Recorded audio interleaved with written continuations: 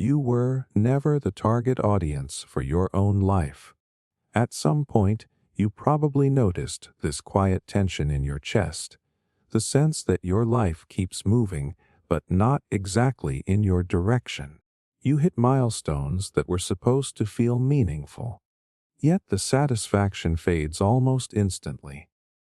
You make choices you thought would make you happier, but they mostly make things quieter, safer, more acceptable. And then there is this strange guilt for even questioning it, like you should be grateful instead of confused. That feeling is not random. It is the first crack in a story you were handed before you had the language to question it. Here is the uncomfortable truth. Your life was not designed with you as the primary audience. It never was. From the moment you could understand approval and rejection, your behavior began organizing itself around external signals. Praise, attention, belonging, safety. Your brain learned very early that survival did not come from authenticity. It came from alignment. Alignment with parents, teachers, peers, culture, and later employers and systems. So the version of you that grew up was not the truest version. It was the most acceptable one. This is where it gets unsettling. Most of what you call your personality is actually a response pattern. Neuroscience shows that the brain optimizes for reward and threat reduction. When a behavior leads to acceptance, dopamine reinforces it. When a behavior leads to rejection or shame, cortisol spikes and the brain learns to avoid it. Over time, this reinforcement does not just shape habits, it shapes identity. You do not just learn what to do, you learn who to be, and that identity is built for an audience that is not you. Think about how often your decisions are filtered through invisible spectators. What will this look like? How will this be perceived? Will this make sense to others? Will this disrupt the image I have already established? Even when you are alone, that audience is still there, internalized, watching, judging, steering. That voice in your head that sounds like logic is often just social conditioning wearing a reasonable costume. If this is making you feel exposed, that is a normal reaction, because here is the validating part. You did not fail to live authentically. You were never taught how. Humans are social organisms. Our nervous systems are wired to prioritize belonging over self-expression. Studies on social exclusion show that perceived rejection activates the same brain regions as physical pain. So of course you adapted. Of course you learned to become legible, agreeable, impressive, low friction. That was not weakness. That was intelligence. The problem is that intelligence has a cost. When your life is built for an external audience, your internal signals get quieter. You lose sensitivity to what actually energizes you. You confuse relief with fulfillment. You mistake stability for meaning. This is why so many people wake up years into a life that looks successful but feels strangely hollow. The structure worked. The alignment worked. The audience applauded, but the main character was never consulted. There is a psychological concept called the looking glass self. It explains how people develop their self-concept based on how they believe others perceive them.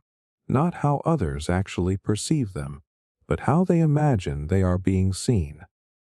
This imagined perception becomes a mirror, and over time, you stop checking anything else. You do not ask what feels right. You ask what fits the reflection. And eventually, you forget there was another way to navigate. If you have ever felt like you are performing your own life, this is why. Performances are optimized for viewers. They are not designed for the actor to rest. They require consistency, predictability, and adherence to a script.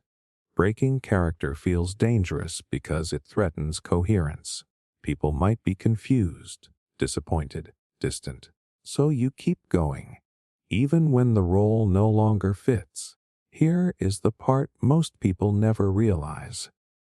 The discomfort you feel is not a sign that something is wrong with you. It is a sign that something in you is waking up. That unease is the nervous system noticing a mismatch between internal truth and external alignment. It is the earliest signal of agency returning, and it usually shows up long before clarity does. Right now, you might not know what you want. That is okay. When you have lived as an audience-responsive organism for most of your life, desire does not speak loudly at first. It whispers. It shows up as boredom, restlessness, quiet resentment, or an irrational pull toward things that do not make sense yet. Most people ignore these signals because they do not come with a logical justification. But they are not random. They are the beginning of something reorganizing. The moment you realize you were never the target audience for your own life, everything starts to feel slightly unstable. That is not collapse. That is recalibration. And once you see this, you cannot unsee it. Because the next question becomes unavoidable. If your life was not built for you, then who exactly has been holding the remote this whole time? Reality adjusts itself to your expectations. Most people think reality is something that happens to them. Like a fixed environment they are dropped into, where they react, adapt, and cope. But if you pay close attention to your own life, there is a disturbing pattern hiding in plain sight. The outcomes you experience tend to match what you quietly expect, not what you loudly hope for. And the more you look, the harder it becomes to deny. Your expectations are not just predicting reality, they are shaping it. This is where things start to feel a little illegal to know. Because the moment you understand this, you cannot go back to believing you are just unlucky or stuck or at the mercy of circumstances. Your brain is not a passive observer of the world. It is a prediction machine. Neuroscience shows that perception itself is built from expectations. Your brain constantly guesses what is about to happen and then adjusts sensory input to match those guesses. In other words, you do not see reality as it is. You see reality as your nervous system expects it to be. Here is the shock most people are not ready for. If you expect rejection, your brain becomes hyper-vigilant for signals that confirm it. A neutral tone becomes disinterest. A delayed reply becomes proof. A minor mistake becomes evidence you never belonged. This is not imagination. It is a cognitive mechanism called confirmation bias working alongside predictive processing.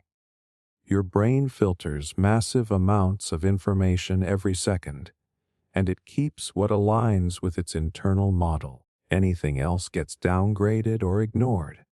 Now pause for a second, because this is where self-blame usually tries to sneak in. You might be thinking, so I am just manifesting my own problems. No, that is not what this means. Expectations are not wishes. They are learned survival strategies. They are formed through repetition, environment, and emotional memory. If your early experiences taught you that effort does not pay off, your system learned to expect disappointment as a form of protection.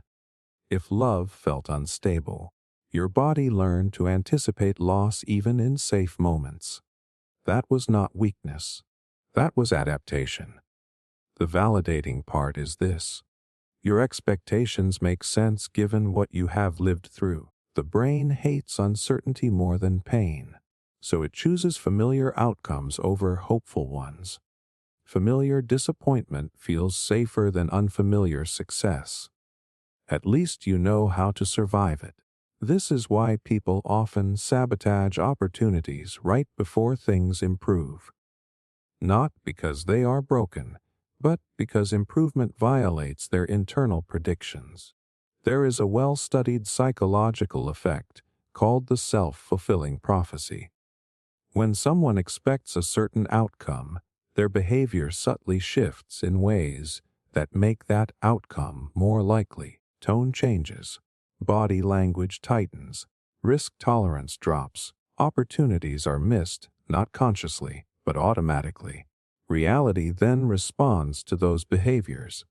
And when the outcome arrives, the brain says, "See, I was right." The expectation gets reinforced. The loop tightens. This is also why changing your mindset feels so hard and why surface-level positivity does nothing. You cannot talk your way out of expectations that are stored in the nervous system. These expectations live in posture, in micro-reactions, in how quickly you disengage when things feel uncertain. They live below language. So repeating affirmations while your body still expects threat is like whispering optimism into a fire alarm. But here is the part that quietly changes everything. Expectations are not permanent. They are plastic. The brain updates its predictions when it experiences repeated evidence that contradicts them. Not imagined evidence, lived evidence. Small, consistent moments where the outcome does not match the old model. This is why massive overnight transformations rarely last. The nervous system does not trust them. But gradual, embodied shifts slowly rewrite what feels possible. Once you understand that reality is partially responding to what your system expects, you start noticing something else. There are moments where things go well and you feel uncomfortable instead of relieved. Moments where progress creates anxiety instead of confidence. That is your old expectation system detecting a mismatch. And instead of seeing that discomfort as a warning, you can start seeing it as proof that something new is being installed. The reason this knowledge feels dangerous is because it hands responsibility back to you without shaming you. It says your past shaped your expectations, but your future will respond to what you consistently signal now. Not what you want, not what you say, but what your nervous system predicts is normal. And changing that does not start with forcing belief. It starts with noticing patterns, interrupting automatic reactions, and allowing small violations of expectation to exist without retreating. Once you see how deeply expectations shape experience, you realize you have been living inside a feedback loop this whole time. And the moment you become aware of it, you are no longer just inside reality. You are in conversation with it. Your brain can't experience the present. Right now, as you are listening to this, you probably believe you are experiencing the present moment. It feels obvious. Sounds are happening now. Thoughts are happening now. You are here. But that sense of immediacy is an illusion your brain creates after the fact. By the time you feel now, now has already passed. And once you truly understand that, it changes how you see anxiety, memory, attention, and even free will. Here is the part that tends to unsettle people. Your brain is never actually caught up to reality. There is a built-in delay between the world and your awareness of it. Neuroscience shows that sensory information takes time to travel through the nervous system, get processed, compared against expectations, and then assembled into what you experience as consciousness. That delay is small, but it is real. Which means the present moment you think you are in is always a reconstructed version of the immediate past. This matters more than it sounds like it should. Because if you are never fully in the present, then what exactly are you experiencing all day long? The answer is prediction. Your brain is constantly running slightly ahead of reality, guessing what will happen next, and then adjusting when it gets updated information. What you feel as now is actually a blend of memory and expectations stitched together so smoothly you never notice the seams. This is the shock most people miss. When you worry, you are not reacting to what is happening. You are reacting to a future your brain is simulating.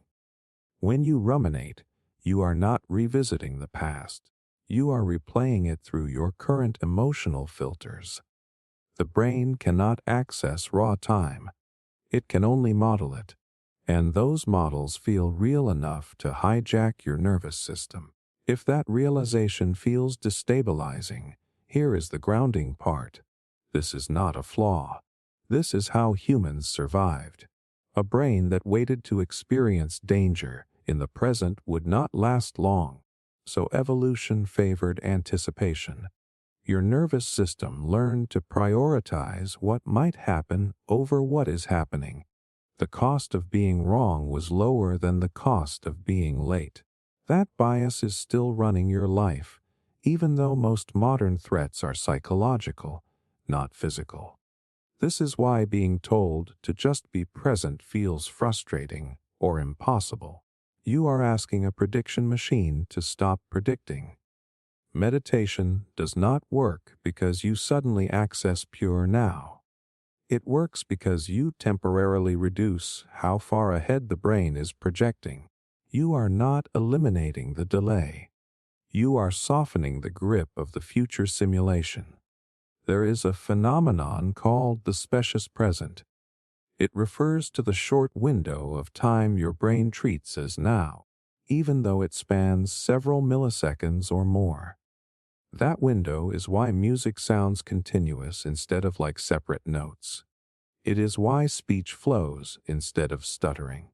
Your brain groups slices of time and labels them present, but it is always a summary, never the raw feed. The validating truth is this. If you feel like your mind is always elsewhere, that does not mean you are broken or distracted or failing at mindfulness. It means your brain is doing exactly what it was designed to do. It is optimizing for continuity and prediction, not presence. The problem is not that you cannot stay in the moment. The problem is that you were taught to blame yourself for a feature of your biology. Once you understand this, something subtle shifts. You stop chasing an impossible ideal of perfect presence. Instead, you start noticing where your attention is traveling. You begin to see thoughts not as intrusions, but as time travelers. Some are pulling you backward. Some are pulling you forward. Very few are anchored to sensory reality, and that is okay. Here is where this knowledge becomes quietly powerful. If your brain cannot experience the present directly, then peace does not come from forcing stillness. It comes from changing the tone of the simulations you live inside. Anxiety is not about the future. It is about a future predicted without safety. Calm is not about now. It is about a future predicted with enough trust that the body can stand down. This also explains why meaningful change often starts before circumstances improve. When your internal predictions shift, your experience of time shifts with them. Waiting feels different. Effort feels lighter. Uncertainty becomes less threatening. Not because the present changed, but because the future your brain keeps rehearsing did. The idea that you can fully inhabit the present is comforting, but it is not accurate. What is accurate is this. You can reduce how much of your life is spent trapped in imagined timelines that punish you. You can learn to notice when your brain is projecting danger where there is none. And you can stop measuring yourself against an experience that no human nervous system can actually maintain. Once you see that the present is always a construction, you stop trying to arrive somewhere you were never meant to live. And instead, you start learning how to make the mental time you do inhabit feel safer, slower, and more spacious. Personality is a temporary side effect. At some point you probably decided who you were. Not consciously, not in one dramatic moment, but gradually. You noticed what got rewarded, what got ignored, what caused tension, and without realizing it, you assembled a version of yourself that worked. A personality. Something stable enough to navigate the world, predictable enough to be accepted. It feels solid now, like a core truth. But that solidity is misleading, because personality is not who you are. It is what happened when your nervous system adapted to its environment. Here is the part that usually catches people off guard. Your personality is not a fixed trait. It is a temporary side effect of circumstances, reinforcement, and repetition. Change the environment long enough, and the personality changes with it. Neuroscience supports this in ways that feel almost unsettling. The brain is plastic well into adulthood. Neural pathways strengthen based on use, not identity. What you repeatedly think, feel, and do becomes familiar, and familiarity gets mistaken for essence. This is where the shock lands. Most of what you call your personality formed as a coping strategy. You are not naturally quiet. You learned silence kept you safe. You are not inherently agreeable. You learned conflict threatened connection. You are not lazy, intense, detached, or overly emotional by nature. Those are labels applied to patterns that once served a purpose. The mistake is believing the pattern is the person. If this is making you question yourself, that reaction makes sense, because we are taught to treat personality as destiny. Introvert, extrovert, type A, type B. But psychological research shows that traits fluctuate more than we admit. People score differently on personality measures depending on context, stress level, social role, and perceived safety. You are not one thing. You are a range of possible responses, and the environment decides which ones show up. The validating truth is this: you did not choose your personality out of preference. You inherited it through experience. Your nervous system calibrated itself to what was required. If you grew up needing to be hyper-aware, you became observant. If you needed to perform, you became charismatic. If you needed to disappear, you became reserved. None of that means those traits define you forever. It means your system learned a solution and kept using it. There is a concept in psychology called state-dependent behavior. It explains how behavior changes depending on internal and external conditions. The same person can be confident in one setting and withdrawn in another, assertive with one group and passive with another. Yet we take an average of those states and call it personality. That average feels stable, but it is just the most frequently activated pattern. This is why people feel disoriented during major life changes. New job, new city, new relationship. Suddenly the old personality does not fit. You might feel awkward, empty, or like you lost yourself. In reality, the environment that kept reinforcing a certain version of you is gone. The side effect is fading. And that gap feels like an identity crisis, because no one told you personality was provisional. Here is the part that quietly relieves a lot of shame. If personality is a side effect, then you are not broken for feeling out of sync with who you used to be. Growth is not becoming a better version of the same self. It is allowing different traits to emerge when they are no longer suppressed. What feels like losing your personality is often just shedding outdated defenses. This also explains why change feels threatening even when it is positive. Your brain equates identity with survival. Altering personality patterns triggers uncertainty. Who am I if I stop being the reliable one, the funny one, the strong one, the agreeable one? That fear is not philosophical. It is biological. The nervous system resists change not because it is bad, but because it is unknown. But here is where this knowledge becomes dangerous in the best way. If personality is not fixed, then you are not obligated to keep performing an outdated version of yourself. You can experiment. You can act out of character and nothing breaks. The world does not collapse. In fact, new neural pathways form. New responses become available. What felt unnatural slowly becomes familiar. This does not mean you can or should reinvent yourself overnight. The brain updates through repetition and safety, not force. But it does mean you can stop asking, "Who am I really?" and start asking, "What is being reinforced right now?" Because whatever is being reinforced will feel like you in time. Once you see personality as a temporary side effect, a lot of pressure dissolves.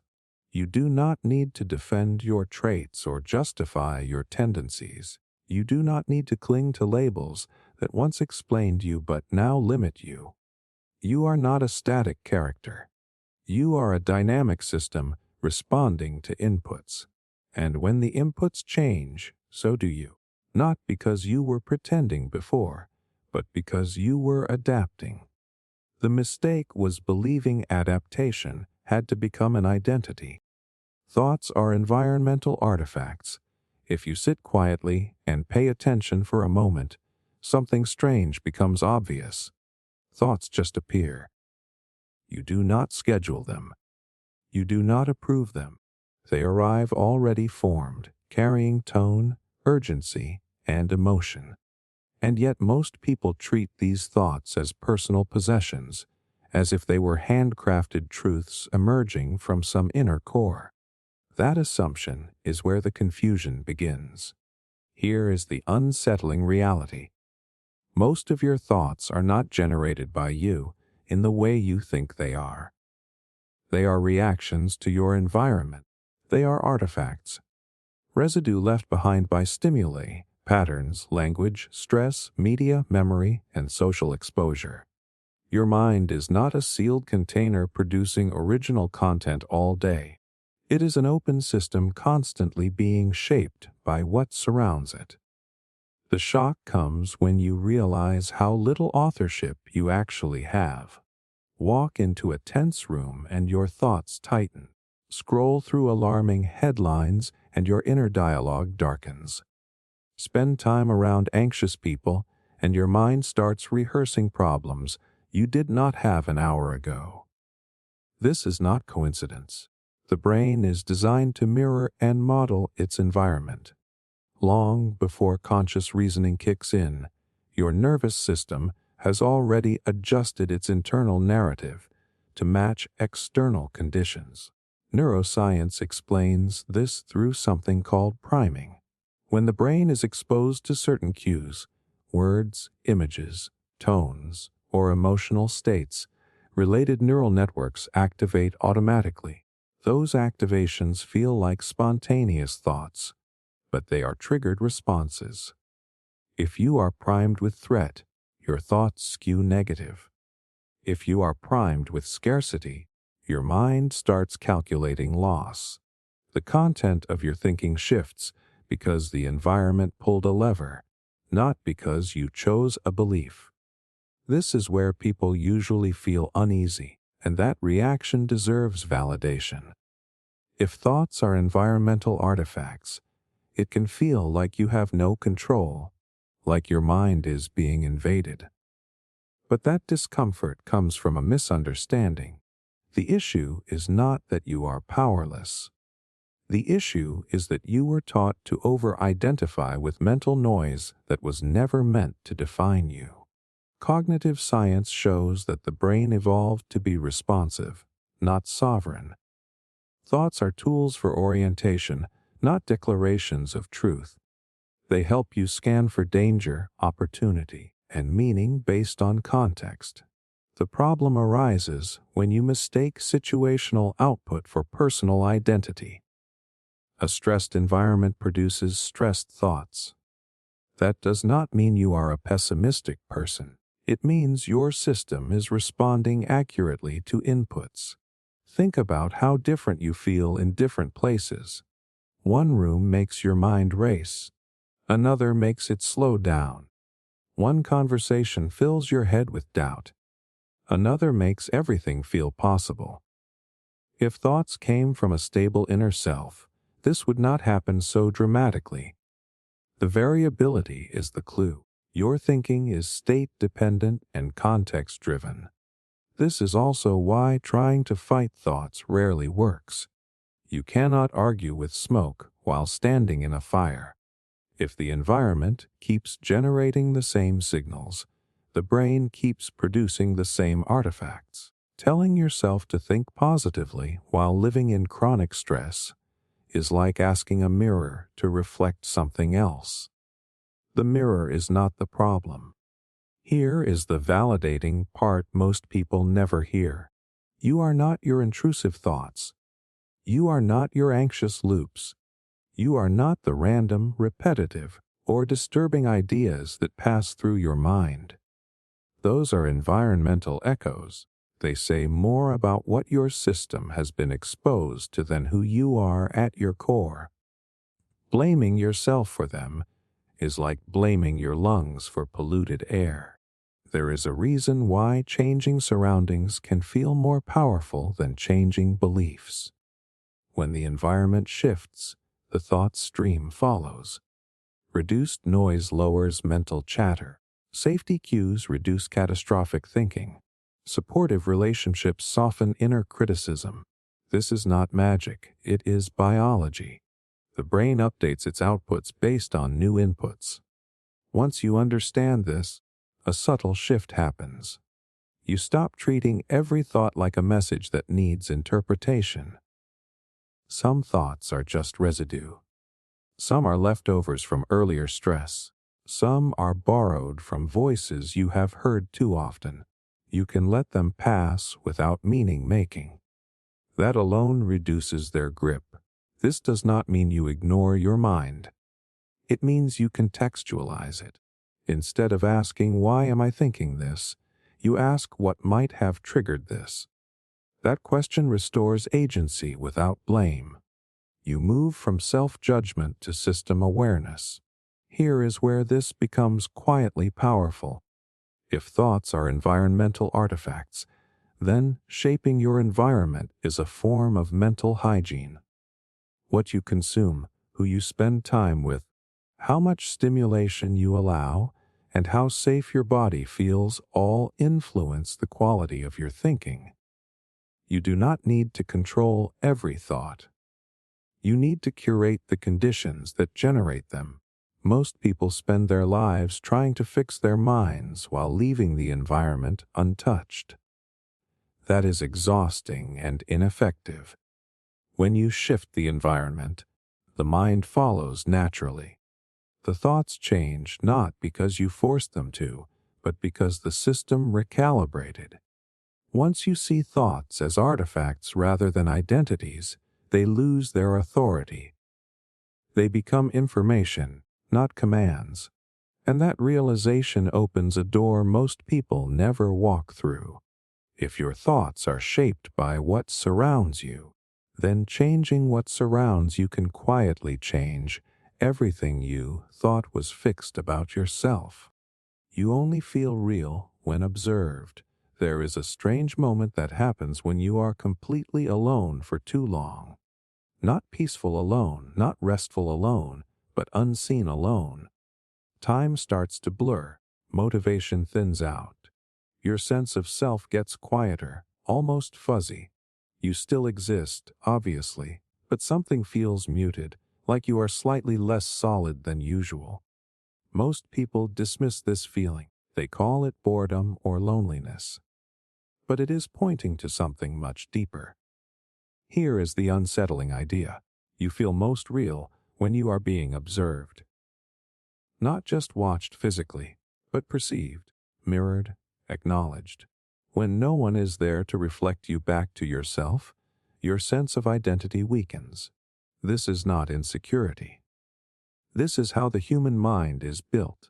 The shock comes when you realize how much of your self-awareness depends on other people.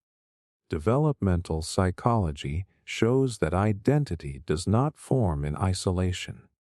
Infants learn who they are through feedback, facial expressions, tone, attention. When a caregiver mirrors a child's emotions, the child learns this is me. Without that mirroring, the sense of self struggles to organize. That mechanism never disappears. It just becomes invisible. So when someone looks at you, listens to you, reacts to you, something inside clicks into place. Your posture adjusts. Your thoughts sharpen. Your emotions feel clearer. You are not pretending. You are cohering. Observation stabilizes the self. This is why being ignored hurts more than being criticized. Criticism still acknowledges your existence. Silence does not. Studies on social exclusion show that being ignored activates brain regions associated with pain and threat. Not metaphorically. Literally. The nervous system interprets lack of social acknowledgement as danger. From an evolutionary standpoint, being unseen meant being unprotected. If this realization feels uncomfortable, here is the validating truth. You are not dependent or needy for feeling this way. You are social by design. Consciousness itself is relational. The self is not a closed loop. It is a feedback system. You understand who you are partly by seeing how you land in the minds of others. This explains something most people feel but rarely articulate. Why you suddenly feel more like yourself when you talk to a certain person. Why your energy changes in different rooms. Why you feel sharper, funnier, calmer, or more confident around some people and smaller around others. Those shifts are not fake versions of you. They are different selves being activated through observation. There is a psychological concept called self-verification. It describes how people seek environments and relationships that confirm their existing self-image. Not because it feels good, but because it feels real.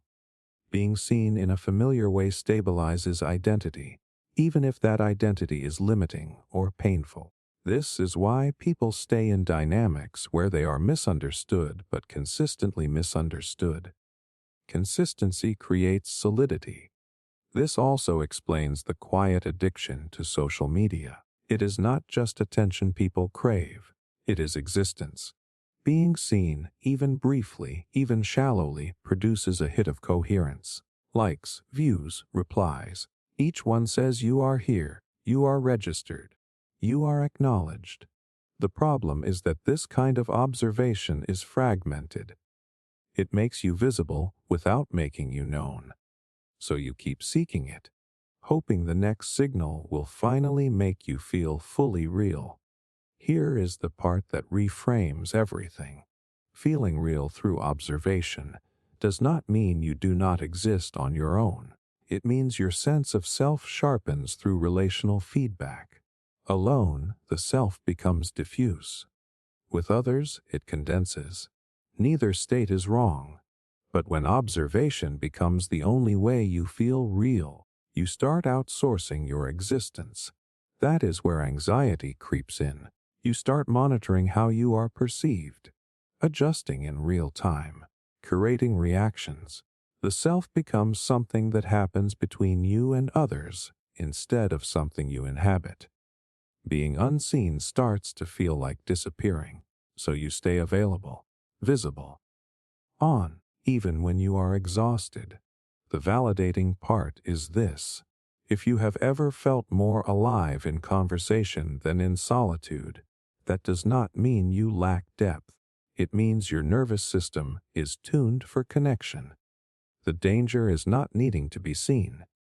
The danger is never learning how to witness yourself. Because here is the quiet twist. The same mechanism that makes observation stabilizing can be internalized. Over time, you can learn to become your own observer, not in a judging way, but in a witnessing way, noticing your thoughts, acknowledging your emotions, reflecting your own experience back to yourself with clarity. This builds internal coherence that does not vanish when the room goes quiet. Most people never do this because they confuse self-observation with self-criticism. But they are opposites. One fragments, the other integrates. Once you see that feeling real has always been tied to being perceived, you stop shaming yourself for wanting connection, and you stop chasing visibility as proof of existence. You realize the goal was never to be constantly seen by others. It was to develop a sense of self that does not disappear when no one is watching. When you can do that, observation becomes nourishment instead of oxygen, and solitude stops feeling like erasure. It becomes space where the self can exist without needing to perform. Most emotions exist to delay action. Most people think emotions exist to guide action. That fear tells you to stop, anger tells you to push, sadness tells you to rest. That sounds neat and comforting. But if you actually watch how emotions behave in real life, a different pattern appears. Emotions rarely move you forward. More often, they pause you. They slow decisions. They stretch moments. They buy time. Here is the unsettling idea. Many emotions do not exist to help you act. They exist to delay action until your nervous system decides it is safe enough to move. Emotions are not instructions. They are buffers. This becomes obvious when you notice how emotions surge right before moments that require change, before difficult conversations, before taking risks, before ending something, before starting something. Anxiety does not push you forward. It keeps you pacing. Doubt does not clarify. It stalls. Even guilt often delays by keeping you stuck in self-evaluation instead of movement. The shock is realizing this is not a flaw. It is design. From an evolutionary perspective, immediate action was often dangerous. Acting too fast could get you injured, rejected, or killed. So the brain developed emotional states that create hesitation. Hesitation increases information gathering. It increases scanning. It increases rehearsal. Emotions stretch time so the organism can decide without rushing into threat. Neuroscience supports this in a way that reframes everything. When emotions activate, the limbic system increases bodily arousal while simultaneously narrowing behavior. Your heart rate changes. Your muscles tense. But your options shrink. You loop. You think. You replay. You imagine outcomes. That is not movement. That is delay disguised as feeling. If this realization makes you uncomfortable, here is the validating part. You are not weak for feeling stuck. You are not lazy for overthinking. Your system is doing exactly what it evolved to do when stakes feel high. The problem is not emotion itself. The problem is that modern life triggers high-stakes responses for situations that are not physically dangerous but psychologically meaningful. Take anxiety as an example. Anxiety feels urgent, but it rarely leads to action. It leads to preparation without execution, planning without starting, worry without resolution. That is because anxiety evolved to keep you alert while preventing premature commitment. It says not yet. Gather more data. Stay ready. Even sadness works this way. Sadness slows the body. It reduces motivation. It narrows focus. Why? Because loss requires reassessment. Acting too quickly after loss can create more damage. Sadness delays action so meaning can reorganize. The problem is when sadness lingers after reorganization is no longer needed. Anger is often misunderstood here. People think anger drives action. But most anger is actually blocked action. It is energy held in place. When anger cannot be expressed safely, it circulates internally. It becomes rumination, resentment, fantasizing about confrontation without having it. Again, delay. There is a concept in psychology called action readiness. Emotions shift your readiness for certain actions, but readiness is not the same as movement. You can feel intensely prepared and still not act. That gap is where most people live. Highly emotional. Low motion. Here is the part that quietly changes how you relate to yourself. If emotions often exist to delay action, then waiting for emotions to resolve before moving is backwards. You will wait forever. Emotions do not clear and then allow action. Action is often what clears emotion. This does not mean ignoring feelings. It means understanding their role. Emotions are signals about perceived safety, not about truth or timing. When you treat them as commands, you hand over agency. When you treat them as weather, you regain choice. The validating truth is this. If you have ever said, "I will do it when I feel ready," you were not failing at motivation. You were negotiating with a system designed to stall until certainty appears. But certainty rarely comes first. Movement creates information. Information reduces threat. Threat reduction softens emotion. This is why small actions matter more than emotional insight. A single step taken under uncertainty teaches the nervous system more than hours of emotional processing. The body learns I moved and survived. That updates the threat model. Emotions lose intensity not because they were solved, but because they are no longer needed. Here is where this becomes almost dangerous to know. Many emotional loops persist because they are never challenged by action. The system never receives new data, so it keeps delaying. Overthinking is not deep thinking. It is delayed living.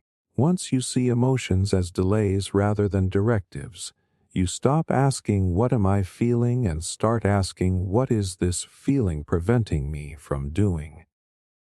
That question shifts power immediately.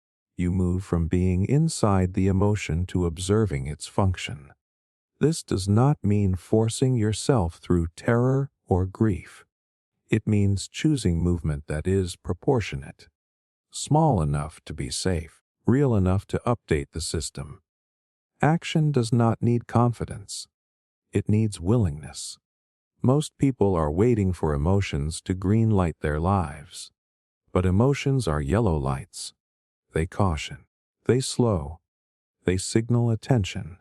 They were never meant to be permanent traffic stops. Once you understand this, you stop treating emotional intensity as depth. You stop equating feeling a lot with processing well. And you realize something simple and confronting. The life you want is usually one action on the other side of an emotion that was designed to delay you, not define you. Identity is an energy-saving mechanism. There is a quiet reason your brain clings so tightly to who you think you are. Not emotionally at first, but metabolically. Thinking is expensive. Decision-making is expensive. Uncertainty burns energy fast, so the brain does something efficient. It builds identity, a shortcut, a template, a way to reduce the cost of constantly figuring out how to behave, what to want, and how to respond. That leads to the unsettling idea. Identity is not primarily about self-expression or truth. It is about energy conservation. Your sense of who you are exists largely to save your brain effort. Once you see this, a lot of strange behavior suddenly makes sense. Why people defend identities that clearly limit them. Why change feels exhausting even when it is positive. Why acting out of character creates anxiety, even if it leads to growth. Identity reduces cognitive load. It narrows options. It automates responses. And automation is comfortable, not because it is correct, but because it is cheap. The shock comes when you realize how much of your daily life runs on scripts. I am the responsible one. I am bad at relationships. I am not creative. I am the strong one. Each of these statements instantly collapses complexity. Decisions get skipped. Possibilities get ignored. The brain loves this: fewer calculations, less ambiguity, lower energy cost. Neuroscience supports this in a very practical way. The brain consumes a huge portion of the body's energy. Any pattern that reduces processing demand gets reinforced. Once an identity is established, the brain can predict behavior without evaluating each situation from scratch. Prediction saves fuel, and anything that saves fuel feels right. This is where identity becomes sticky. When you act in ways that match your identity, the nervous system relaxes. There is less internal negotiation, less friction. When you act outside of it, even in healthy ways, the system spikes effort. You have to think more, monitor more, regulate more. That effort gets interpreted as danger or wrongness. This is why people say things like "that is just not me," as if it is a law of physics. What they are really saying is that this requires more energy than my system is used to spending. And the brain resists unnecessary expenditure. The validating part is this: you did not consciously choose this. Identity formed when you needed efficiency. Childhood, social pressure, repeated roles, emotional survival. The brain noticed which behaviors worked and locked them in. Over time, those behaviors became traits. Traits became labels. Labels became self-concept. What started as a shortcut became a definition. There is a psychological principle called cognitive economy. It describes how the mind simplifies information to reduce mental effort. Identity is one of the most powerful simplifications we have. Instead of evaluating each moment freshly, the brain asks a faster question. What would someone like me do? That question feels like authenticity, but it is really efficiency. This also explains why identity-based motivation often fails. When you try to change by saying "I am the kind of person who does this now," it only works if the new identity becomes cheaper than the old one. If it requires constant effort, vigilance, and self-correction, the brain abandons it. Not because you lack discipline, but because the energy cost is too high. Here is where things get uncomfortable in a useful way. Many of the struggles people call identity crises are actually energy crises. The old identity no longer fits the environment, but the new one has not become automated yet. So everything feels effortful. You have to think before you speak, choose instead of default. That liminal state feels exhausting and unstable, but it is temporary. Most people retreat at this stage. They go back to the familiar identity because it is cheaper, not because it is better. Comfort is often just low energy demand. This reframes something important. Growth is not about becoming someone new overnight. It is about practicing new behaviors long enough that they become metabolically affordable. Repetition builds neural efficiency. What once required effort becomes automatic. The identity updates not through insight, but through reduced cost. This also dissolves a lot of shame. If you struggle to maintain change, it does not mean you are fake or inconsistent. It means the behavior has not been reinforced enough to become economical. You are spending energy without return yet. The brain hates that phase. Here is the quiet power in understanding this. You stop arguing with identity and start working with it. Instead of asking "who am I really?" you ask "what patterns am I currently optimizing for?" Instead of forcing yourself to act differently everywhere, you change one context at a time until the new behavior becomes easier than the old one. Once identity is seen as an energy-saving mechanism, it loses its authority. It becomes flexible, updatable. You realize you are not betraying yourself by changing. You are just reallocating energy. The self you call you is not a fixed essence. It is a set of shortcuts that once made life manageable. Some of them still do. Some of them no longer need to exist. And clinging to them out of loyalty costs more energy than letting them go. When you understand that identity exists to conserve effort, you stop asking yourself to feel aligned before you act. Alignment follows efficiency, not the other way around. The more a behavior is practiced safely, the more it feels like you. And that is the final shift. You were never meant to find yourself. You were meant to update yourself as conditions change. Identity is not a truth to protect. It is a system designed to run cheaply. Once it stops serving you, you are allowed to rewrite it. Not because you are lost, but because you have outgrown the version of you that needed those shortcuts to survive. The mind prefers false patterns over chaos.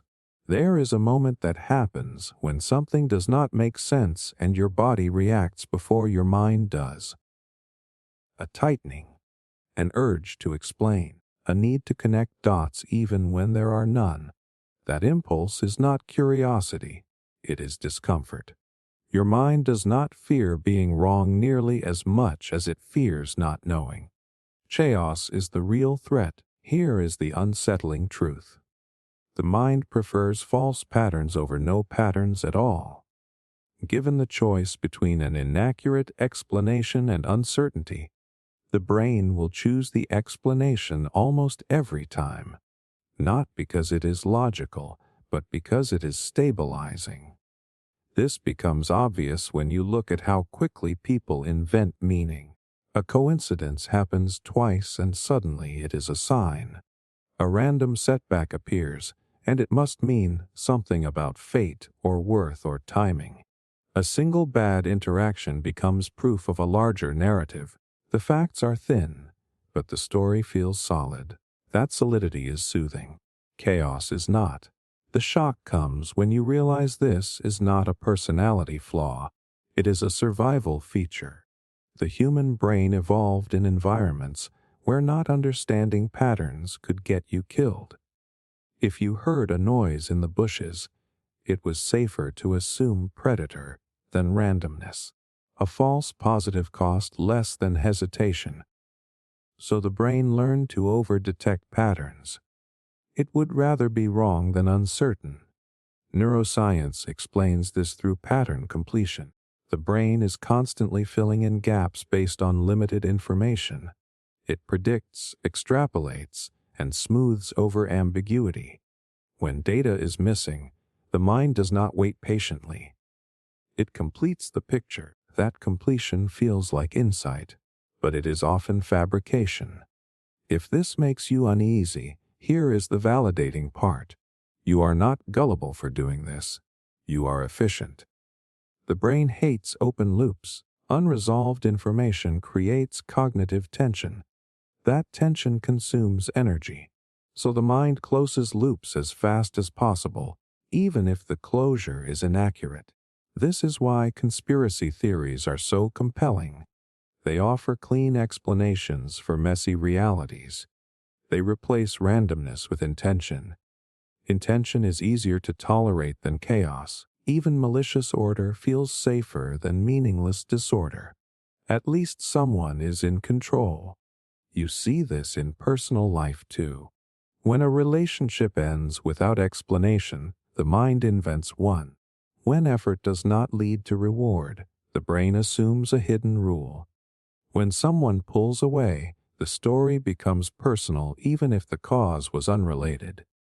The explanation hurts, but it hurts less than not knowing. There is a concept in psychology called apophenia. It refers to the tendency to perceive meaningful connections between unrelated events. This is not a rare glitch. It is a default setting. The mind is constantly scanning for coherence, and it will create it if necessary. The danger is not that the brain creates patterns. The danger is forgetting they might be provisional. Once a pattern is formed, it becomes a lens. New information gets filtered through it. Contradictions are minimized. Confirmations are highlighted. What started as a guess becomes a belief. Beliefs feel like truth. This is how people get stuck in narratives that no longer serve them. I always mess things up. People cannot be trusted. Nothing works out for me.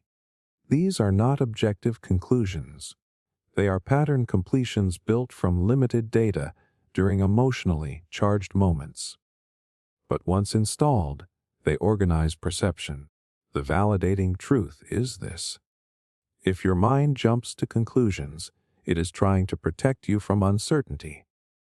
It is not trying to sabotage you. The problem is that emotional safety and factual accuracy are not the same thing. A false pattern can feel safe while quietly limiting your life. Here is where awareness changes everything. When you notice the urge to explain, label, or conclude too quickly, you are seeing the pattern generator in action. That pause is powerful. It creates space between sensation and story. You do not have to eliminate the story. You just stop mistaking it for reality. This also explains why ambiguity feels unbearable for some people. Tolerance for uncertainty varies. Those with lower tolerance experience anxiety when things are unclear, so their minds rush to resolve. Those with higher tolerance can sit in not knowing longer. That capacity is not intelligence, it is nervous system regulation. Most people try to fix false patterns by arguing with them. That rarely works. The pattern exists to reduce anxiety. Removing it without increasing tolerance for uncertainty just creates panic. The better move is to strengthen your ability to sit with incomplete information. When you do that, something surprising happens. You start seeing how many stories you live inside without realizing it. Stories about who you are, about what things mean, about how the world works. Some are useful. Many are outdated. All of them are constructions. The mind prefers false patterns over chaos, but you do not have to. You can choose discomfort in the short term for accuracy in the long term. You can allow things to be unresolved. You can say, "I do not know yet," and let that be enough. This is not passivity. It is precision. It prevents you from acting on assumptions that were formed under stress. It keeps you from building an identity or making a decision based on a narrative that was only meant to calm you in the moment. Once you see how eager the mind is to impose order, you stop mistaking certainty for truth. You become curious instead of reactive. You loosen your grip on explanations that feel good but limit possibility. Chaos is not the enemy. It is the space where new information can enter. And when you stop rushing to replace it with comforting fiction, you give reality time to show you something more accurate than the first story your mind was desperate to tell. Meaning emerges from repetition, not truth. Most people assume meaning comes from discovering something true. Like if you think hard enough or search long enough, you eventually uncover the real answer and meaning clicks into place. But if that were true, everyone who learns the same facts would feel the same sense of purpose. They do not. Meaning does not appear when something is accurate. It appears when something is repeated. Here is the uncomfortable idea. Your brain does not assign meaning based on truth. It assigns meaning based on frequency. What you return to again and again starts to feel important, regardless of whether it is profound, useful, or even real. This becomes obvious when you look at how meaning forms in everyday life. A song you barely noticed becomes emotional after you hear it during a specific season of your life. A phrase someone once said gains weight because you replayed it during vulnerable moments. A job that was supposed to be temporary slowly becomes your identity because you kept showing up. None of that meaning came from truth. It came from repetition paired with attention. The shock is realizing how arbitrary this process is. The brain strengthens whatever neural pathways get activated most often. That is basic neuroscience. Repetition increases synaptic efficiency. The more a thought, behavior, or story gets used, the easier it becomes to access. Ease gets mistaken for importance. Familiarity gets mistaken for significance. If this realization feels destabilizing, that reaction makes sense. We like to believe meaning is discovered, not constructed. Because if meaning is constructed, then a lot of what feels sacred might be accidental. But here is the validating part. This is not manipulation. It is how learning and survival work. From an evolutionary perspective, repetition signaled relevance. If something kept happening, it probably mattered. If you encountered the same pattern repeatedly, your brain tagged it as meaningful to conserve effort next time. The system never evolved to check for cosmic truth. It evolved to optimize for what was likely to happen again. This is why habits shape identity more than beliefs. You can believe something is important, but if you do not repeat it in action, it fades. Meanwhile, things you never consciously valued become central simply because they dominate your time. The brain follows exposure, not intention. There is a psychological principle called the mere exposure effect. It shows that people develop preference for things simply because they encounter them repeatedly. Not because they are better, just because they are familiar. That same mechanism applies to meaning. What you repeatedly engage with begins to feel valuable. What you repeatedly think about begins to feel true. This explains why people can find deep meaning in roles that once felt empty. Parenthood, careers, causes, relationships. Meaning grows because the repetition creates emotional investment. The brain says, I have spent energy here, therefore it matters. That logic is backward, but it is powerful. The validating truth is this: if you feel lost or disconnected, it does not mean there is something wrong with you. It often means your repetitions are misaligned with what you want to find meaningful. You might be repeating stress, distraction, comparison, or obligation all day. Of course, life feels hollow. Meaning cannot emerge from what you barely touch or immediately abandon. Here is the part most people miss.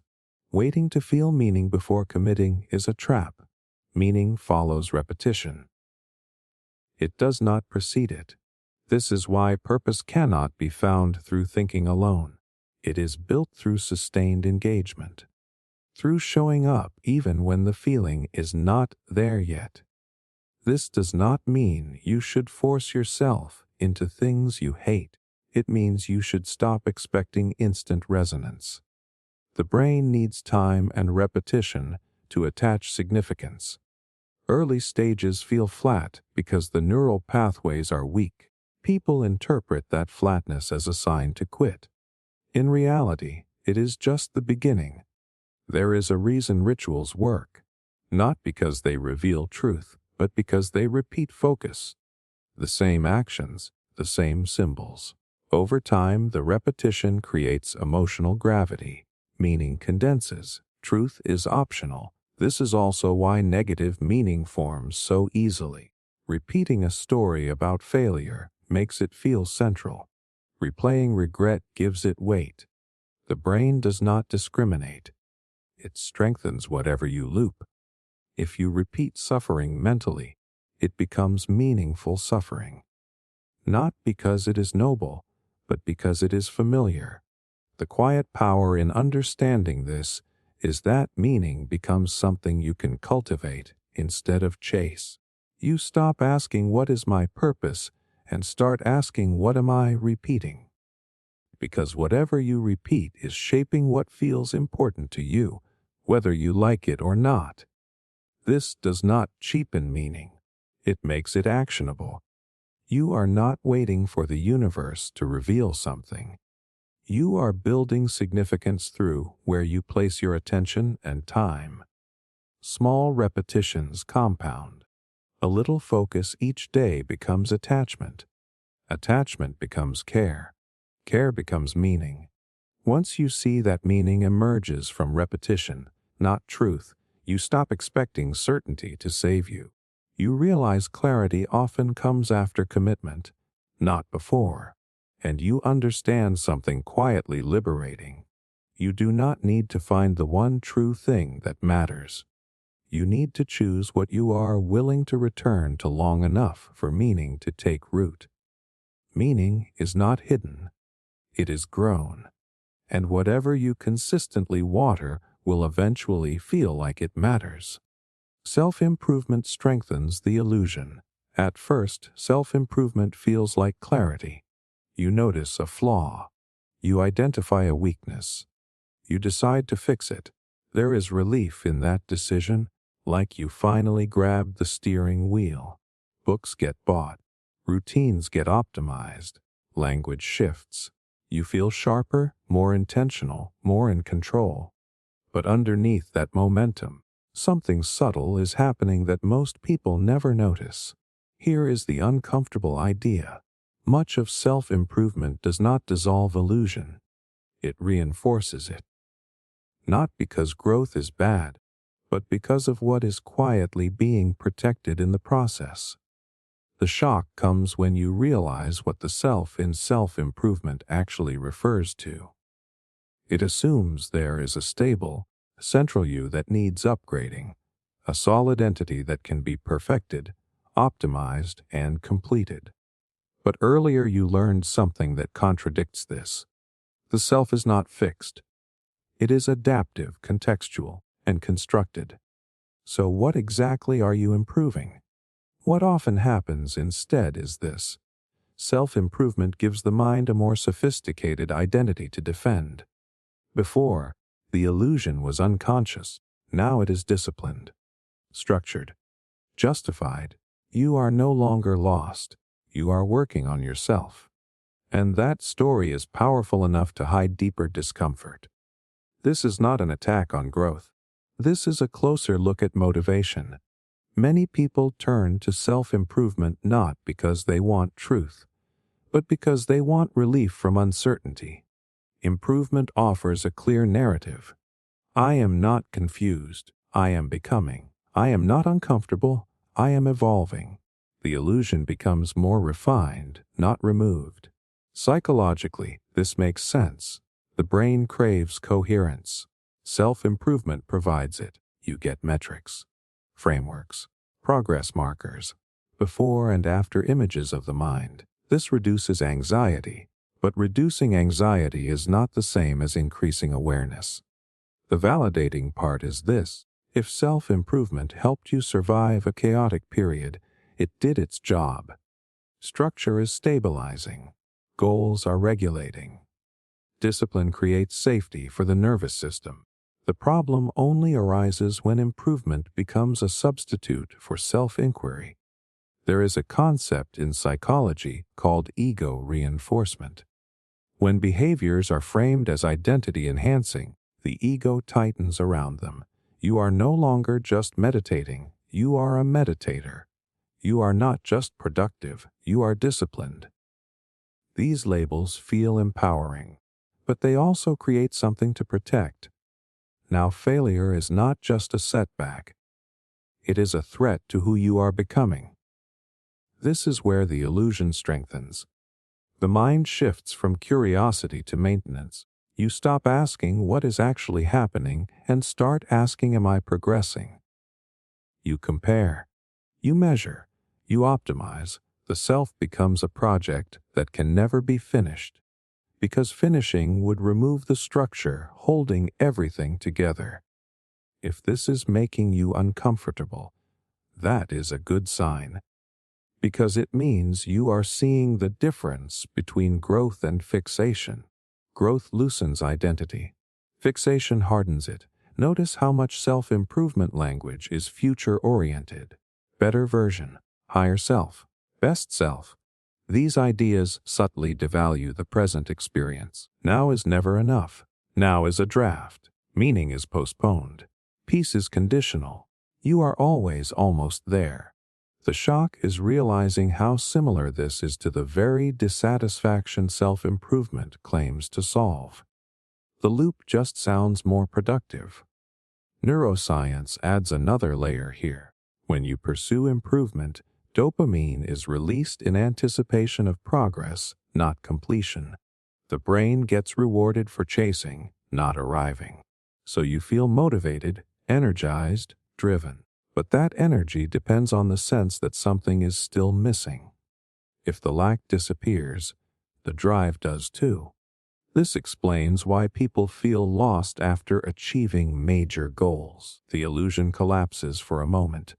Who am I if there is nothing left to fix? So a new problem is found. A new flaw, a new mountain. The system restabilizes. The validating truth is this. Wanting to improve does not mean you hate yourself. It means you learned that becoming is safer than being. That striving gives structure. That stillness feels exposed. Many people grew up in environments where acceptance was conditional. Improvement became a survival strategy. Here is the part that shifts perspective. Self-improvement becomes harmful only when it is used to avoid direct experience. When instead of feeling insecurity, you optimize confidence.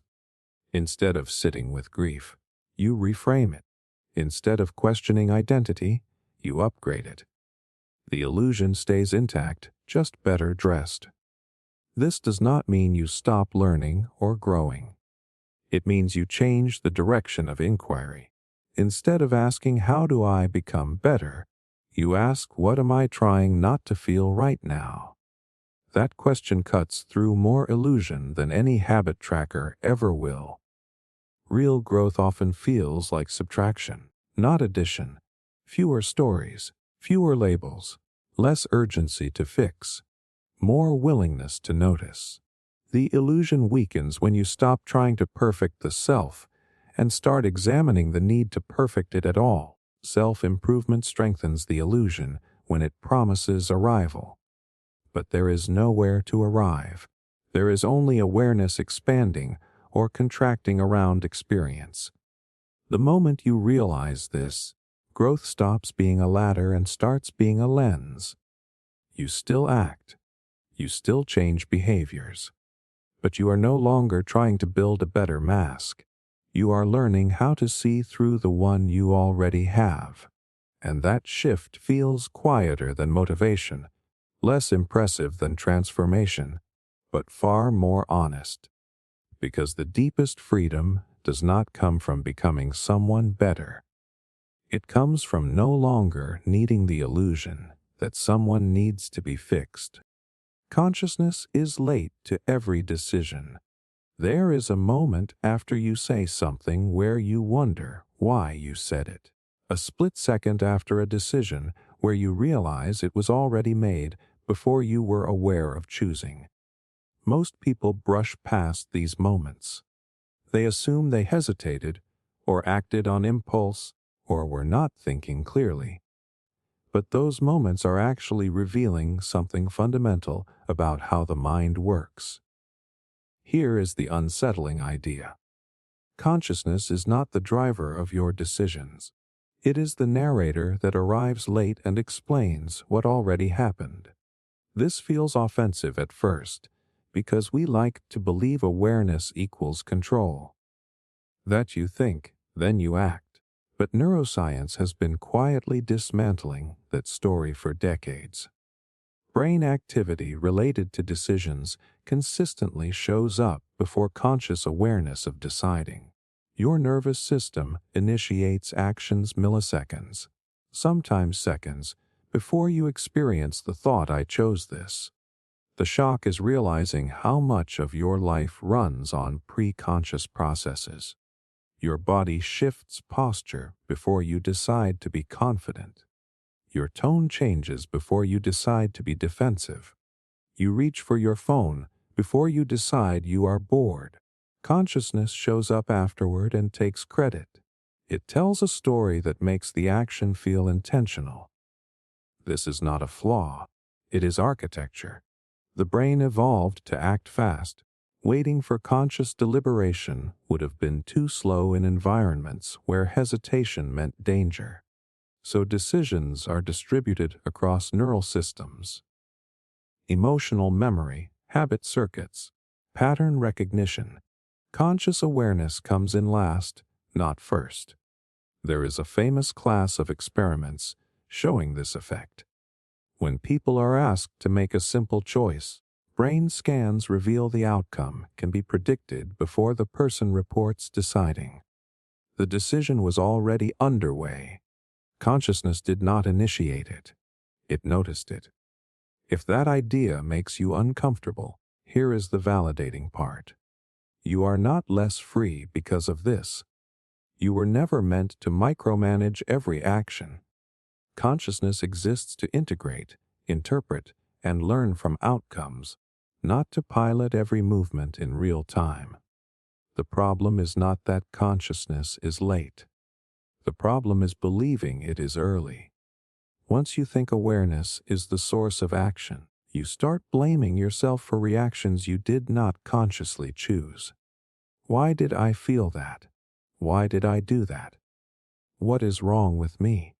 But those reactions emerged from systems designed to protect you, based on past experience and current context. Consciousness arrives after the fact and judges the result without seeing the full process. This explains why insight alone rarely changes behavior. You can understand something deeply and still do the opposite, because the insight lives in conscious awareness, while the behavior lives in automated systems. Knowing does not override conditioning. It only observes it. The validating truth is this: if you struggle to act on what you know, you are not weak. You are layered. Different parts of you operate on different timelines. Consciousness is one layer, not the command center. This also explains why people feel out of control during stress. Under threat, fast systems dominate. The body chooses before the mind can comment. Consciousness feels hijacked because it is no longer even pretending to lead. It is watching. Here is where this becomes quietly empowering. If consciousness is late, then its real power is not in deciding, but in updating. After an action happens, awareness can reflect. It can notice patterns. It can create new associations. Over time, those reflections reshape the faster systems. Change happens not by forcing decisions in the moment, but by training the conditions that produce them. This is why repetition matters more than willpower. Each time you act and survive, the nervous system learns. Each time you pause instead of reacting, even once, a new pathway gets a chance to form. Consciousness does not steer the car, but it redesigns the road. The mistake most people make is trying to use awareness as a brake in the moment. They wait until the urge is already in motion, and then try to think their way out. That almost never works. By the time you are consciously aware, the system has momentum. But awareness excels after the fact, reviewing, understanding triggers, changing environments, adjusting routines. Those changes influence future decisions before consciousness ever needs to intervene. Here is the uncomfortable twist. Because consciousness arrives late, the sense of being a central decider is partly an illusion. But that illusion serves a purpose. It creates continuity. It gives you a story that links actions across time. Without it, experience would feel fragmented. The danger is over-identifying with the narrator. When you believe the story is the source, you start trying to fix yourself at the wrong level. You argue with urges. You shame reactions. You demand instant change. And you miss where real leverage actually is. Once you see that consciousness is late, self-compassion increases naturally. You stop asking, "Why am I like this?" and start asking, "What systems produced this response?" That shift alone reduces internal conflict. It also reframes responsibility in a healthier way. Responsibility does not mean controlling every decision. It means shaping the conditions that make better decisions more likely next time. Sleep, stress, environment, practice, repetition. Those are the levers consciousness can pull. The most powerful role of awareness is not command, but calibration. Watching without judgment, learning without panic, updating without urgency. When you stop demanding that consciousness be first, you allow it to be useful. You let it do what it evolved to do. Make sense of what happened and quietly influence what happens next. And once you understand that every decision begins before you notice it, you stop chasing perfect control. You stop fighting yourself for being human. You start working with the system instead of arguing with the narrator. Consciousness was never meant to be early. It was meant to be wise. You are optimized for survival, not insight. Your mind is very good at one thing, and it is not understanding reality. It is staying alive. Most of the time, this feels obvious only in extreme situations. Fear kicks in. Instinct takes over. You react before you think. But what is harder to notice is that this same survival logic is running quietly in ordinary moments, shaping what you notice, what you ignore, and what feels true. Here is the core idea. You are not optimized for insight. You are optimized for survival. And those two goals are not the same. Insight requires openness. It requires sitting with uncertainty, questioning assumptions, and allowing your current understanding to fall apart. Survival prefers the opposite. It wants speed, familiarity, and clear conclusions. The brain would rather be wrong and safe than accurate and exposed. That preference is subtle, but it colors almost everything you experience. The shock comes when you realize how often your mind trades truth for comfort without asking permission. It jumps to conclusions. It clings to familiar stories. It resists information that threatens your sense of stability. Not because you are irrational, but because your nervous system is doing its job. From an evolutionary perspective, insight was optional. Survival was not. Early humans who paused to deeply analyze every situation did not last long. The ones who made fast judgments and stuck to them had better odds. So the brain evolved to prioritize pattern recognition, threat detection, and emotional signaling over objective understanding. Neuroscience shows that the brain processes emotional and survival-relevant information faster than reflective reasoning. The amygdala responds before the prefrontal cortex has time to evaluate. By the time you think you are deciding what something means, your body has often already decided whether it feels safe or dangerous. Insight comes later, if it comes at all. If this feels discouraging, here is the validating part. You are not failing at self-awareness. You are working with hardware that was never designed for constant clarity. The problem is not that you struggle to see things objectively. The problem is expecting a survival-oriented system to behave like a truth-seeking one.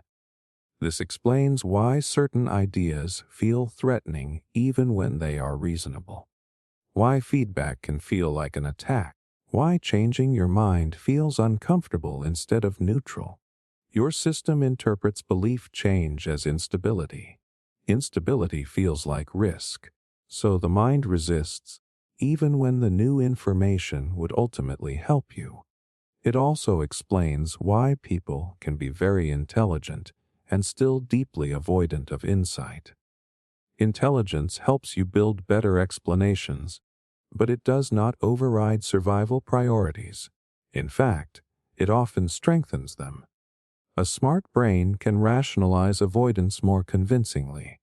It can defend old patterns with sophisticated logic.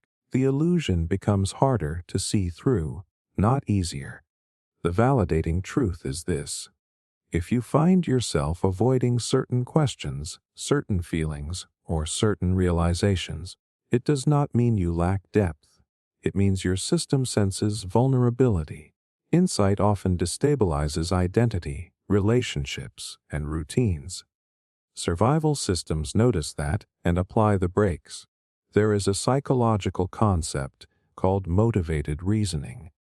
It describes how people unconsciously reason toward conclusions that protect emotional safety rather than accuracy.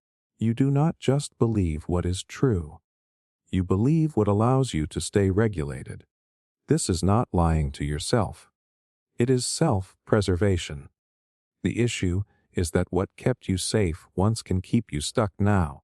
Modern life rarely requires the same rigid defenses, but the brain does not update automatically. It keeps running old scripts until something interrupts them. Here is where this becomes useful instead of discouraging. If you know your mind is biased toward survival, you stop moralizing resistance to insight. You stop saying I am afraid of the truth and start saying my system is protecting something. That shift creates curiosity instead of shame. Insight does not emerge from force. You cannot argue a nervous system into feeling safe. Insight emerges when the system senses enough stability to loosen its grip. That stability comes from pacing, not pressure.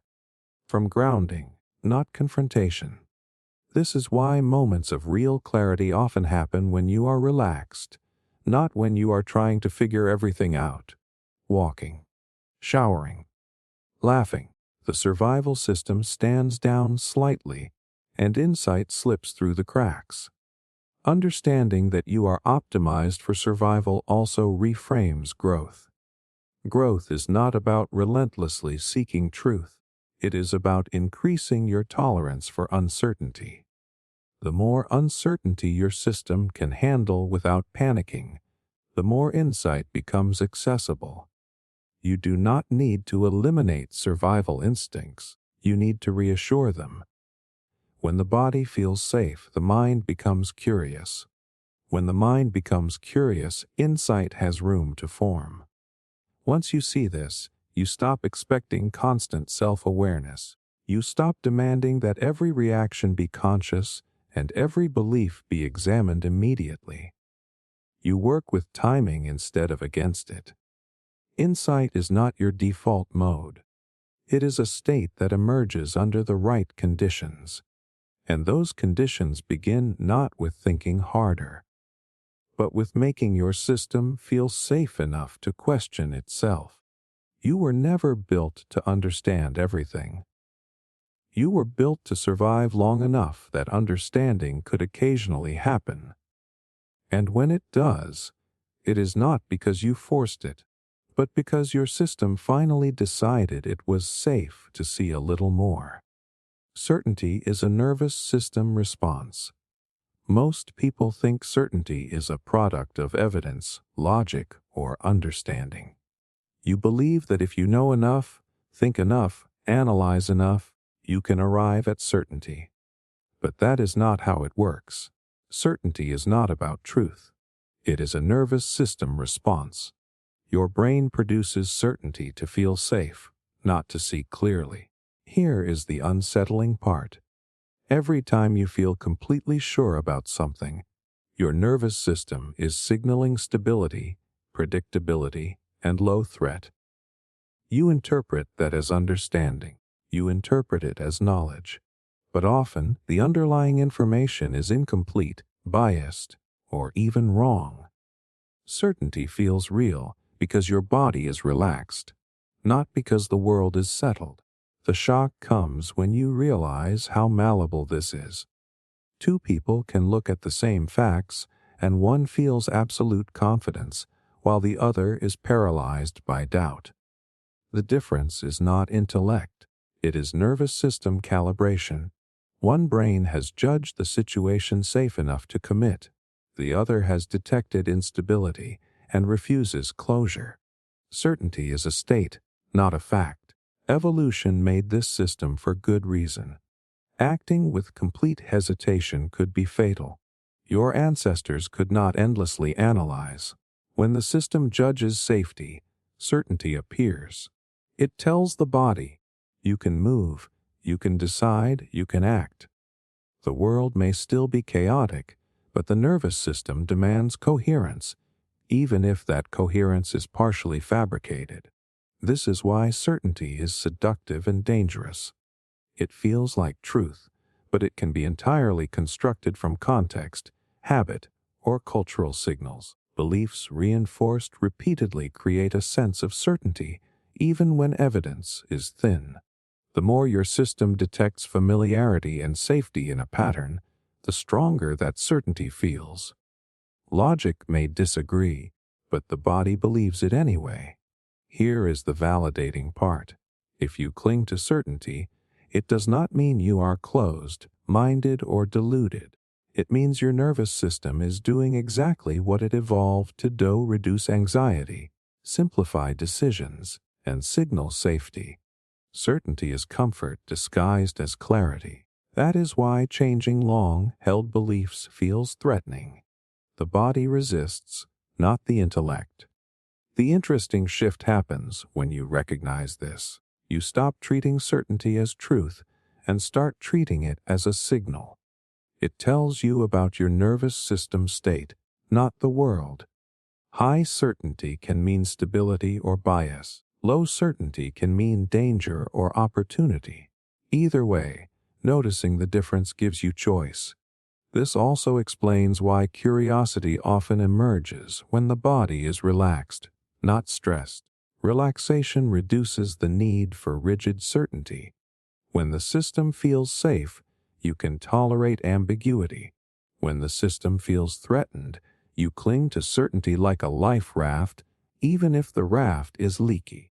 Most people chase certainty like it is an external achievement. Stop. Certainty is internal. It is a feeling your body manufactures to guide action, not a guarantee your conclusions are correct. The more you treat it as a signal rather than truth, the more freedom you have to adjust beliefs, test assumptions, and act without illusion. Once you understand this, everything shifts. You start noticing moments when certainty spikes. You notice how emotions, context, and repetition create the feeling. You realize that doubt is not always weakness. It is the system saying, pause. And you learn that insight grows in the space between certainty and uncertainty, not in its triumph. Certainty is not knowledge. It is the nervous system whispering that you can survive this moment. Recognizing that lets you see the difference between comfort and clarity, between feeling sure and actually knowing. And that realization quietly changes how you move through every decision, every belief, every conviction in your life. The brain treats symbols as physical threats. Most people assume the brain separates ideas from reality. You hear a word, see a sign, read a concept, and you think your mind can handle it calmly because it is abstract. But that is not how the nervous system works. Symbols are treated like threats, just like a predator or a falling object.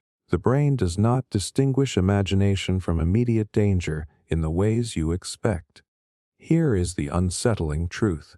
When you encounter a symbol, an image, a word, a number, a story, the brain often reacts as if it is physically present. Heart rate can spike, muscles tense, stress hormones release. This is not metaphorical. It is literal activation of the threat response. Your body is ready to defend, flee, or freeze, even though nothing tangible is attacking. The shock comes when you notice how often this shapes behavior. Arguments escalate over ideas. People feel real fear reading news or seeing social media posts. Guilt, shame, and anger flare in response to abstract concepts like morality, reputation, or identity. None of this is coming from physical events. It is coming from symbols your nervous system interprets as urgent. Evolution explains why. Our ancestors did not have language, but they had patterns and signals.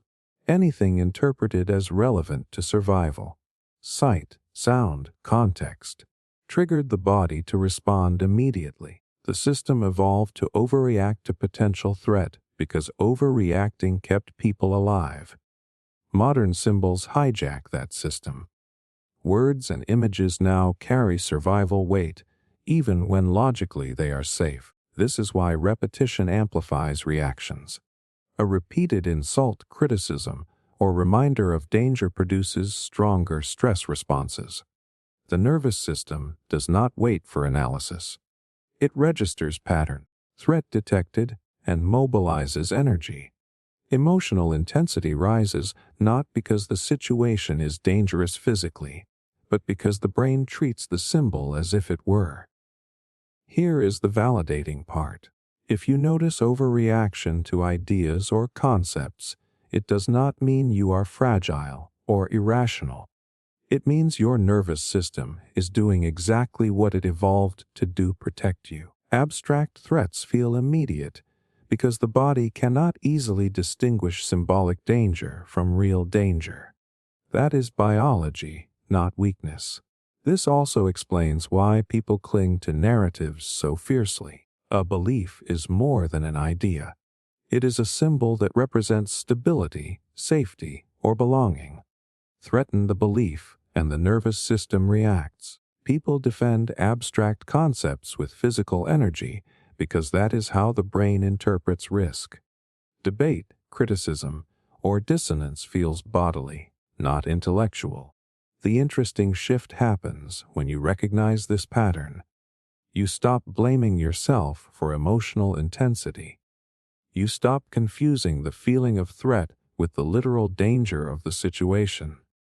Instead, you can notice this is my nervous system reacting to a symbol, not an immediate predator. That awareness creates space. It reduces escalation. It allows choice. Symbols are powerful because they bridge thought and physiology. Language, images, and numbers are not neutral. They can move heart, gut, and muscles. Understanding this explains why rituals, stories, and social cues affect behavior so strongly. Your reactions are always part physical, part symbolic.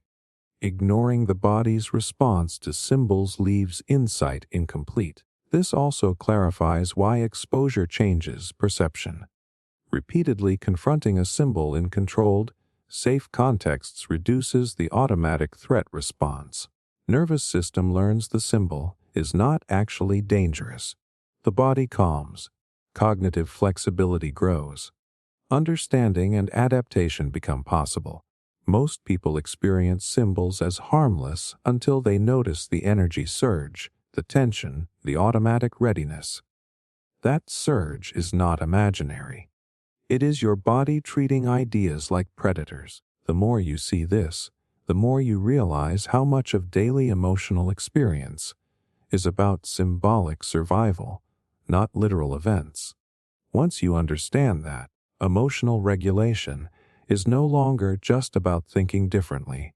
It is about noticing the nervous system response and responding strategically. Symbols lose unearned authority. You realize you can engage with ideas, images, and words without automatic threat, but only if you first acknowledge the physical reaction that precedes understanding. The brain treats symbols as physical threats. That does not make you irrational. It makes you human. Recognizing this transforms how you interact with every story, image, argument, or concept that enters your awareness. And that shift quietly changes how much control you actually have over your mind, body, and attention in a world saturated with symbols. Attention is a scarce biological resource. Most people think attention is unlimited. You assume you can focus on anything you choose, whenever you choose, and the brain will just cooperate. But that is not how it works. Attention is a scarce biological resource. Your nervous system has a hard cap on what it can process, and trying to stretch it too far comes with consequences you rarely notice until it's too late. Here is the unsettling truth. Your ability to notice, understand, and respond is not infinite. Every thought, image, sound, or sensation you process uses energy. Your brain consumes roughly 20% of your body's calories while you are awake. It cannot afford to track everything. Attention exists as a prioritization system, not a limitless lens. The shock comes when you see how this scarcity shapes your experience. Distractions feel irresistible, not because you lack willpower, but because your system is constantly reallocating limited resources. Multitasking is a myth. Trying to split attention actually reduces efficiency because the brain can only optimize a small set of inputs at a time. Neuroscience explains this through selective attention. Neural circuits amplify some signals while dampening others. You notice what is salient, urgent, or familiar, and ignore the rest. That means what you see, feel, or remember is not objective. It is a filtered version of reality, optimized for efficiency, safety, and survival. Everything else fades. If this makes you uncomfortable, here is the validating part. You are not failing at focus. You are operating a system designed to conserve energy and prevent overload. Your brain is not lazy. It is precise. It chooses where to allocate attention based on context, emotion, novelty, and perceived threat. That filtering feels frustrating, but it is protective. This is why environments shape thought more than intention. Crowded rooms, flashing notifications, rapid conversation, these all hijack attention automatically. Your priorities are no longer self-directed. Your nervous system decides what deserves processing first. The more overstimulated the environment, the more scarce attention becomes, and the more reactive you feel. The interesting twist is that scarcity gives attention its power. What you focus on gets amplified. Ideas, emotions, sensations you repeatedly notice become dominant in perception. Neglect something for long enough, and it disappears from awareness. Attention creates the structure of your subjective reality. You experience what you notice, not what exists. This explains why people feel exhausted without doing much. Managing limited attention is effortful. Constantly deciding what matters, resisting irrelevant stimuli, and maintaining focus consumes energy. The depletion is not psychological weakness. It is the natural cost of a system built to survive, not to sustain infinite awareness. There is also a quiet advantage. Because attention is scarce, you can shape your experience by curating input, reduce unnecessary stimuli, prioritize what matters, train habits to guide neural focus. Scarcity creates leverage. A small portion of attention, used deliberately, can reshape perception more than hours of scattered effort. Most people live as if attention is unlimited, and the brain simply keeps up. Recognizing it is limited changes everything. You stop blaming yourself for distraction. You stop assuming that noticing one thing over another is failure. You start treating focus as currency, not entitlement. Once you understand that attention is a scarce biological resource, you stop demanding more than your system can provide. You work with limitations, not against them. You create conditions where focus can flourish instead of constantly chasing it. And when you do, everything you notice becomes more meaningful because it receives the full energy your brain can give. Attention is not a personal failing. It is a biologically precious resource. Learning to manage it is less about discipline and more about respecting the constraints your body and brain have always imposed. That realization quietly shifts how you experience life, how you prioritize, and how you move through the world without burning out. Awareness was not an evolutionary goal. Most people assume awareness exists because evolution wanted you to understand the world. You think consciousness, self-reflection, and insight are the natural peaks of biology. But that is not true. Awareness was never the goal. It is a byproduct, a side effect of systems designed to keep you alive, not to see clearly. Here is the unsettling truth. Your nervous system evolved for survival, efficiency, and pattern recognition. Speed mattered more than accuracy. Threat detection mattered more than understanding. Energy conservation mattered more than reflection. Awareness rides along as an echo of these processes. It narrates, it organizes, it explains.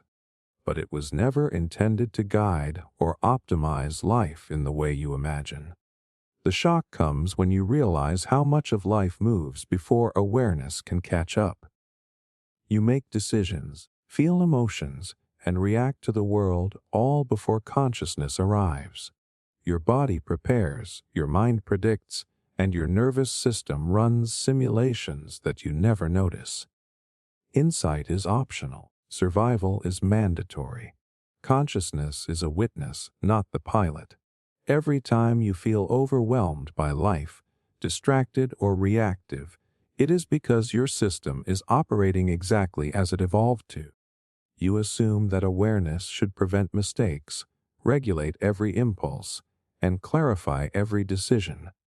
But that expectation is misaligned with your biology. Your nervous system does not prioritize clarity. It prioritizes immediacy, safety, and efficiency. Neuroscience confirms this. Brain imaging shows that activity predicting decisions appears milliseconds, sometimes seconds, before you report consciously choosing. Your body shifts posture, muscles tense or relax, attention directs itself, and emotional responses fire. All before you realize what you are doing. Awareness narrates the choice after the fact and gives it coherence, creating the illusion that it led. This explains why insight often feels delayed. You can meditate, journal, analyze, or reflect, and still feel like understanding lags behind experience. That is biology, not failure. Your nervous system acts first. Awareness follows. Reflection emerges only when the body, context, and neural pathways allow. Real clarity grows slowly, not instantly, and often in ways that feel tangential to your conscious effort. The validating truth is that struggling to maintain awareness does not mean weakness. Consciousness is not a leadership system, it is a mirror. It organizes perception, creates continuity, and stitches experiences into narrative form, but it does not drive the core processes of attention, reaction, or habit. Your system is doing its job, and awareness is catching up. This is why people overestimate the power of will and self-discipline. You assume that if you just think hard enough, notice enough, reflect enough, you can fully control your mind.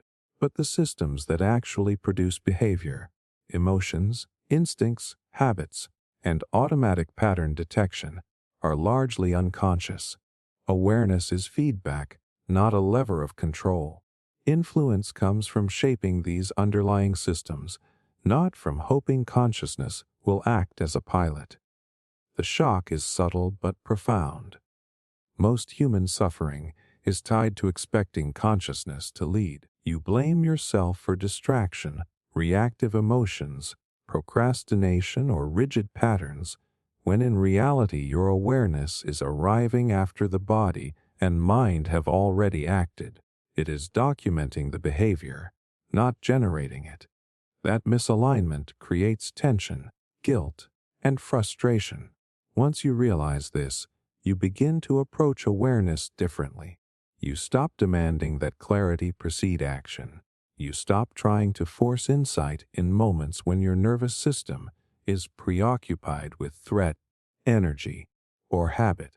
You begin treating consciousness as feedback that can gradually reshape automatic processes rather than as a commander that must dictate behavior. This changes how you relate to thought, emotion, and experience. You start designing conditions that influence your automatic systems, repeated practice, environmental structure, emotional regulation, and safe engagement with stress. Awareness grows naturally in response, creating insight without demanding it. Reflection becomes a tool to refine survival systems, not a failed attempt to control them directly. Understanding that awareness was never an evolutionary goal is liberating. You stop overestimating the immediacy of insight and start working with the systems biology actually gave you. You stop blaming yourself for delay, resistance, or distraction. You stop expecting consciousness to produce perfection. Instead, you learn to orchestrate conditions where reflection, learning, and understanding can emerge organically. Awareness is not a pinnacle. It is a sophisticated byproduct, a side effect of survival-oriented systems. It interprets, explains, and occasionally guides, but it is not the reason you exist. The real driver is the body and nervous system reacting to context, detecting patterns, avoiding danger, and conserving energy. When you treat awareness as a lens rather than a pilot, you begin to navigate life with less frustration and more precision. Once you see this, insight becomes less about forcing understanding and more about creating the conditions for awareness to do its work. Life stops feeling like it requires constant vigilance from consciousness and starts feeling like a system you can influence, shape, and learn from. Understanding grows not from trying to be more aware in the moment, but from designing how your mind and body interact over time. Most thoughts are not meant to be believed. Most people assume that thoughts are messages, that if something appears in your mind, it must mean something important. You hear a thought and instantly treat it like information, like guidance, like truth. But that assumption quietly ruins your relationship with your own mind, because most thoughts are not meant to be believed. They are meant to be noticed and discarded. Here is the uncomfortable idea. Your brain produces thoughts the way your heart produces beats. Automatically, constantly, without asking whether they are useful, accurate, or even relevant. Thinking is not a sign of intention. It is a background process, and yet we treat every thought like it is a personal insight instead of mental noise.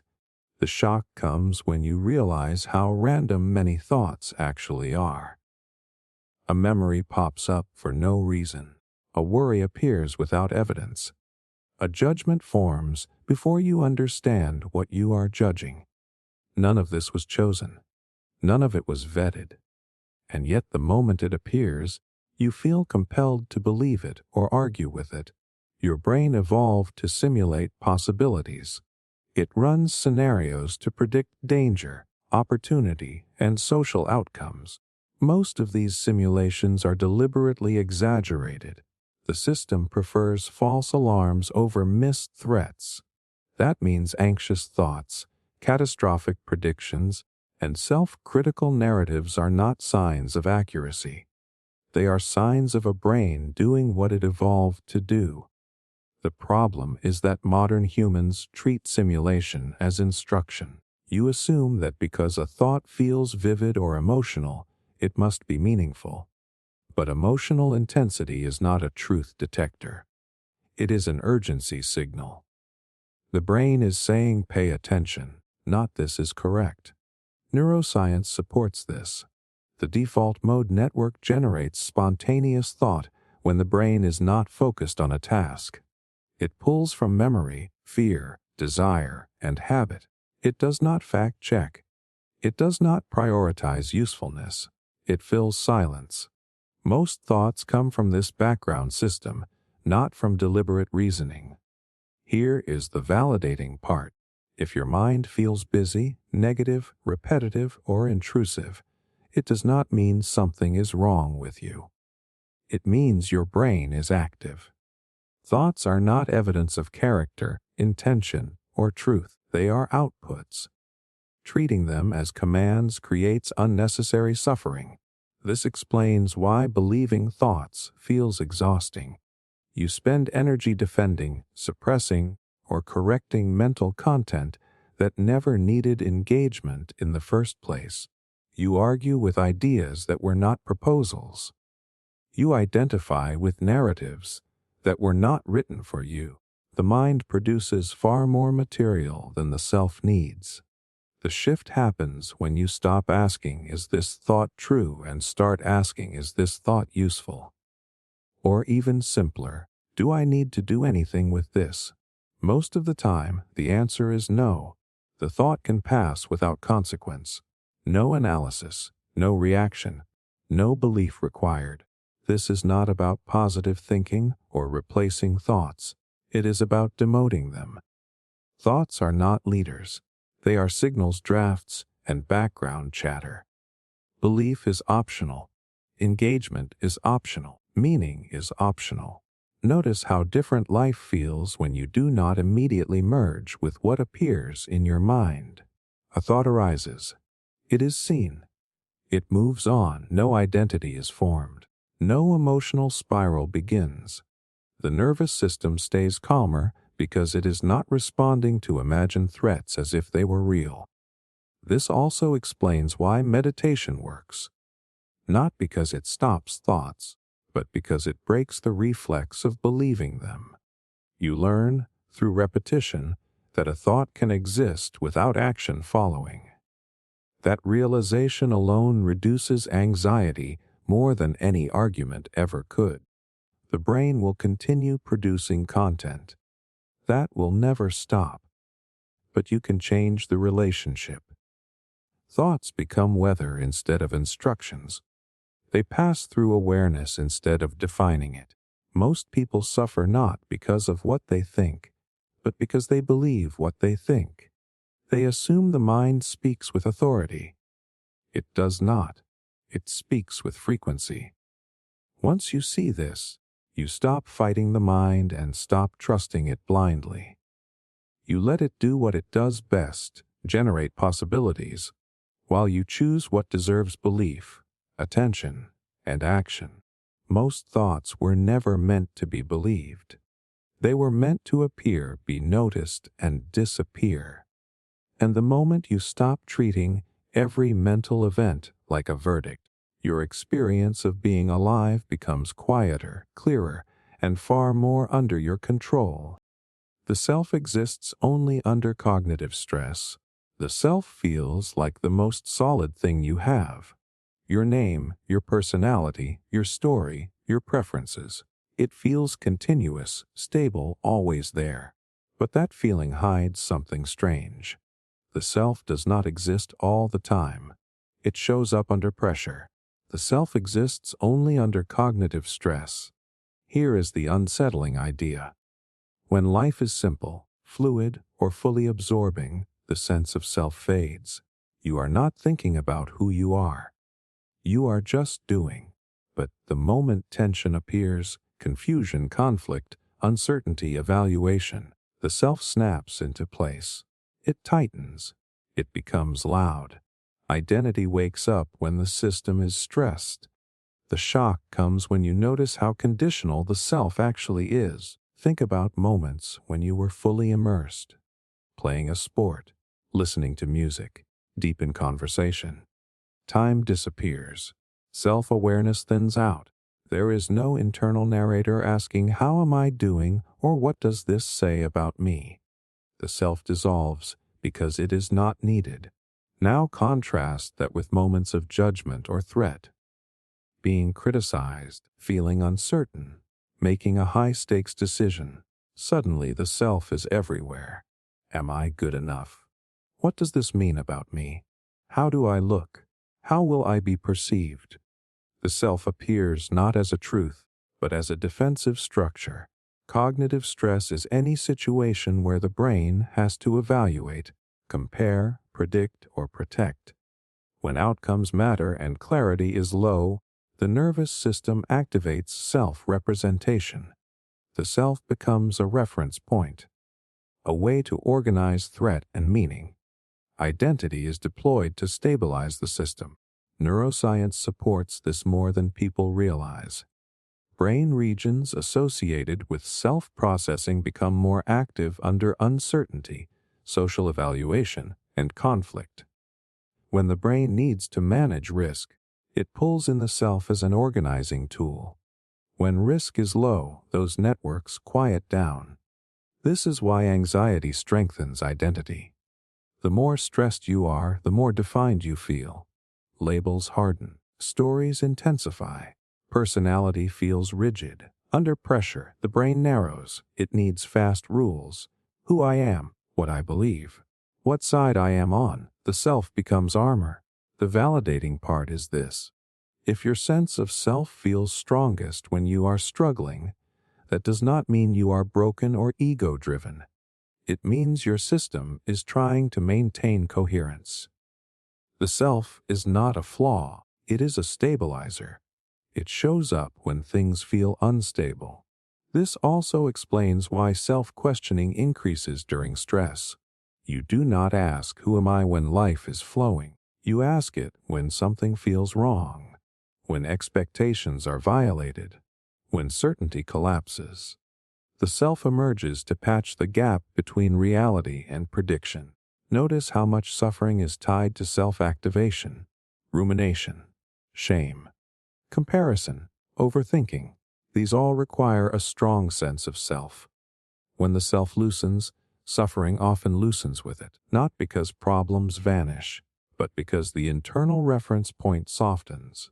This is why practices that reduce cognitive stress also reduce self-fixation. Meditation, physical movement, creative flow, deep focus.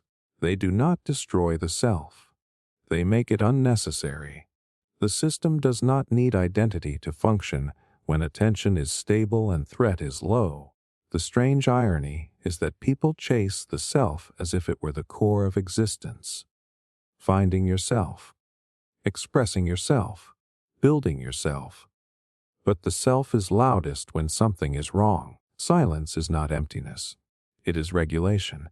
This also reframes confidence. Confidence is not a strong self. It is a quiet one.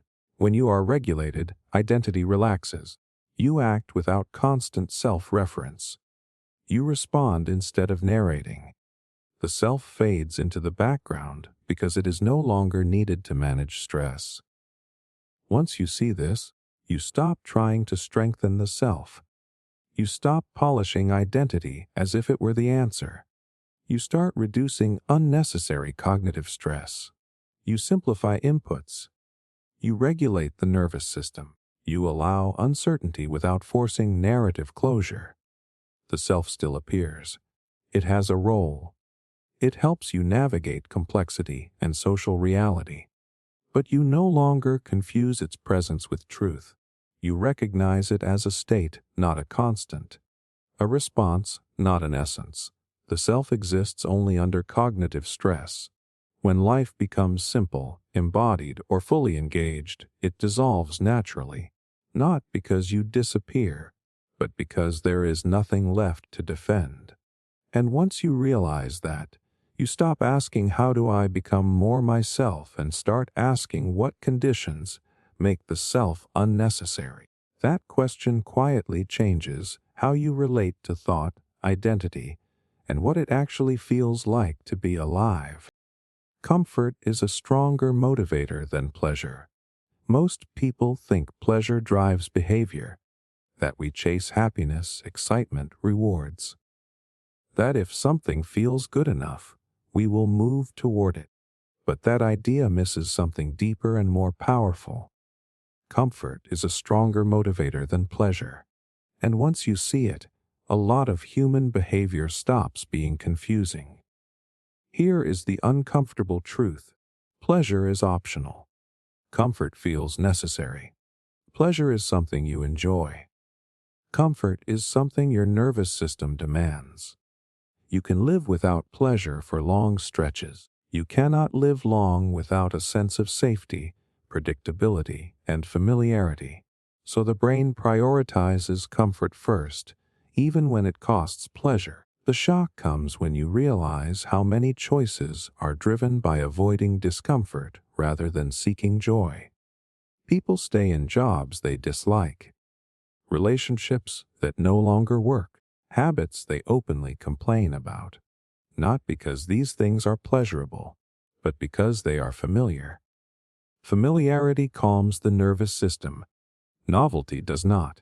Your brain is not asking what will make me happiest. It is asking what will keep things stable.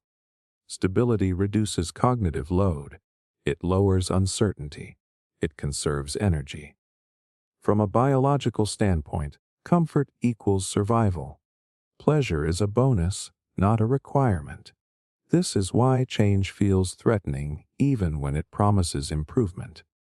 A new path might offer more pleasure, growth, or meaning, but it also introduces uncertainty. The nervous system reads uncertainty as risk.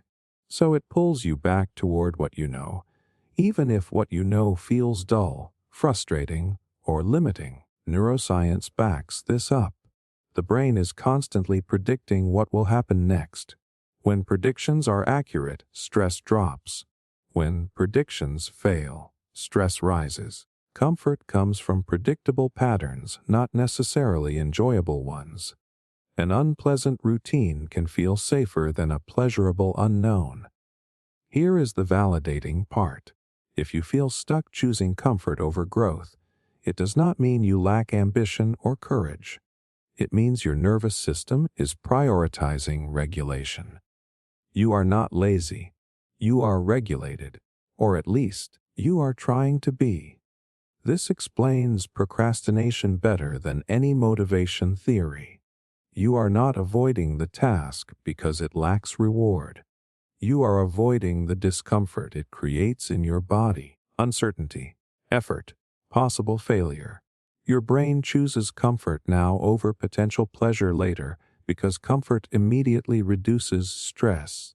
It also explains why pleasure fades quickly. New experiences excite you, then normalize. The nervous system adapts. Comfort remains the baseline goal. Once something becomes familiar, it stops producing pleasure but continues providing stability. That is enough for the system to keep it. The interesting twist is that comfort can disguise itself as logic. You tell yourself stories. It is not the right time. I need more information. I am being realistic. Often these explanations are not false, but they are incomplete. Underneath them is a simple drive to return to a regulated state. This is why discomfort is the gateway to change.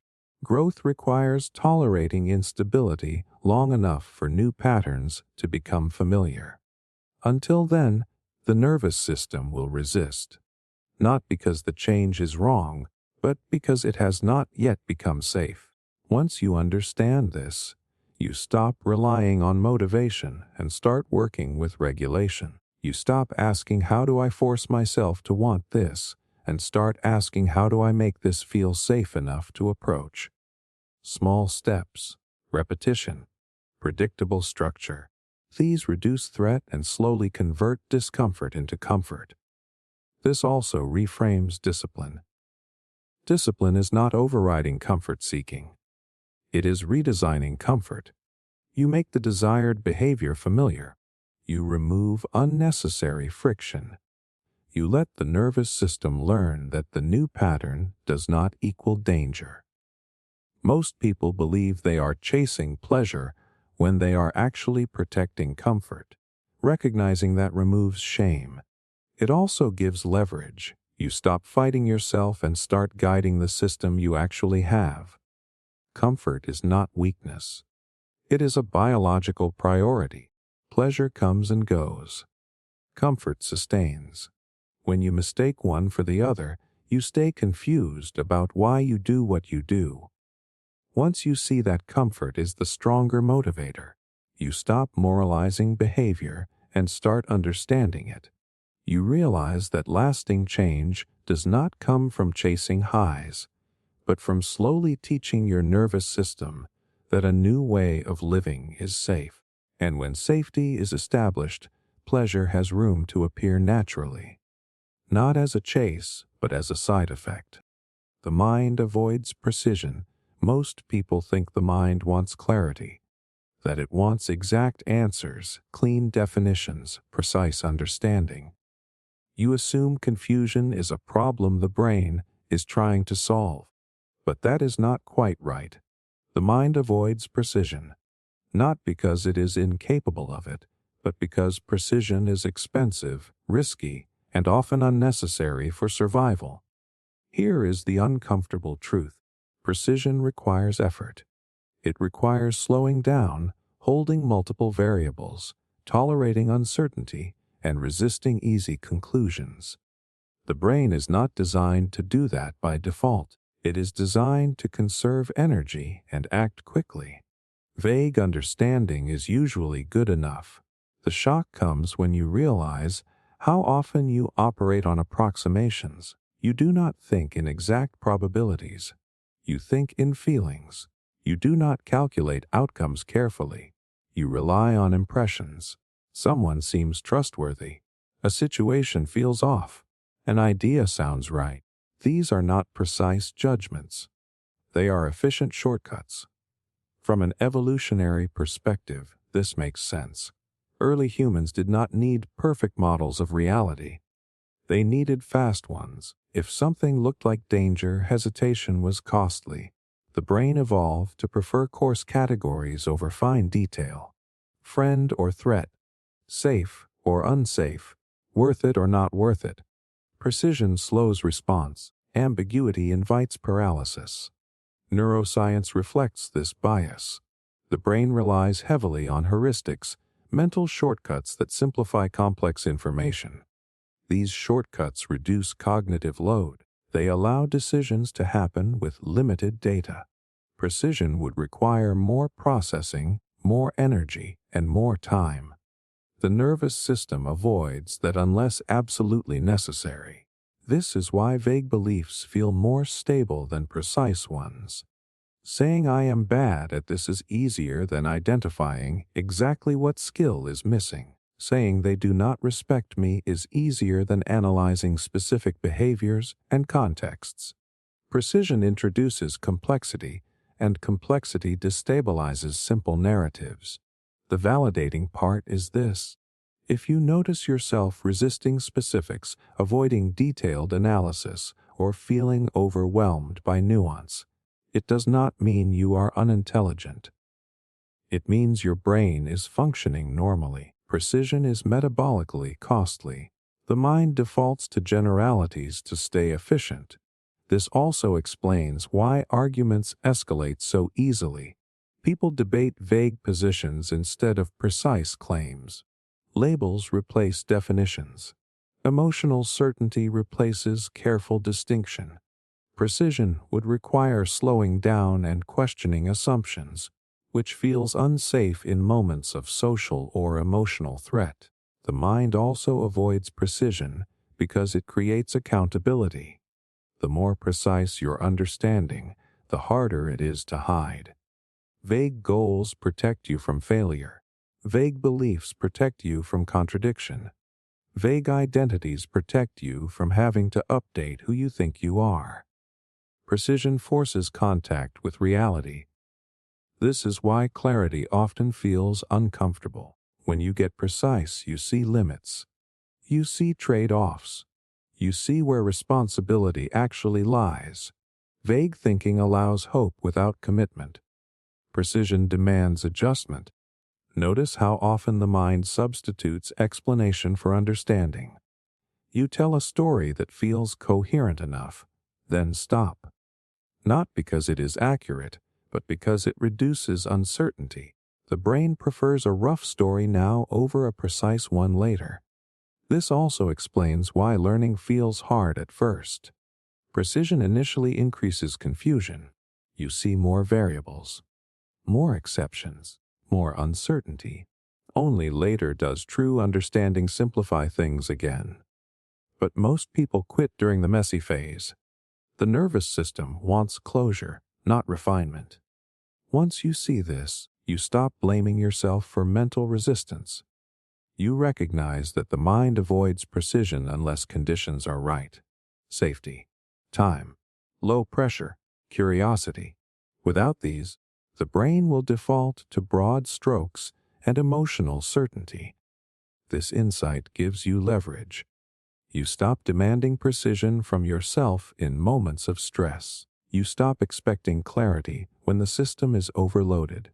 Instead, you create conditions where precision can emerge naturally. Slower pace, fewer inputs, clear questions instead of broad ones. You also become more careful with your own conclusions. You notice when something feels certain but lacks detail. You learn to ask, what exactly do I mean? What specifically is happening? That question alone bypasses many mental shortcuts. The mind avoids precision because precision is not free. It costs energy, time, and emotional stability. But when you choose it deliberately, when the system can handle it, precision becomes powerful. It dissolves confusion, exposes false certainty, and turns vague discomfort into actionable understanding. Most people live inside approximations and call it reality. Precision is not the default. It is a skill that emerges when the nervous system feels safe enough to slow down. And once you understand that, you stop confusing clarity with intelligence and start seeing it as something earned through the right conditions, not forced through effort alone. Identity collapses without routine. Identity feels personal, deep, inherent. You believe you know who you are because of your values, memories, personality, and preferences. But remove routine, and something strange happens. The sense of who you are starts to blur, not gradually, rapidly. Identity collapses without routine. Here is the unsettling idea. You do not experience yourself directly. You experience yourself through repeated patterns. What you do each day, how you move through time, what you expect next. Routine is not just structure. It is the scaffolding that holds identity in place. The shock comes when routine disappears. Think about long vacations, periods of unemployment, illness, or major life transitions. Days lose shape. Time stretches or collapses. You wake up unsure how to orient yourself. Motivation drops. Self-certainty weakens. You start asking strange questions. What am I doing? What matters? Who am I without this schedule? This is not coincidence. The brain builds identity from prediction. It expects tomorrow to resemble yesterday. When those predictions are reliable, the system stabilizes a sense of self. I am the kind of person who does this at this time for this reason. When routine breaks, prediction fails. And when prediction fails, identity loses coherence. Neuroscience explains this quietly. The brain is a prediction machine. It minimizes surprise by relying on repeated patterns. Routine reduces uncertainty. Less uncertainty means less cognitive effort. Identity emerges as a summary of those patterns, not as an essence, but as a compression, a shortcut that says this is me. When routine disappears, the shortcut stops working. The brain has to reprocess from scratch. That takes energy. It creates discomfort. So you feel lost, unmotivated, or empty, not because you lost yourself, but because the system that was stabilizing the self is offline. The validating part is this. Feeling disconnected or unsure during disruption does not mean something is wrong with you. It means your identity was embedded in structure, like everyone else's. Humans are not identity machines. We are pattern machines. The self is what happens when patterns repeat long enough to feel solid. This is why people cling to routines even when they complain about them. Morning rituals, work schedules, gym habits. Even unhealthy routines provide identity stability. They answer the question, "Who am I?" without requiring conscious thought. When routines vanish, the question becomes loud. It also explains why radical change feels destabilizing. New environments strip away old cues. The brain cannot rely on familiar signals. Identity lags behind behavior. You feel like a stranger to yourself because the patterns that defined you are gone. Notice how quickly identity reforms once routine returns. A new job, a new schedule, a new set of habits. Within weeks, the sense of self solidifies again. You start saying, "I am this kind of person now." Not because something deep changed, but because the brain found new patterns to compress. This reframes a lot of suffering. People think they need to find themselves during periods of chaos, but chaos is exactly when identity dissolves. Clarity does not come from introspection alone. It comes from repeated action, from structure, from rhythm. This also explains why discipline feels identity affirming. Doing something at the same time every day tells the brain who you are. You do not need motivation. The routine does the work. Identity follows behavior, not the other way around. The interesting insight is that identity is more fragile and more flexible than you think. Fragile because it depends on repetition. Flexible because you can change it by changing routine. You do not need to reinvent yourself. You need to repeat something different long enough for the brain to stabilize around it. This is why advice focused only on mindset fails. You cannot think yourself into a new identity while living the same patterns. The brain will always trust routine over intention. What you do repeatedly carries more weight than what you believe. Once you understand this, you stop searching for identity during disruption. You stop demanding certainty when structure is missing. Instead, you focus on rebuilding small routines. Sleep, movement, work blocks, social rhythm. These do not just organize time, they reconstruct the self. Identity collapsing without routine is not a crisis, it is feedback. The system is saying there is no pattern to compress right now. Create one. And when you do, identity quietly returns, not as something discovered, but as something assembled through repetition. You were never meant to know who you are in the absence of structure. You were meant to become someone through rhythm. And once you see that, identity stops feeling mysterious and starts feeling actionable. You experience reality at low resolution. You believe you are seeing reality as it is. Colors look sharp. Objects feel solid. Moments seem continuous. It feels detailed, immediate, high definition. But that feeling is an illusion. You experience reality at low resolution, and your brain works very hard to make you forget that fact. Here is the uncomfortable truth. Your senses take in far more information than your brain can process. Light, sound, texture, movement, internal signals. The raw data is overwhelming, so the brain compresses it.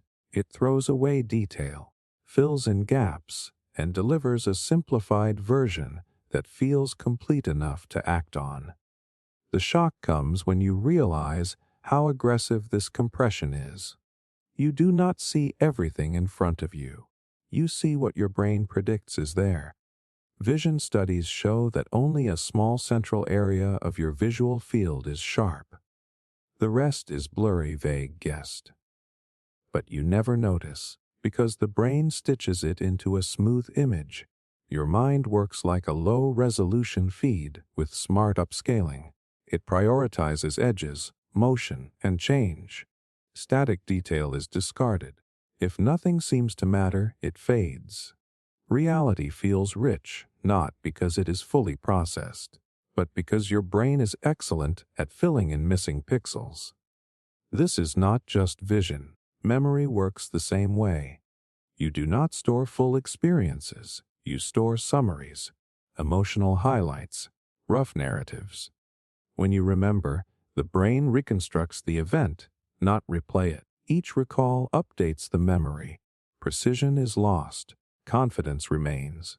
The validating part is this: you are not inattentive or shallow. Your brain is efficient. High-resolution processing would be metabolically impossible. It would overload you. So the system delivers just enough detail to function. Survival does not require accuracy.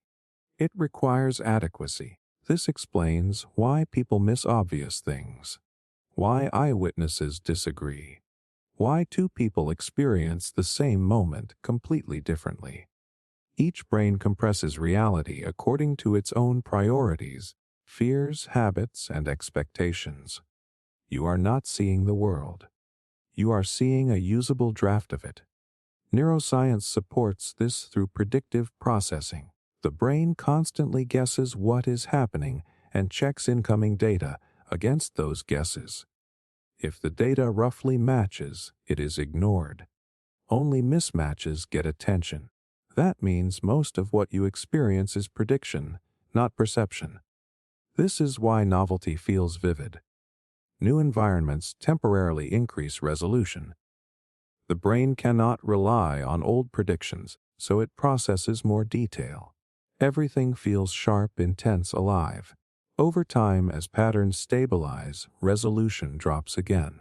Familiarity dulls perception. It also explains why stress narrows reality. Under threat, resolution drops even further. The brain tunnels attention toward what matters for survival: danger, escape routes, social cues. Everything else disappears. You are not broken in those moments. You are optimized. The unsettling realization is that you never experience the full present. You experience a compressed, delayed, edited version of it. By the time awareness arrives, the brain has already decided what matters and what does not. The richness you feel is mostly reconstruction. This reframes a lot of suffering. You assume your perception is neutral, that if something feels overwhelming, it must be objectively overwhelming. But often it is just the brain amplifying certain signals while muting others. Reality itself did not change. Resolution did. It also reframes mindfulness. Mindfulness does not give you access to true reality. It slightly increases resolution. You notice more detail. Sensation becomes clearer.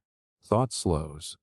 But even then, you are still inside a filtered stream. Awareness can widen the lens, not remove it. Once you understand this, you stop taking perception so personally. You stop assuming your view is complete. You become more curious about what you might be missing. Not in a paranoid way, but in a humble one. You also gain flexibility. If experience feels flat, it may not mean life is empty. It may mean your brain has compressed too aggressively. Changing environment, attention, or routine can increase resolution again. Not permanently, but enough to refresh perception. You experience reality at low resolution because that is all you need to survive. High-definition truth would be overwhelming. The brain trades detail for stability, accuracy for efficiency, and once you see that, you stop confusing what feels real with what is complete. You realize your experience is a sketch, not the canvas. Useful, functional, convincing, but never the full picture. That realization does not disconnect you from life. It deepens it, because instead of assuming you already see everything, you start paying attention to the gaps. And in those gaps, curiosity, humility, and a quieter kind of clarity begin to emerge. Beliefs function like compression algorithms. Beliefs feel like truths you arrive at. Conclusions you earn through experience, logic, or learning. You think they exist to explain the world accurately, but that is not their real job. Beliefs function like compression algorithms. They reduce complexity so your brain can move through life without overheating. Here is the uncomfortable truth. Reality is too detailed to process directly. Too many variables. Too many unknowns. Too much uncertainty.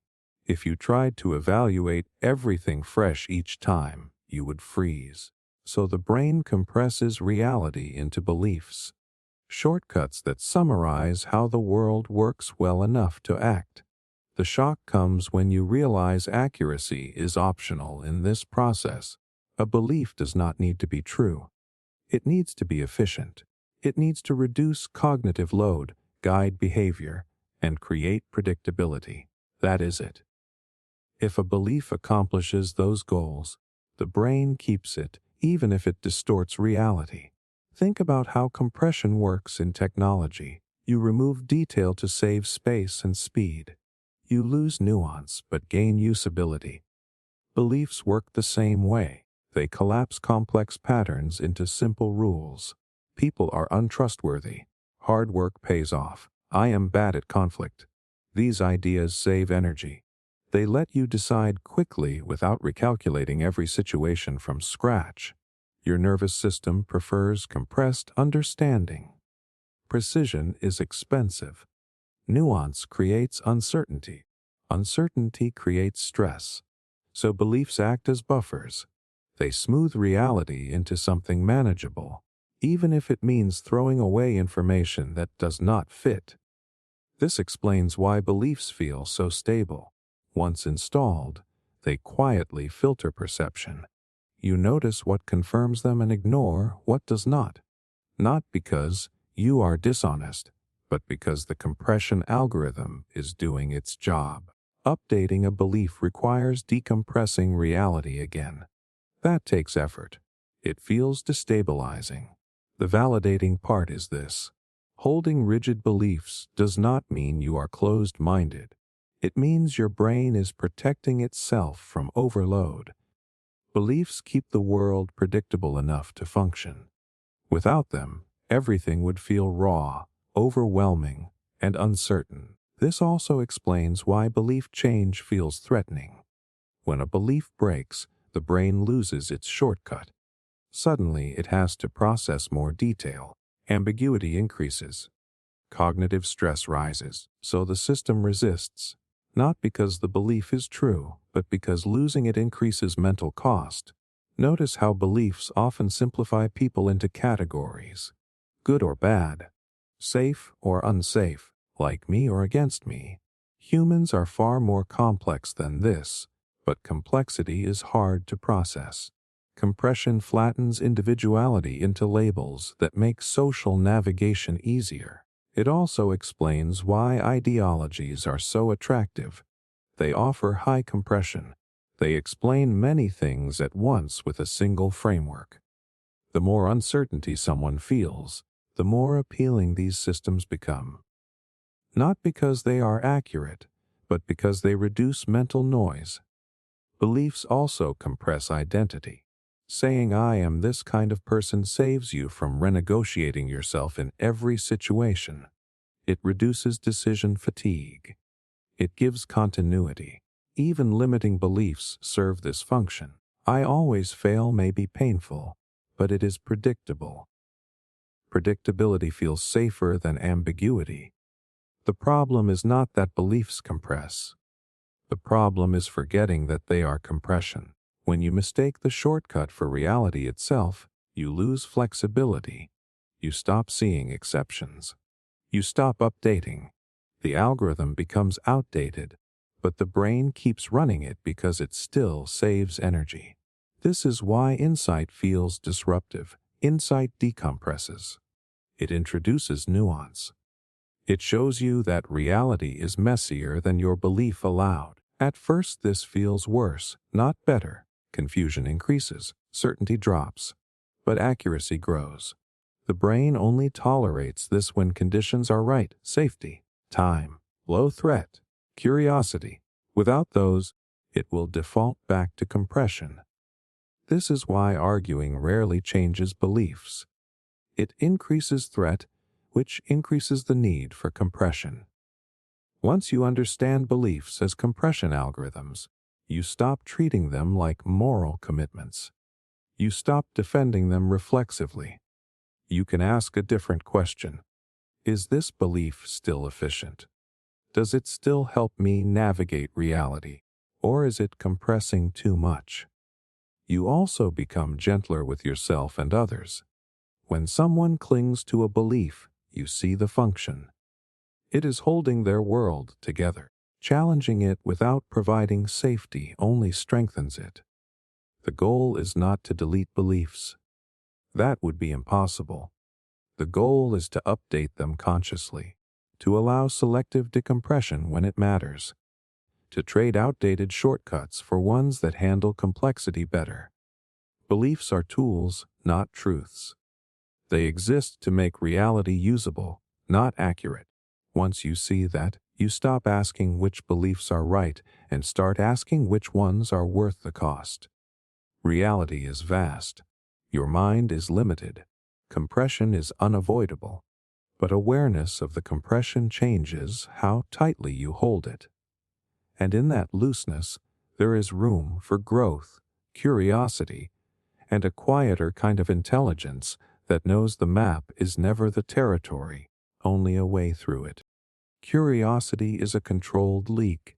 Curiosity feels like a virtue, something clean and intellectual.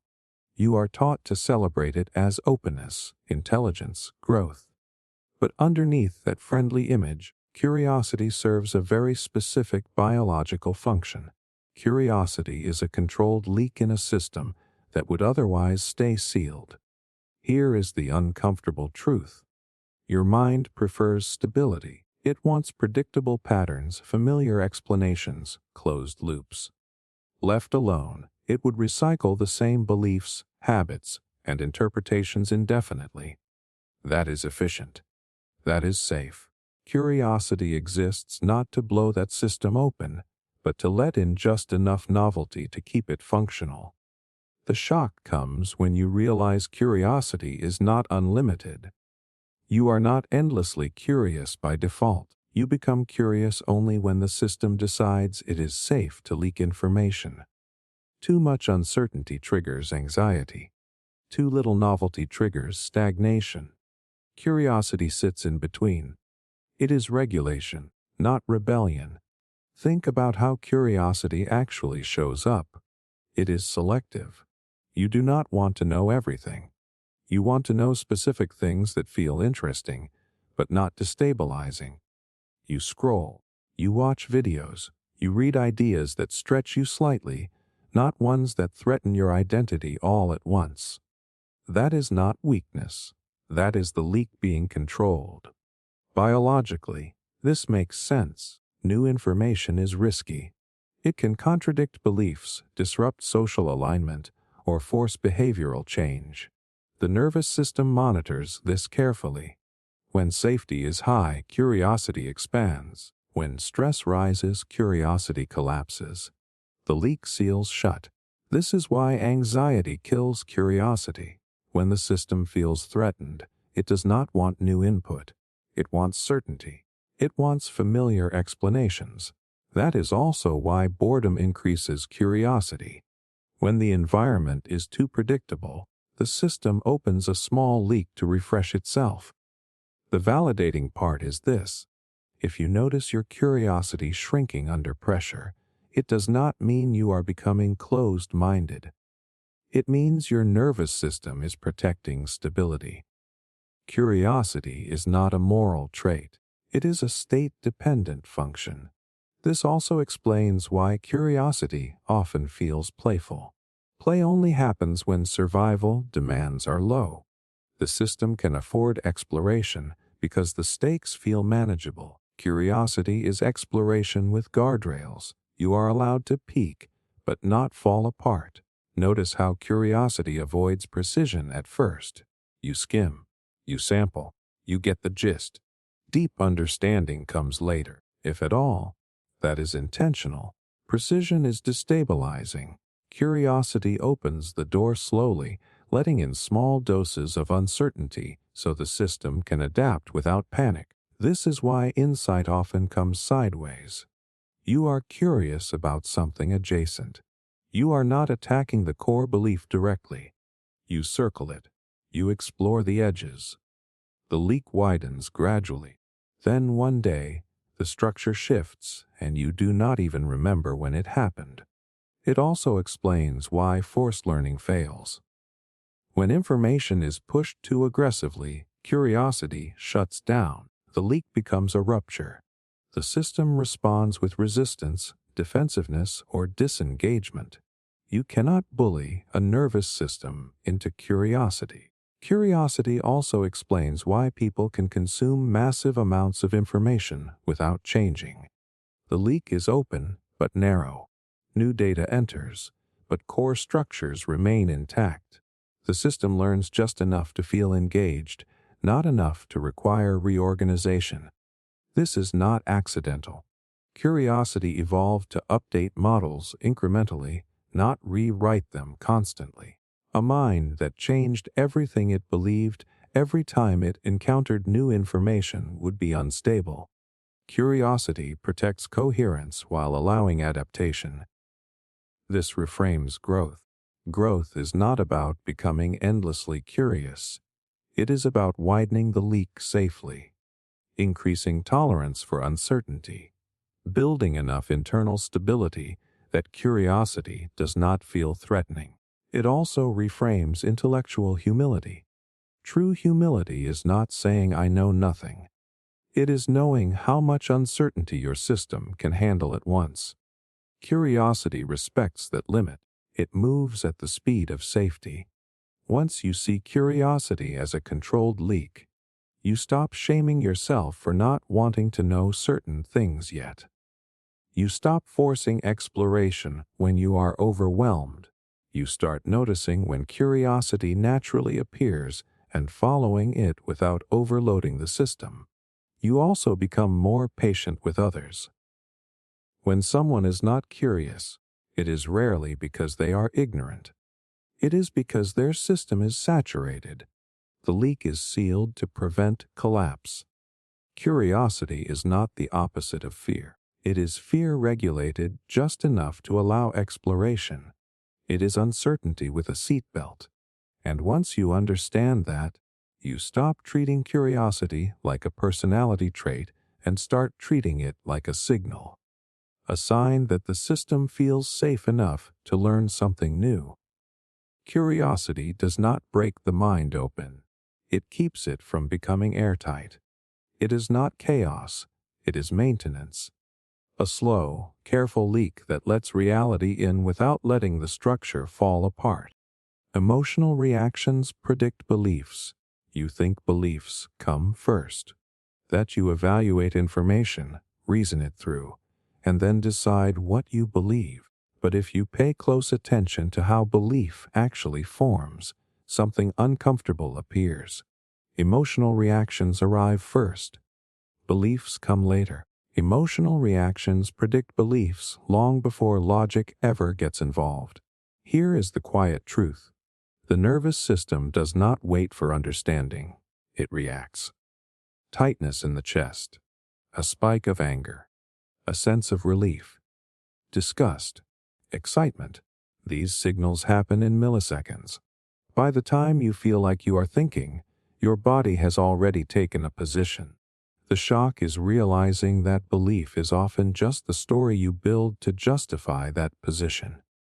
You feel threatened, so you adopt beliefs that explain the threat. You feel safe, so you accept ideas that reinforce that safety. Logic is not leading the process, it is following it. This is not speculation. Neuroscience shows that emotional processing happens faster than conscious reasoning. Structures involved in threat and reward activate before areas associated with deliberation. The body flags something as good or bad before you can explain why.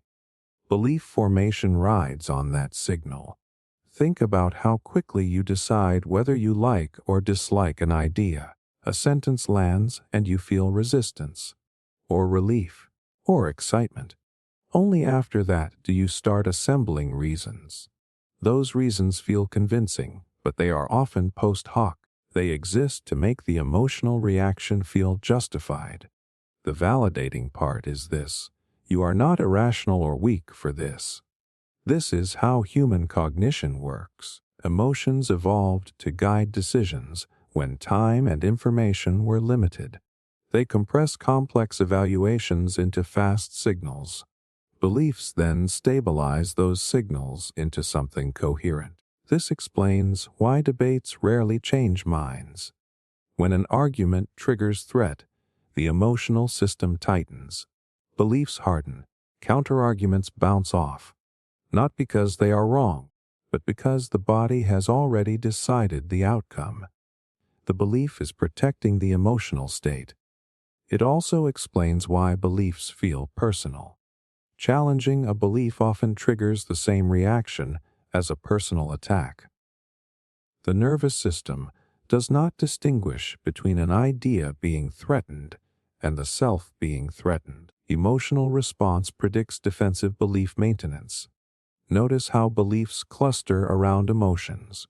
Fear-based beliefs focus on danger, control, and boundaries. Shame-based beliefs focus on worth, adequacy, and comparison. Anger-based beliefs focus on blame and injustice. Relief-based beliefs focus on certainty and closure. The emotional pattern shapes the worldview. This is why two people can see the same evidence and walk away with opposite beliefs. Their emotional reactions differ. One feels threatened, the other feels curious.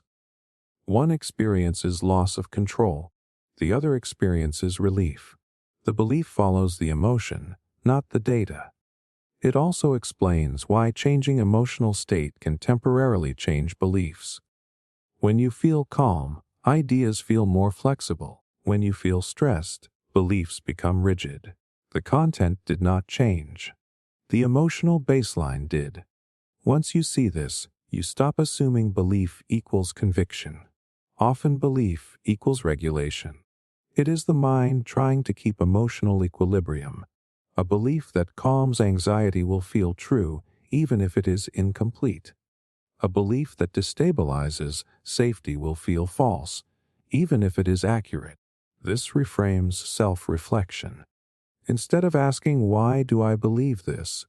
a better question is, "What do I feel when this belief is challenged?" The emotion reveals the function of the belief. It tells you what the belief is protecting. This also reframes persuasion.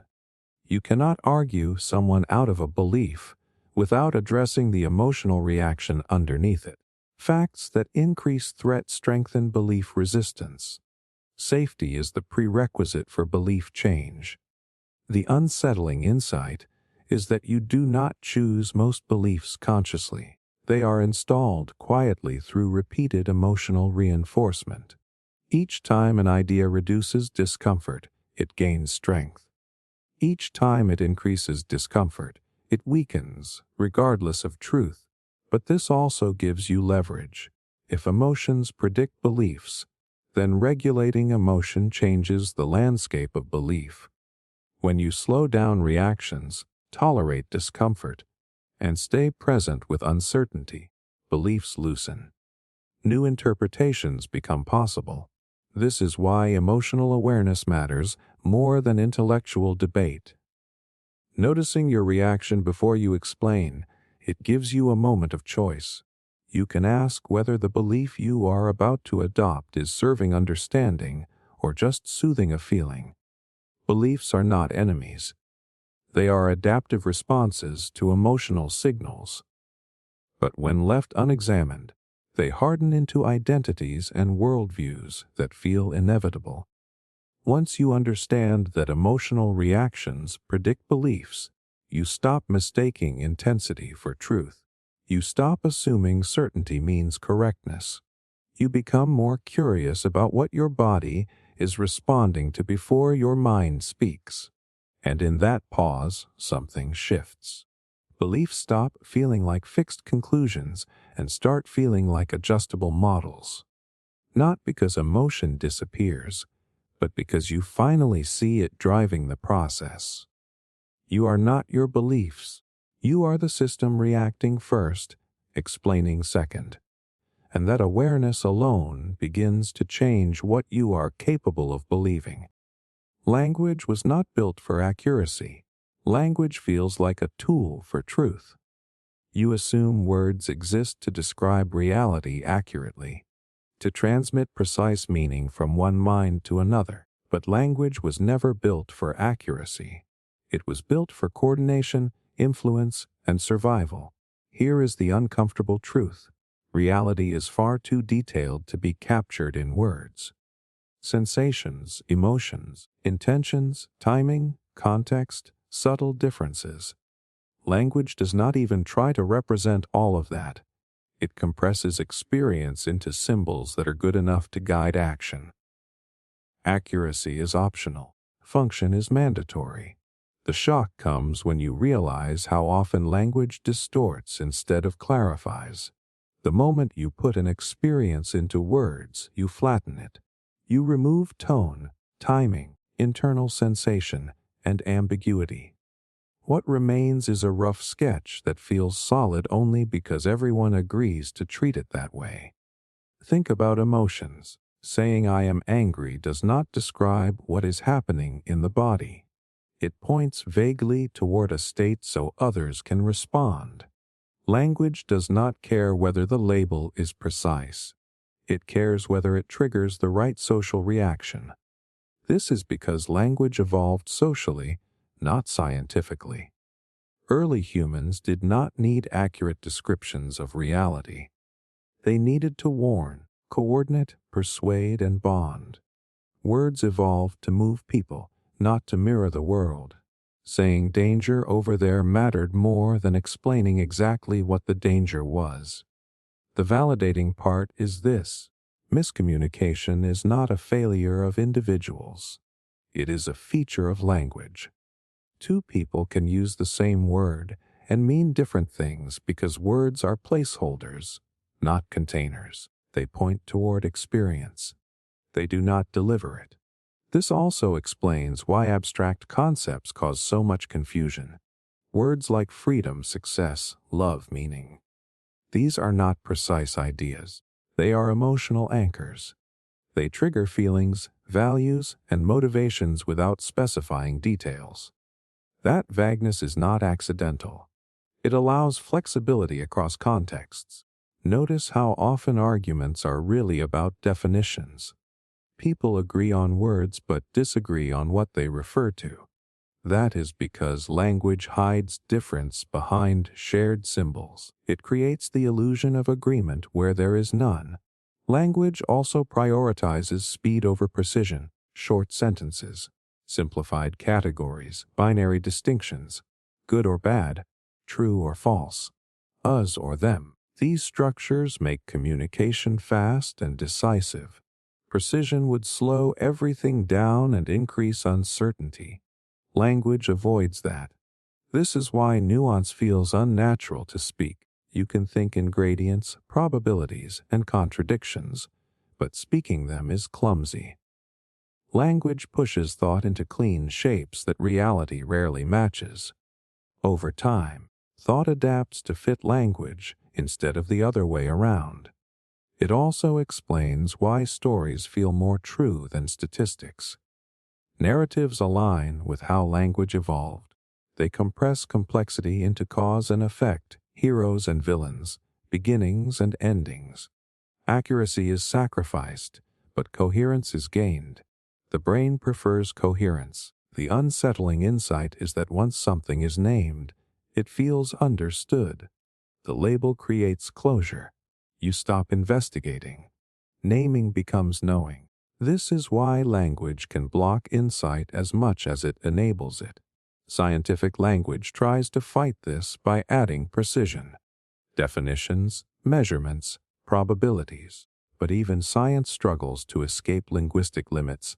Terms get reified. Models get mistaken for reality. Words still mediate understanding. This reframes self-talk. The way you describe yourself shapes how you experience yourself.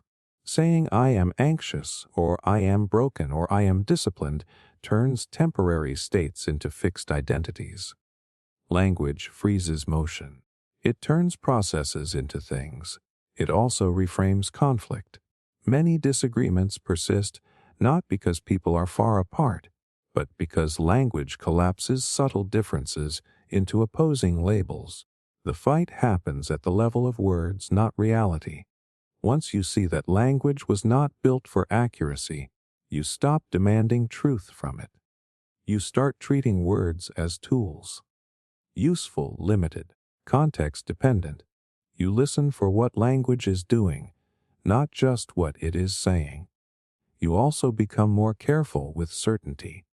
Strong language often signals emotional intensity, not factual precision. Confidence in words does not equal accuracy of meaning. This does not mean language is useless. It means it must be handled gently. Clarified, questioned, revisited. Silence and observation sometimes convey more truth than explanation. Understanding this changes how you listen. You hear what words are trying to accomplish: safety, belonging, control, alignment, not just what they claim to represent. Language did not evolve to show you reality. It evolved to help you survive within it. And once you accept that, you stop confusing fluency with truth. You stop mistaking articulation for understanding. Words are maps drawn quickly so groups can move together. They are not photographs of the terrain. The moment you remember that, language becomes less authoritative and more transparent. Not a source of truth, but a signal. Pointing, nudging, coordinating. Never fully accurate. Never meant to be. The brain treats uncertainty as danger. Most people think uncertainty is neutral. You do not know something yet, so you wait, gather information, stay open. That sounds logical, but your brain does not experience uncertainty as neutral. It experiences it as danger, not metaphorically, biologically. When outcomes are unclear, your nervous system reacts the same way it would to a physical threat. Here is the uncomfortable truth. The brain is prediction machinery. Its primary job is to anticipate what happens next so the body can prepare. When prediction fails, stress rises. Muscles tense. Attention narrows. The system does not interpret uncertainty as curiosity. It interprets it as risk. Something unknown could harm you, so the body prepares. The shock is realizing how much of daily behavior is shaped by this. You rush to conclusions. You cling to beliefs. You prefer bad answers over no answers. Not because you are lazy or irrational, but because certainty calms the nervous system. Even false certainty feels safer than ambiguity. The brain would rather be wrong than unprepared. Evolution explains why. For most of human history, uncertainty meant vulnerability. A rustle in the bushes that you did not understand could be a predator. A social situation you could not predict could mean exile. Hesitation had consequences. So the nervous system evolved to treat the unknown as a potential threat that must be resolved quickly. Neuroscience shows that uncertainty activates the same stress circuits as physical danger. The amygdala increases activity. Cortisol rises. Attention narrows. The body enters a readiness state. This happens even when the uncertainty is abstract, like waiting for a message, anticipating feedback, or not knowing how someone feels about you. If this feels familiar, here is the validating part. Your discomfort with uncertainty does not mean you are weak or impatient. It means your nervous system is functioning normally. Modern life is filled with ambiguous situations that your biology was never designed to tolerate calmly. The stress you feel is not a flaw. It is an outdated survival response. This also explains why people avoid open-ended questions about identity, meaning, or the future. These are not just intellectual puzzles. They are prolonged uncertainty states. The brain cannot resolve them quickly, so it stays activated. Anxiety builds. To escape that state, people adopt rigid beliefs, fixed identities, or absolute answers. The relief feels real because the nervous system finally settles. The danger is that this relief can lock you into illusions. When certainty reduces stress, it reinforces itself. The brain learns that clarity equals safety, regardless of accuracy. That is why people defend beliefs so fiercely. Challenging a belief reintroduces uncertainty, and the body reacts as if something important is at risk. This is also why waiting is so hard. Waiting means not knowing. The brain fills the gap with worst-case scenarios because negative predictions prepare the body better than optimism. Expecting danger feels safer than being surprised by it. So the mind loops, imagines outcomes, and creates stress where none may exist. Here is where this becomes useful instead of paralyzing. Once you recognize that uncertainty triggers a danger response, you stop assuming anxiety means something is wrong. Anxiety often just means the brain lacks prediction. The discomfort is informational. It tells you the system wants closure, not that disaster is coming. The real skill is not eliminating uncertainty. It is increasing your tolerance for it. When you can sit with not knowing without rushing to false certainty, the nervous system slowly learns that ambiguity is survivable. Stress decreases. Attention broadens. Curiosity becomes possible. This is why growth feels uncomfortable. Learning, change, and transformation all involve extended uncertainty. The old patterns no longer apply, and the new ones are not yet stable. The nervous system resists this phase because it cannot predict outcomes. But this is exactly where flexibility and insight develop. People who appear calm in uncertainty are not fearless.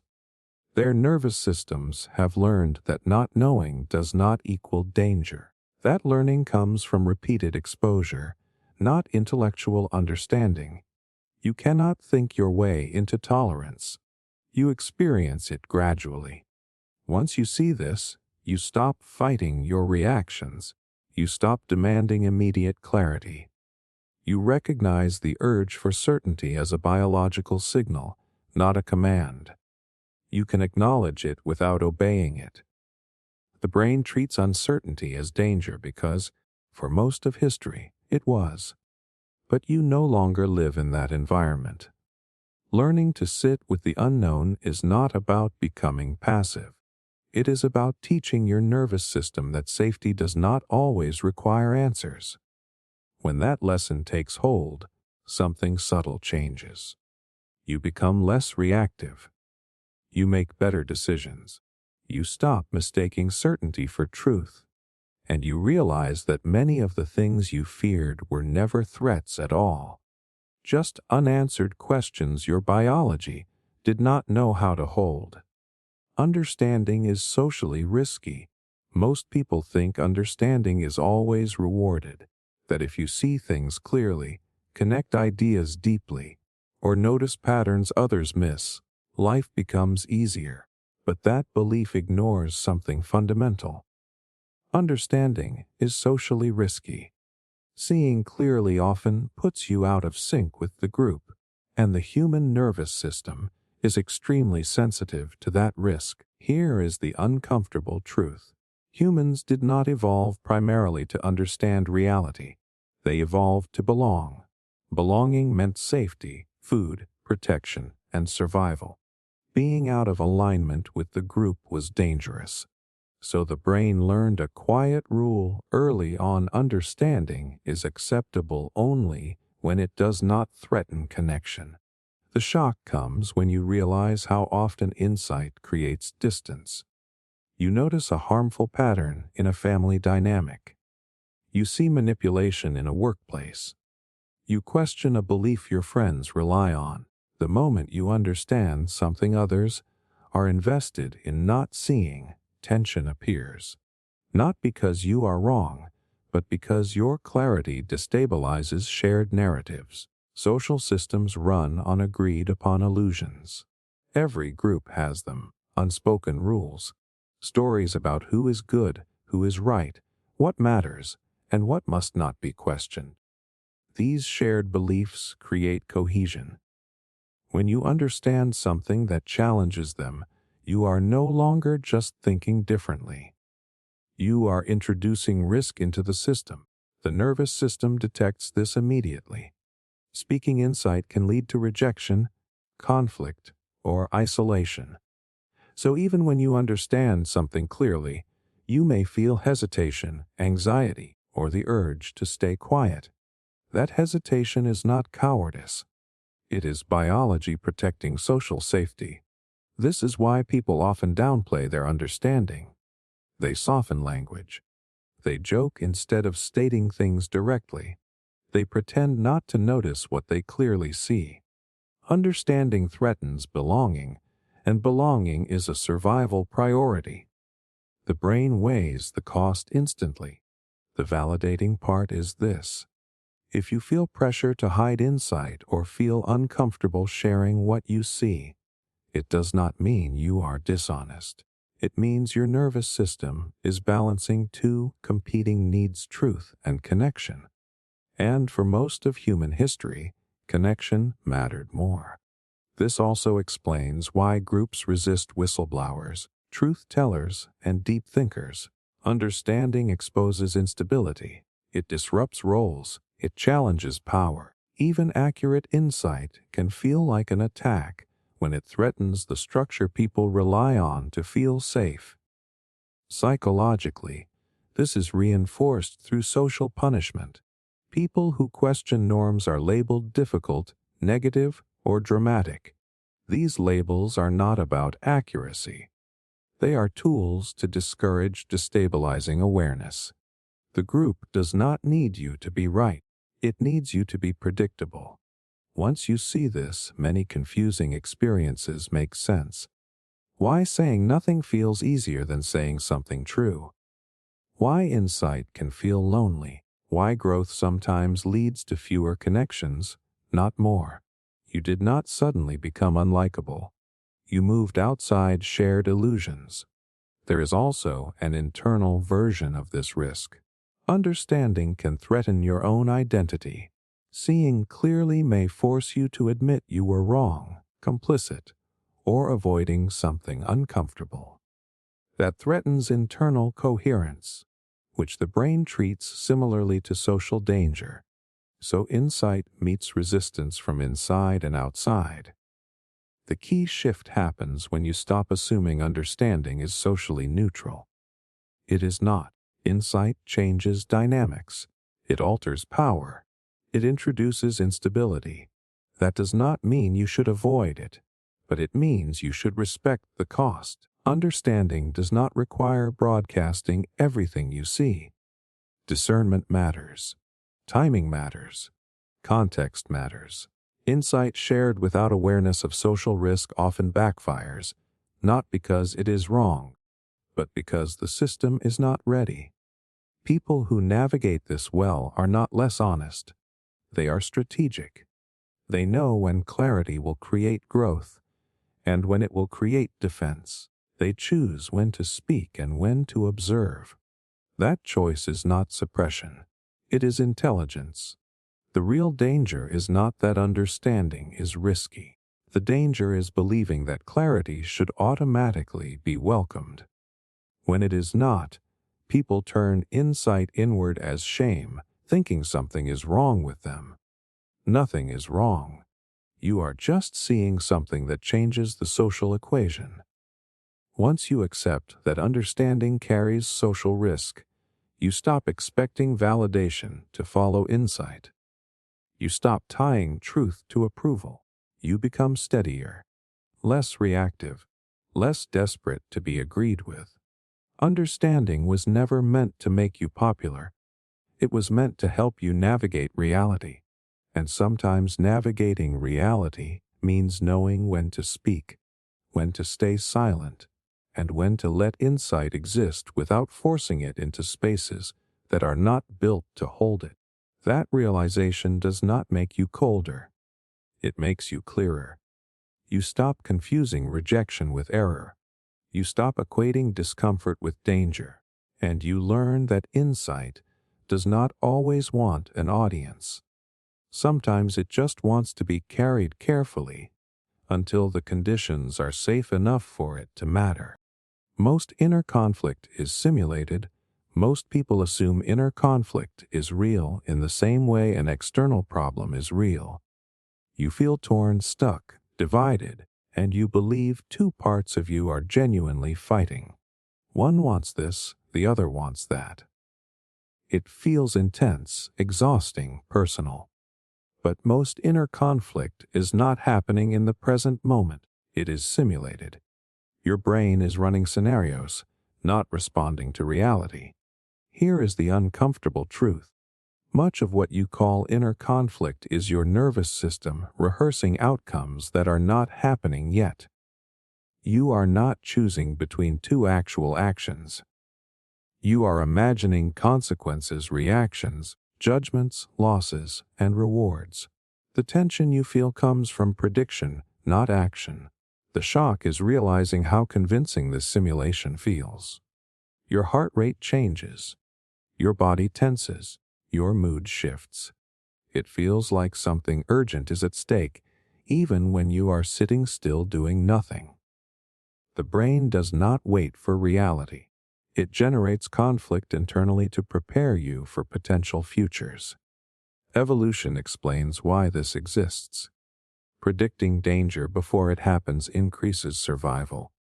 If you can simulate a threat, you can prepare without paying the cost of failure. The problem is that modern life gives the brain endless material to simulate. Social consequences, identity threats, regret, embarrassment, loss of status. None of these require immediate action, but the brain treats them as if they do. Neuroscience shows that imagined scenarios activate many of the same neural circuits as real experiences. The body responds to thoughts as if they were events. That means internal arguments feel physically real. Stress hormones release, muscles brace, attention narrows, all without anything actually happening. This is why inner conflict feels endless. There is no resolution because the situation is not real yet. You are not choosing between two present actions. You are choosing between imagined futures, and the brain keeps generating new ones. Every time one scenario resolves, another appears.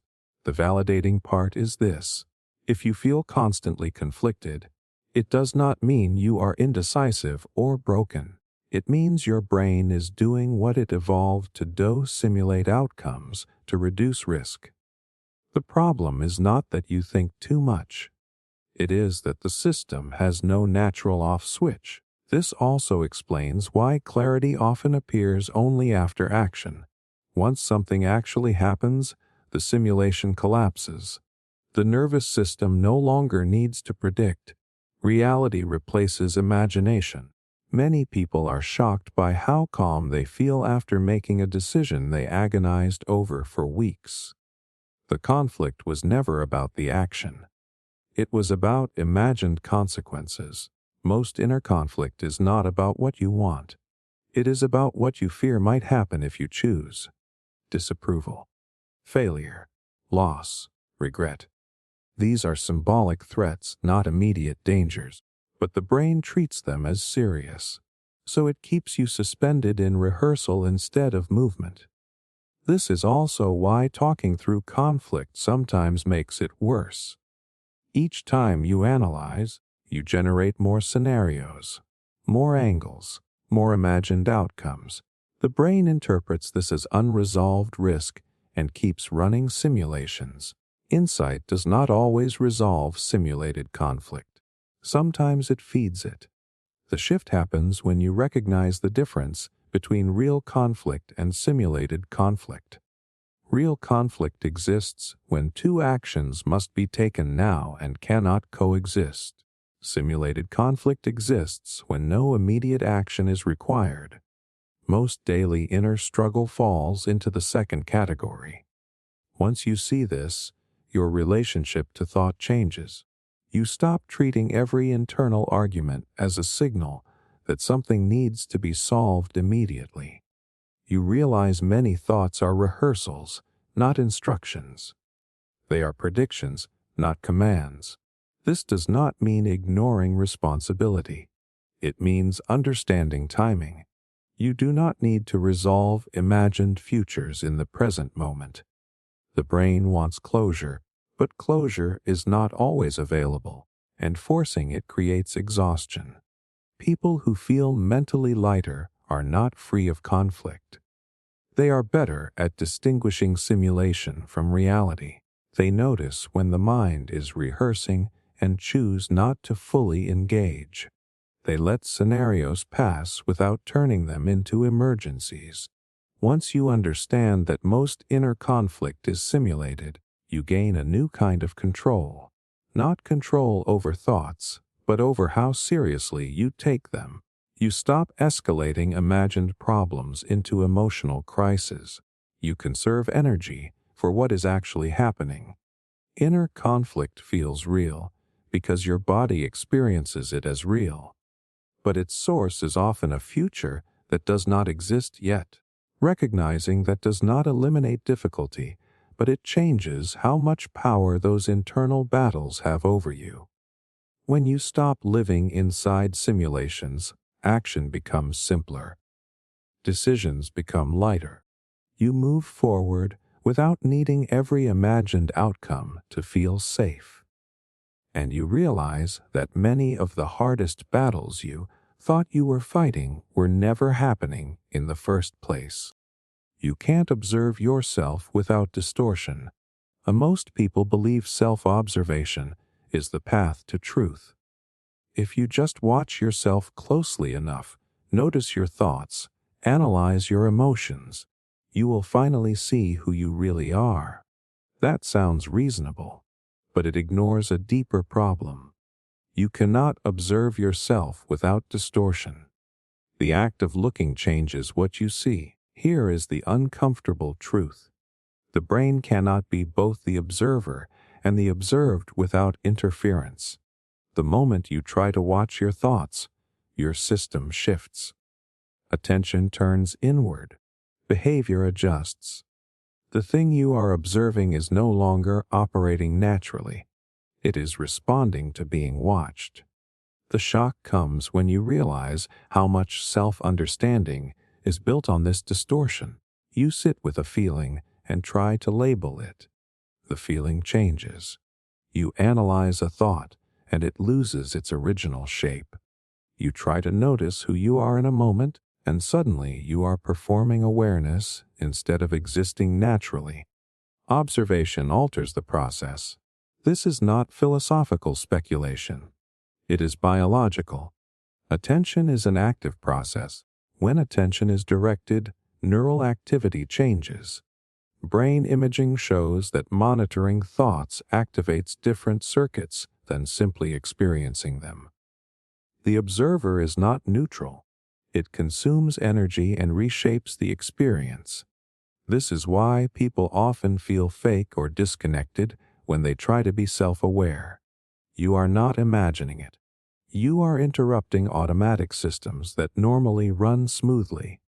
Much of your behavior, emotion, and decision-making is unconscious for a reason.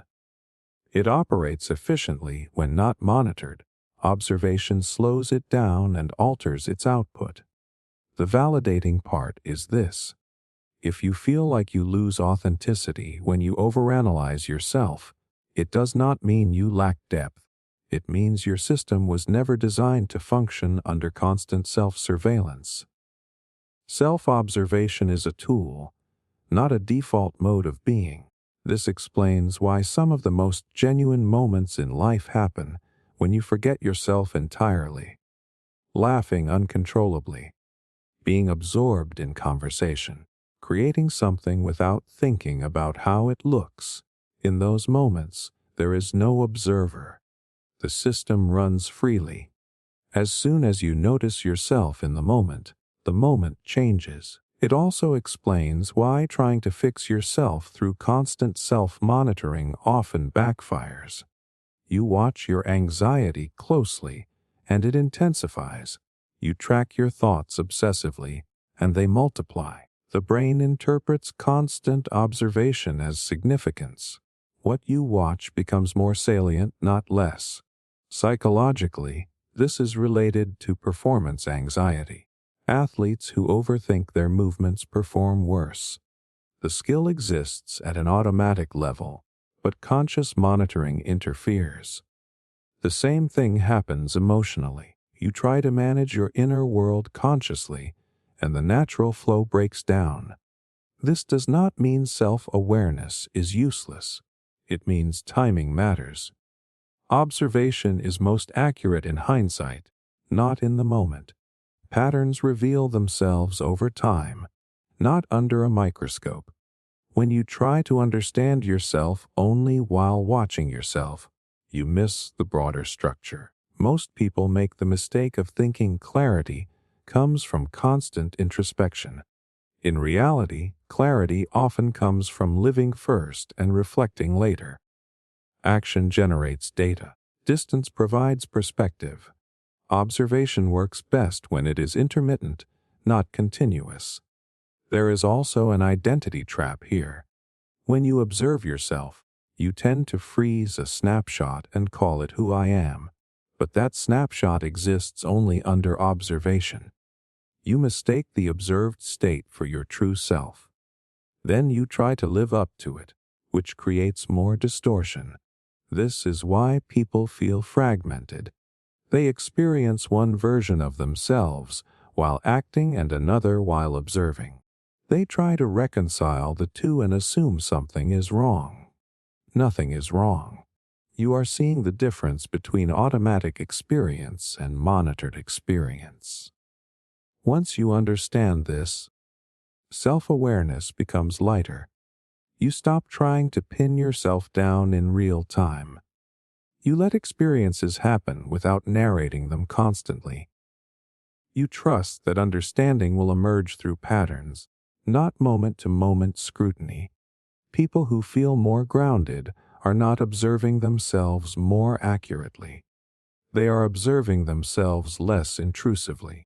They allow unconscious systems to operate and use reflection selectively, after the fact, when distortion is lower. You cannot observe yourself without distortion because observation is an intervention. It changes the system it examines. That does not make self-understanding impossible. It just means it must be indirect, patient, and spaced out over time. When you stop demanding perfect self-observation in the moment, something shifts. You become more present, less performative, less trapped in mental commentary. You live first and understand later. The paradox is that you see yourself more clearly when you stop trying to watch yourself all the time. And once you accept that distortion is unavoidable, self-awareness stops feeling like a trap and starts feeling like a tool you can pick up and put down when it actually helps. Insight often reduces functionality. The most people believe insight makes you better, smarter, more capable. You assume that the more you understand yourself and the world, the more effectively you will function inside it. But that belief skips an uncomfortable reality. Insight often reduces functionality. Seeing clearly does not always make you act better. Sometimes it makes acting harder. Here is the uncomfortable truth. Many human behaviors work precisely because they are not fully conscious. Habits, social instincts, confidence, motivation, even ambition rely on partial blindness. They function best when they run automatically. Insight interrupts that automation, and when automation breaks, performance often drops. The shock comes when you notice this in real life. The moment you deeply understand why you procrastinate, the procrastination does not magically stop. Sometimes it gets worse. When you see the mechanics behind confidence, confidence feels fragile. When you understand social dynamics too well, you hesitate instead of flowing. Awareness inserts friction where there used to be momentum. This is not a flaw in insight. It is a feature of how the brain works. Many skills live in procedural memory, not conscious reasoning. They are designed to operate without commentary. When insight drags them into awareness, it forces conscious control onto systems that evolved to be automatic. That slows everything down. Psychology shows this clearly in performance research. Athletes who become overly self-aware during competition perform worse. Musicians who focus on technique mid-performance lose fluidity. The same applies to emotional and social behavior. Over-insight can destabilize patterns that used to work without effort. The validating part is this. If you feel less effective after gaining insight, it does not mean the insight was wrong or harmful. It means your system is recalibrating. You removed unconscious scaffolding that supported behavior. That scaffolding was efficient, even if it was imperfect. Insight strips away illusions that once fueled action. Believing you are special, destined, or naturally capable can motivate enormous effort. Seeing those beliefs as constructs can flatten drive. Understanding that confidence is partly performative can make it harder to perform. Functionality often depends on beliefs that are not fully examined. This is why children often function with more ease than adults. They have less insight. They do not analyze themselves constantly. They act first and reflect later, if at all. Their systems run freely. As insight increases with age, so does self-consciousness, doubt, and hesitation. There is also a social layer. Many social behaviors rely on not fully understanding the game. Once you see the incentives, power dynamics, and unspoken rules, participating can feel manipulative or artificial. Insight creates moral friction. You hesitate not because you cannot act, but because you see too much. This leads people to assume insight should immediately improve life. When it does not, they feel disappointed or broken. But insight is not a performance enhancer. It is a destabilizer. It removes outdated programs without immediately replacing them. That gap feels like dysfunction, but it is actually transition. Most people quit here. They retreat back into old patterns or suppress insight because functionality mattered more than truth. That makes sense biologically. Survival systems value effectiveness over accuracy. If insight threatens function, the nervous system resists it. The important shift is understanding that reduced functionality is often temporary. Insight dismantles old systems. New ones take time to form. During that period, you feel awkward, slower, less decisive. That does not mean insight failed. It means integration has not finished. Think of it like upgrading software. During installation, the system is less usable. Programs close. Processes restart. But once integration completes, functionality returns at a higher level. Insight works the same way. It breaks before it builds. The mistake is expecting insight to immediately improve behavior. Insight alone does not create new habits, skills, or emotional regulation. It creates awareness of what no longer works. Functionality returns when new automatic patterns are built to replace the old ones. People who seem both insightful and functional are not operating purely on awareness. They have rebuilt automation aligned with insight. Their clarity has been embodied, not just understood. That takes repetition, practice, and time. Once you understand this, you stop panicking when insight feels destabilizing. You stop assuming something went wrong. You recognize the loss of functionality as part of reorganization. You give yourself permission to be less effective while systems update. Insight is not meant to make life smoother immediately. It is meant to make it more accurate over time. The cost is temporary inefficiency. The reward is longer-term alignment. When you stop expecting insight to be painless, you stop fighting the process. You allow function to dip without shame. And slowly, new patterns emerge that no longer rely on illusion to operate. Insight often reduces functionality because it removes unconscious support structures. That does not mean insight is a mistake. It means growth is disruptive before it is stabilizing. Once that clicks, you stop choosing between clarity and effectiveness. You realize effectiveness built on illusion is fragile anyway. And you learn to tolerate the awkward phase, where understanding is high and function is temporarily low, knowing that something more stable is being built underneath. The mind prioritizes familiar pain. Most people think the mind wants comfort.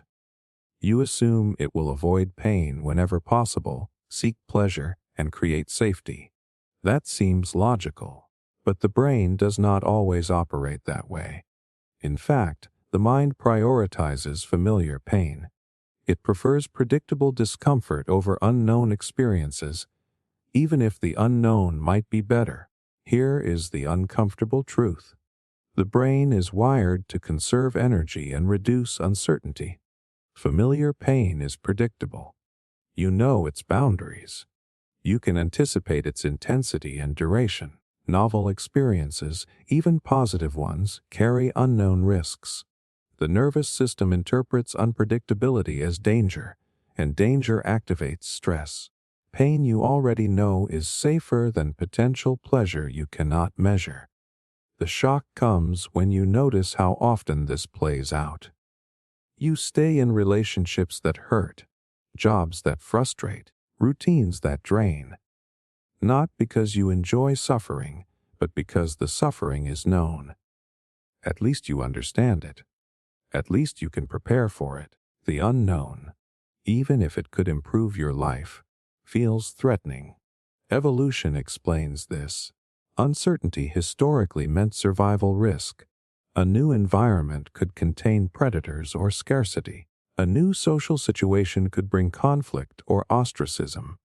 Familiar situations, even painful ones, were safer by comparison.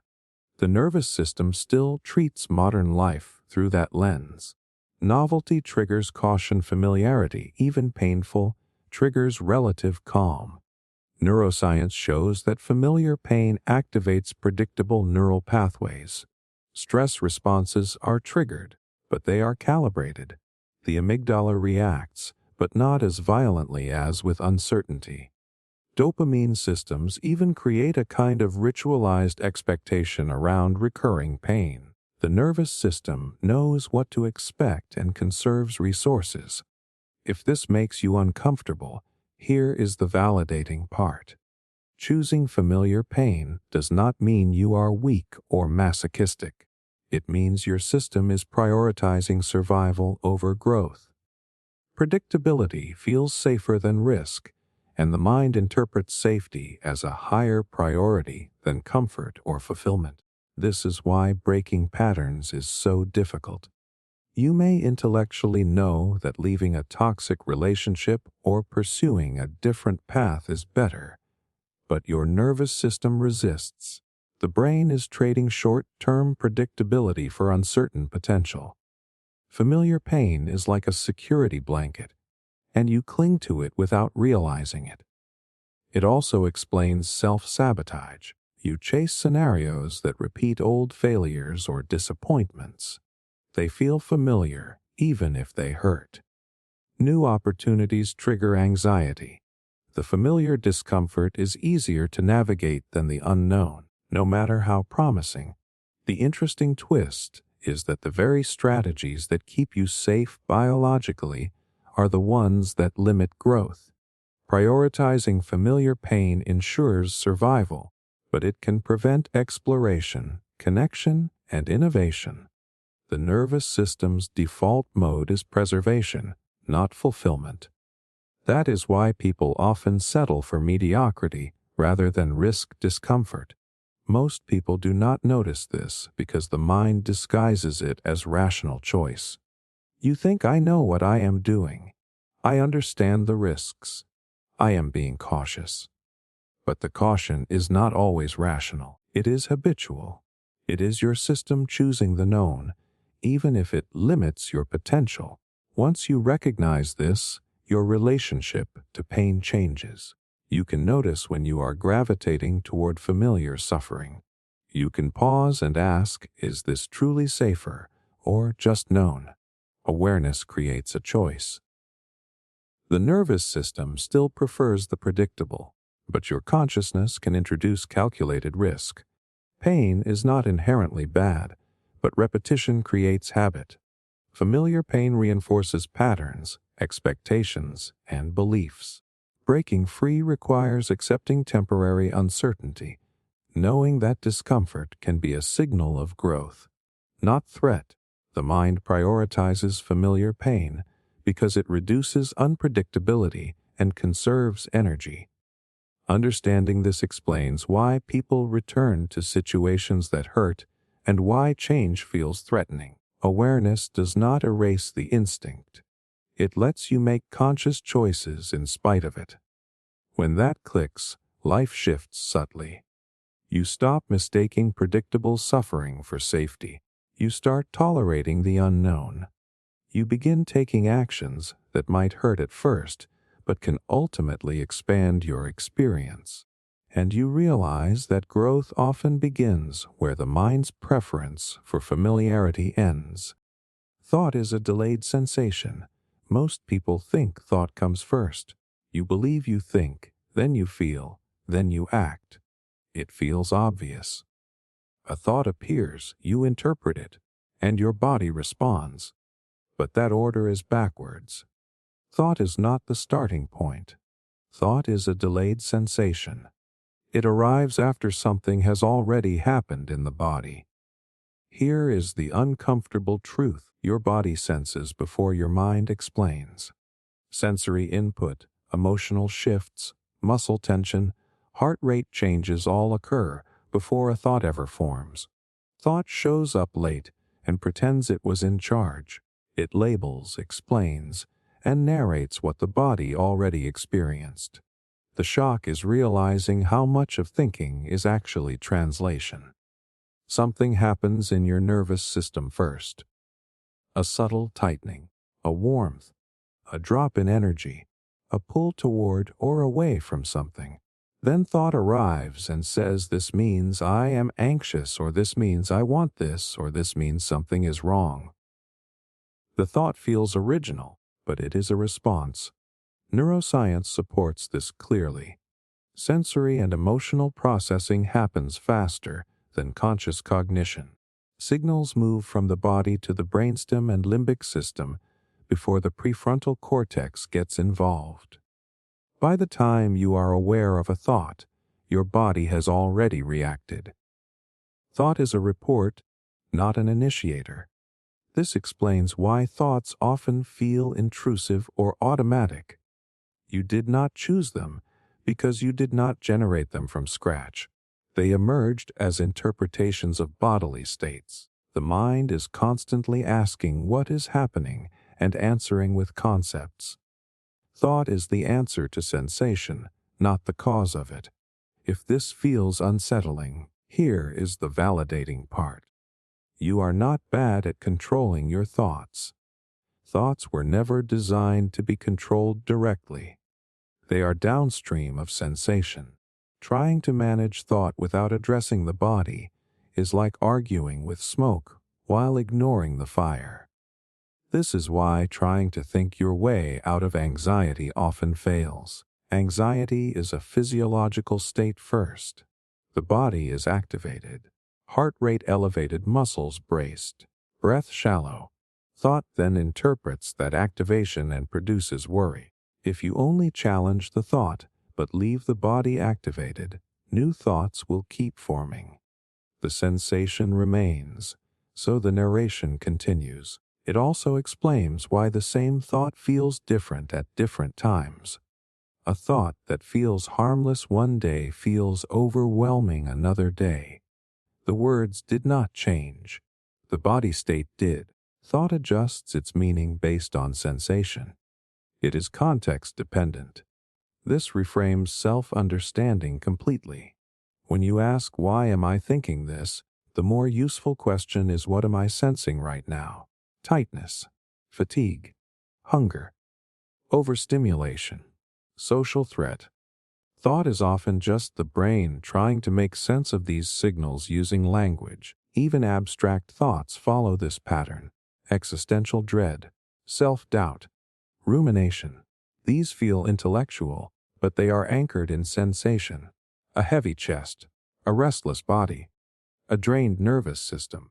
The mind interprets those sensations with big stories because it has to explain something. This also explains why movement, breath, and environment can change thoughts so quickly.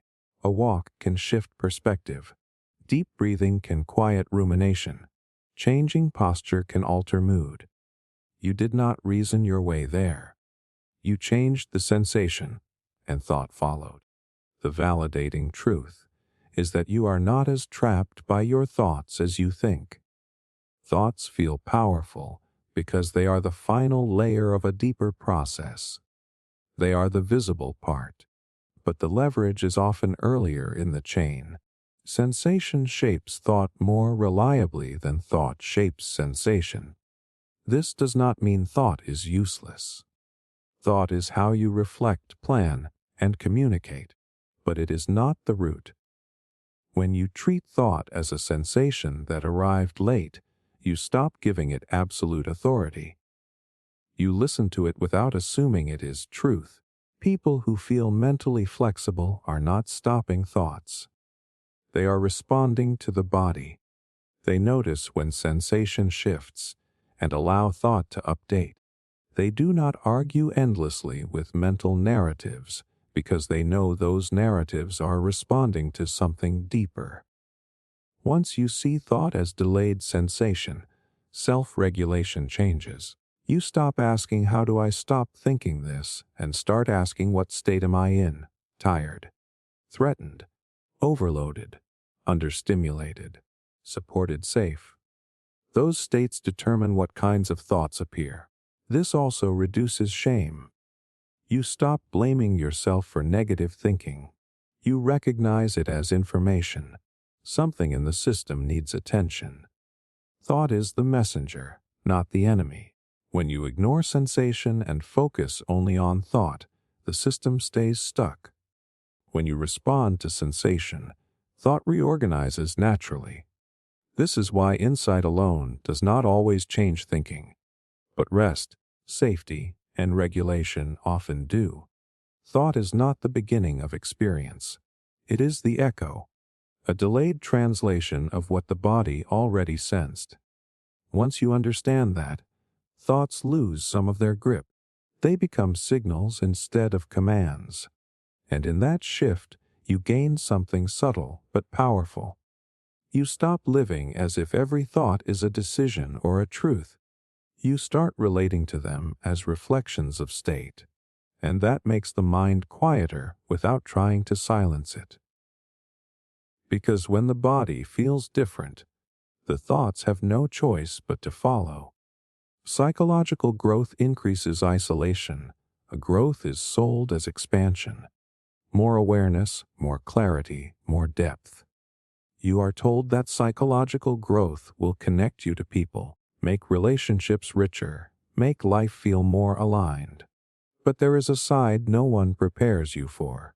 Psychological growth often increases isolation, not the dramatic kind where everyone disappears overnight, the quieter kind.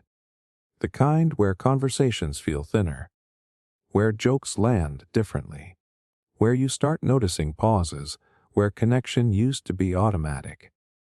Nothing is wrong on the surface, but something is missing underneath. The shock is realizing that growth changes your internal reference points faster than your environment can keep up. Your perceptions shift. Your tolerances shift. What once felt normal starts to feel loud, shallow, or misaligned. Not because others became worse, but because you became more aware of what you are participating in. Psychological growth usually involves questioning assumptions you never questioned before about success, identity, relationships, emotional reactions, social roles. That questioning creates distance. When you see patterns, you cannot unsee them. When you notice dynamics, you cannot fully play along without friction. This is where the isolation begins. Most social connection is built on shared assumptions and unspoken agreements. We agree not to question certain things too deeply. We agree to mirror each other emotionally. We agree to maintain familiar roles.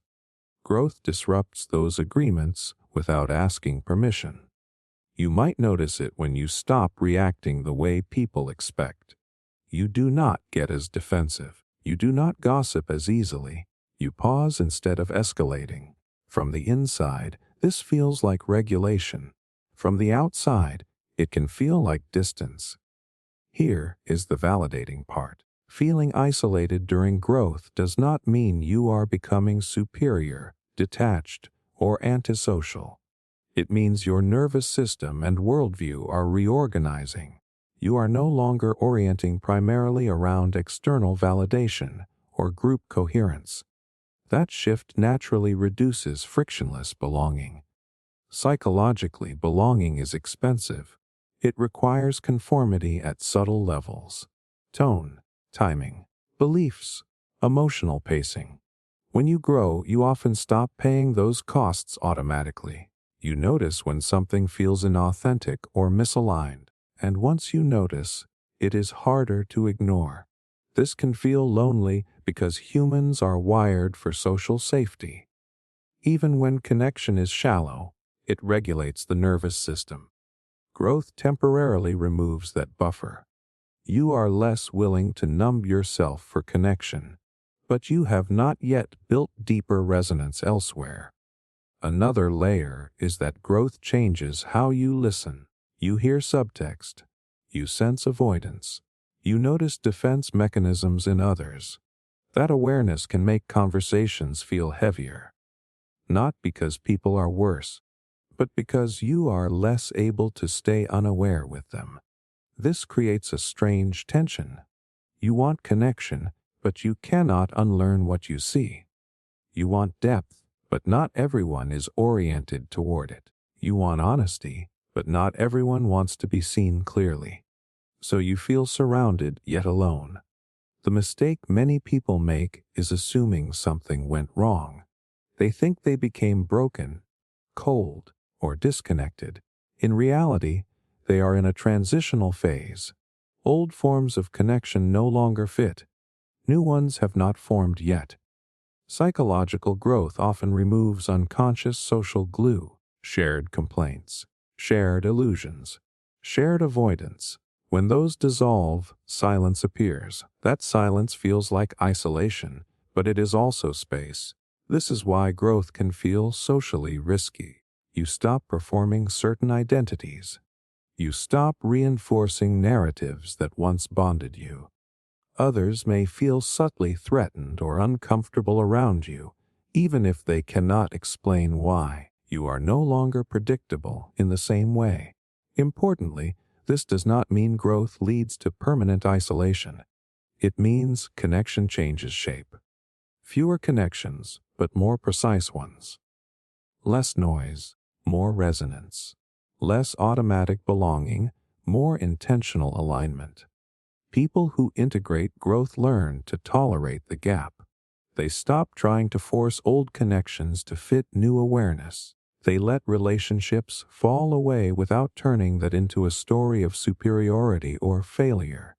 They understand that isolation is not the destination, but a corridor.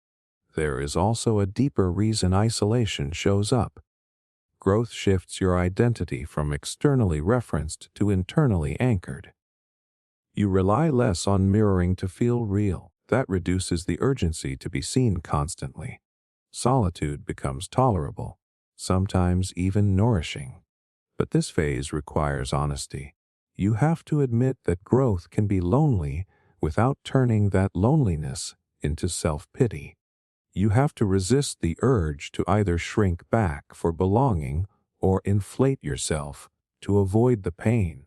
Psychological growth increases isolation because it reduces unconscious synchronization. It removes automatic alignment before conscious connection is built. That feels like loss before it feels like clarity. Once you accept this, the isolation stops feeling like punishment.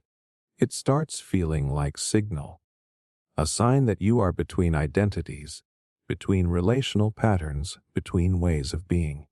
And eventually, when connection returns, it does not feel louder. It feels cleaner. Fewer people, fewer interactions, but less friction inside yourself. The isolation was not the cost of growth. It was the space required for something more honest to emerge.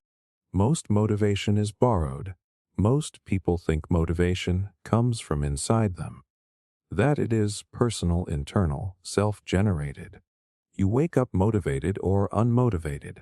You either have drive or you do not. But when you look closely, that story falls apart. Most motivation is borrowed. You are moved far more by other people than you realize. Their expectations, their approval, their disapproval, their presence, their absence. Even when you think you are acting for yourself, the energy often comes from somewhere else. The shock is noticing how motivation collapses when no one is watching. Tasks that felt urgent suddenly feel meaningless. Goals that once energized you lose momentum when external validation disappears. Alone, the drive fades. Around others, it returns. That is not coincidence. That is social biology. Humans evolved as social organisms. Survival depended on belonging, contribution, and status within a group. Motivation developed as a response to social signals. Praise, attention, comparison, competition. These cues activate dopamine systems far more reliably than abstract personal goals. This is why deadlines work better than intentions. Why accountability changes behavior. Why you can work harder for a boss than for yourself. The nervous system responds to social consequence more strongly than internal logic. Motivation is not willpower.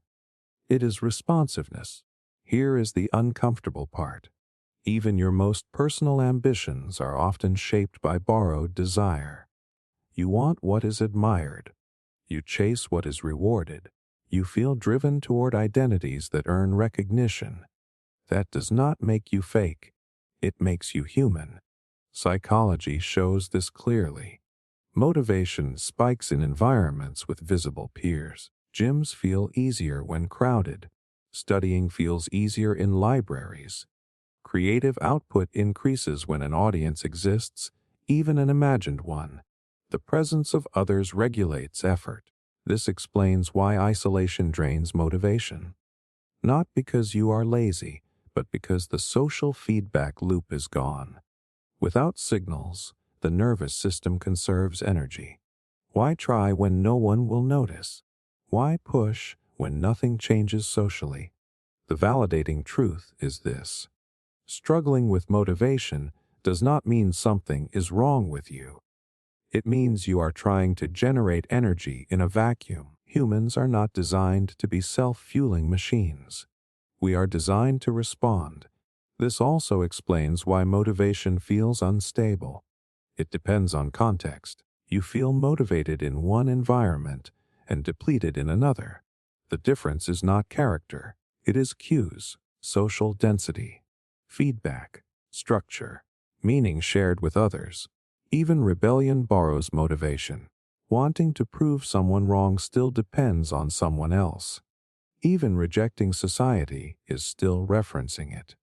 Motivation almost always points outward before it turns inward. This becomes dangerous when you believe all motivation must be internal. You blame yourself for inconsistency. You shame yourself for needing structure or encouragement. But needing external scaffolding is not weakness. It is alignment with how the nervous system works. The problem is not borrowed motivation. The problem is unconscious borrowing. When you do not know where your drive comes from, you let environments control you. Trends pull you. Algorithms push you. Comparison hijacks you. Awareness changes the relationship. Once you see that motivation is often borrowed, you can choose what to borrow from. You can design environments that support effort instead of draining it. You can place yourself near people whose values align with the direction you want to move. This is why identity-based motivation often outperforms pure discipline. When behavior is socially reinforced as who you are, effort feels lighter. You are not forcing action. You are maintaining belonging with a version of yourself and others. There is also relief here. You stop waiting to feel motivated before acting. You act first to create feedback. Action generates response. Response generates motivation. The loop runs forward, not backward. People who appear highly self-motivated usually have strong external structures. Mentors, audiences, deadlines, rituals, communities. They are not pulling energy from nothing. They are plugged into systems that feed them. Once you stop romanticizing motivation as purely internal, you stop fighting yourself. You stop expecting constant drive in isolation. You stop interpreting low motivation as failure. You start treating it as information about context. Borrowed motivation is not inferior. It is how momentum starts. Over time, some of it internalizes, but it always begins relationally. Even self-respect is learned through being respected first. Understanding this shifts everything. You stop asking, why am I not motivated, and start asking, what am I responding to? Who am I around? What feedback am I receiving? What signals am I immersed in? Most motivation is borrowed because humans are social engines. Energy flows through connection. When you align with that reality instead of resisting it, motivation stops feeling mysterious or unreliable. It becomes something you can work with instead of something you have to summon out of thin air. The brain resists completion. You think the brain wants closure, that it wants things finished, resolved, wrapped up neatly. You assume relief comes from completion, but the brain does not actually crave endings. The brain resists completion. It prefers things unfinished, slightly unresolved, still open.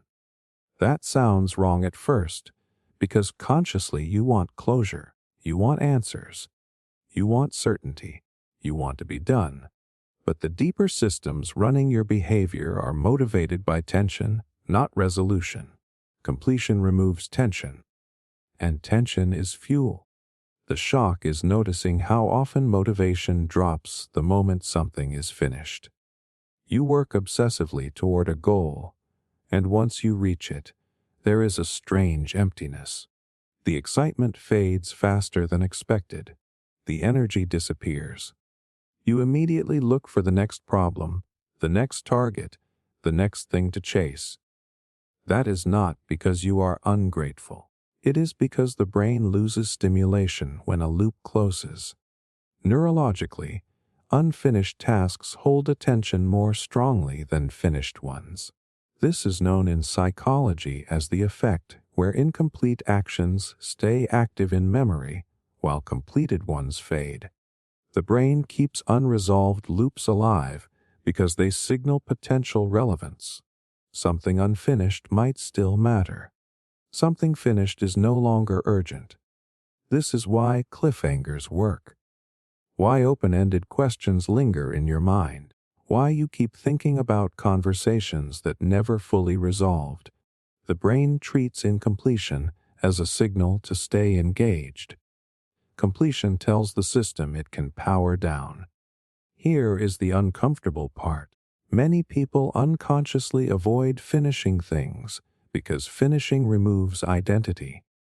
While you are working towards something, you are someone becoming. When it is done, that version of you dissolves. Completion forces an update, and the brain resists identity disruption. This is why procrastination often appears right before the finish line. Not at the beginning.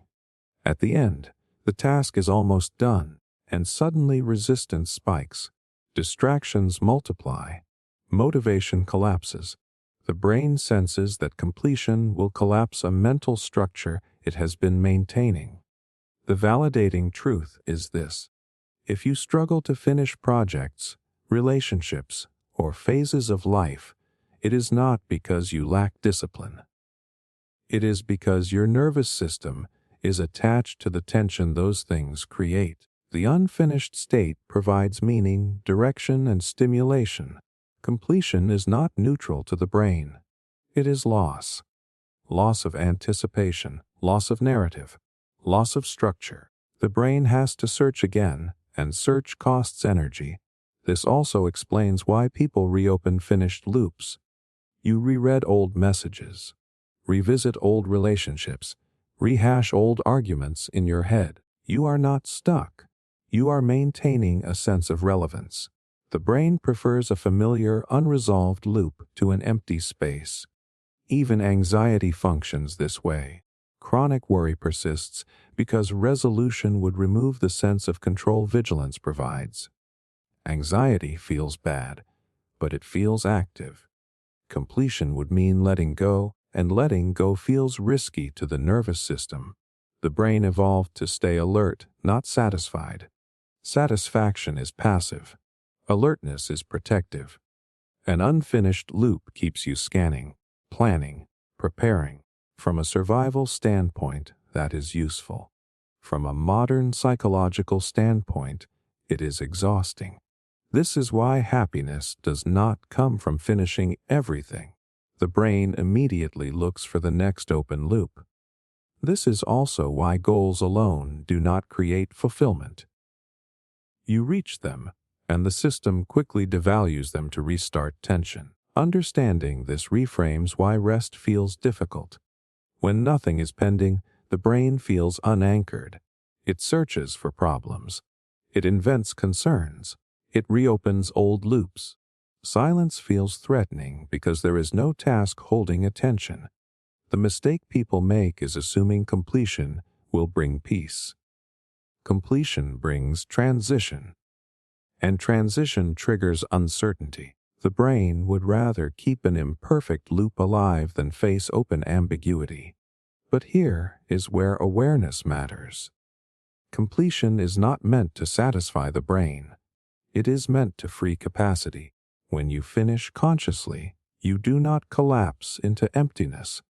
You choose the next direction instead of letting the brain reopen old loops automatically.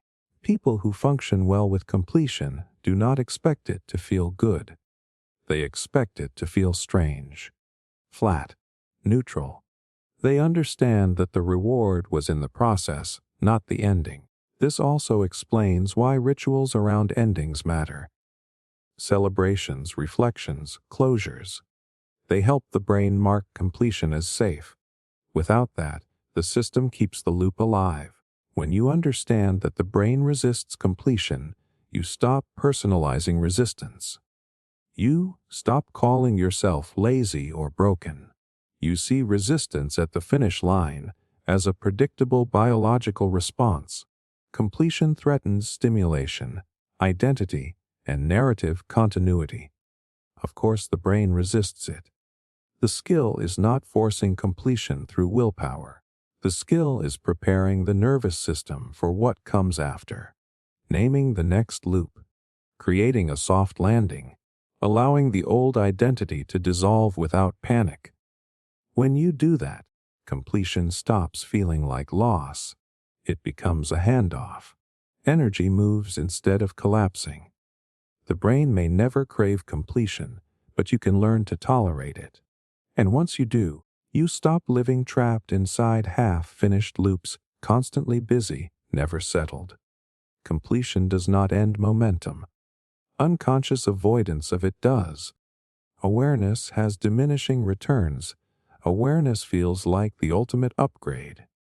More insight, more self-understanding, more clarity. You are taught that if you just notice more, observe more, reflect deeper, life will keep improving. But awareness does not scale infinitely. At a certain point, awareness has diminishing returns.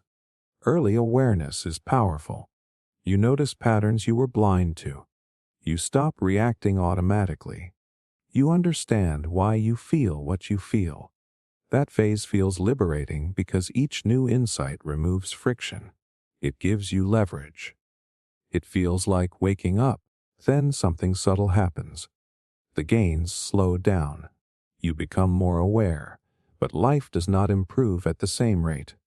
Sometimes it feels like it gets heavier.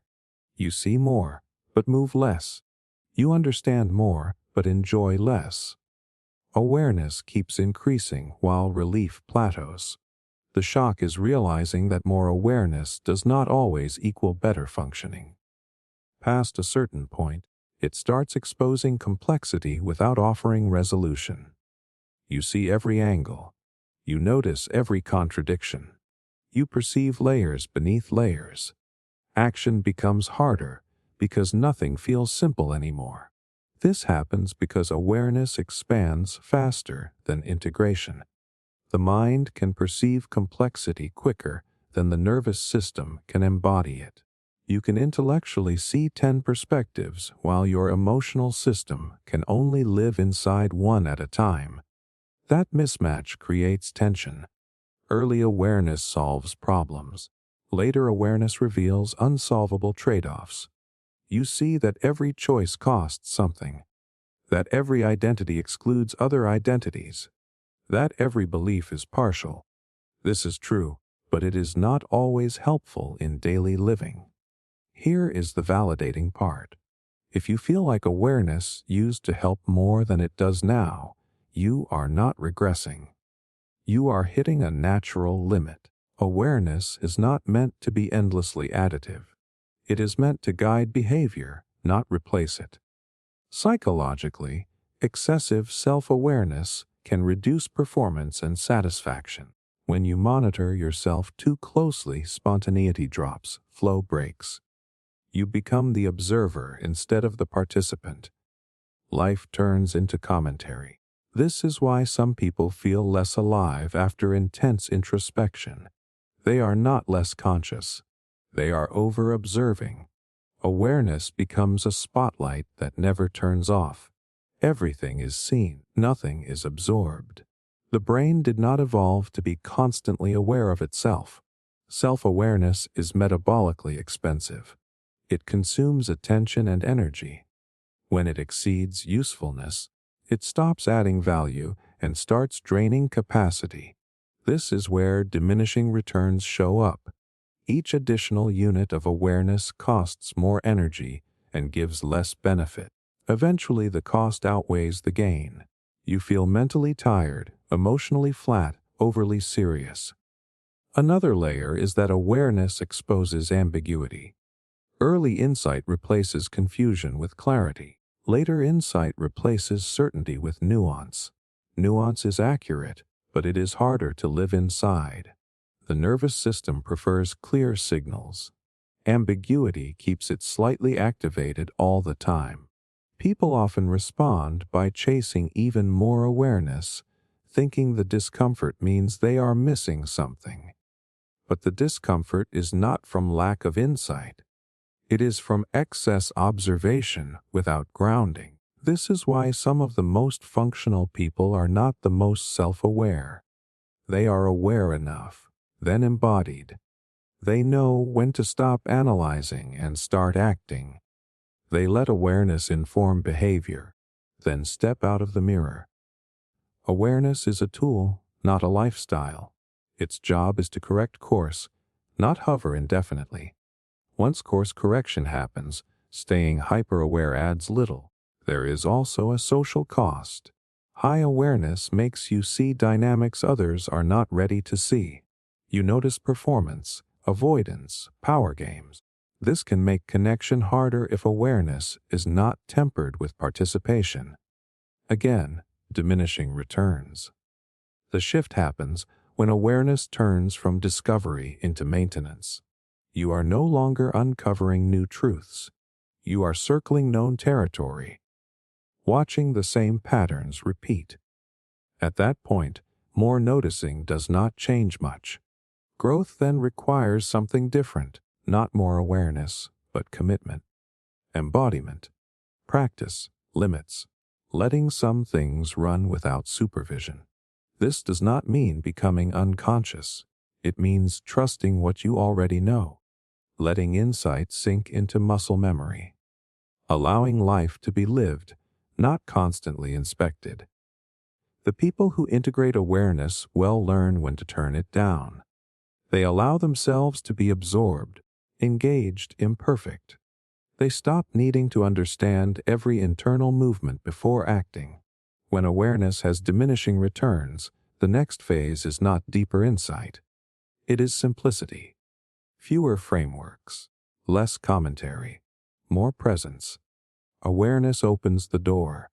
Walking through it requires letting go of the doorframe. If you keep standing there analyzing the hinges, you miss the room. Once you accept that awareness is not infinite, you stop pushing it past usefulness. You respect its limits. You use it when needed, then release it. That is when clarity stops feeling heavy and starts feeling integrated. And life feels less like something you are watching and more like something you are actually inside of again. The self is a predictive shortcut. You experience the self as something solid, a core, a stable someone behind your eyes making decisions, having opinions, staying consistent over time. It feels obvious. Of course there is a self. Who else would be here? But when you look closely, the self is not what it feels like. The self is a predictive shortcut. The brain does not construct the self to express truth. It constructs it to save energy. Predicting reality is expensive. Processing every moment from scratch would overwhelm the system, so the brain builds shortcuts. One of the biggest shortcuts it uses is you. The shock is realizing that the self is less of an identity and more of a compression algorithm.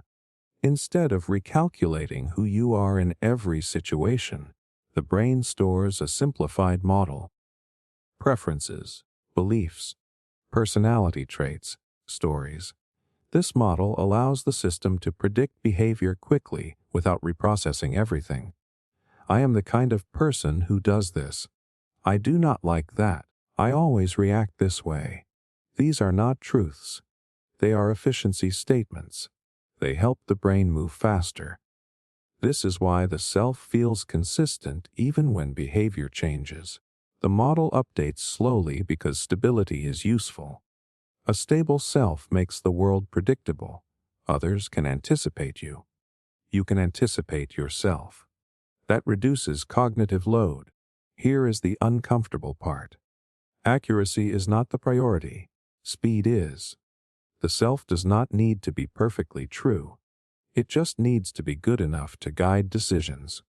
So the brain keeps outdated traits, exaggerated patterns, and oversimplified stories because revising them constantly would cost energy. This explains why identity lags behind growth. You change, but your self-concept does not update immediately. You still think of yourself as shy even when you act confidently, as bad at relationships even when you communicate better. The predictive model is slow to rewrite. It also explains why people defend their identity so aggressively. Challenging the self threatens efficiency. If the shortcut breaks, the brain has to work harder. That feels dangerous at a nervous system level. So the system protects the self not because it is sacred, but because it is useful. The validating truth is this: feeling attached to your identity does not mean you are ego-driven or unconscious. It means your brain is conserving resources. Letting go of the self feels disorienting because it removes a core prediction tool. Psychologically, this is why change feels harder than insight. You can understand something new quickly. Updating the self takes repetition. The brain waits for consistent evidence before rewriting the shortcut. One insight is not enough. It wants patterns. This also explains why labels feel grounding. Diagnosis, personality types, roles, names for who you are. They give the brain a clean predictive handle. Even negative identities can feel comforting because they stabilize expectations. I am broken. I am the anxious one. I am the responsible one. These are not just beliefs. They are predictions about future behavior. The brain prefers a flawed prediction over no prediction at all. The self also helps regulate social interaction. Others need a stable version of you to relate to. If you changed constantly, relationships would be chaotic. The predictive self creates continuity across time so social systems can function. But the cost of this shortcut is rigidity. When the self hardens, it stops reflecting reality and starts shaping it. You avoid experiences that contradict the model. You interpret events to fit the story. You feel uncomfortable acting out of character even when it would help. This is where suffering creeps in, not because the self exists, but because it becomes overtrusted. The shortcut turns into a prison. The mind prefers using the self rather than checking reality moment by moment. It says this is who we are, so act accordingly. That saves energy, but it also limits flexibility. When people talk about losing the self or transcending ego, what they are really describing is loosening the grip of the predictive model. Not deleting it, but holding it lightly.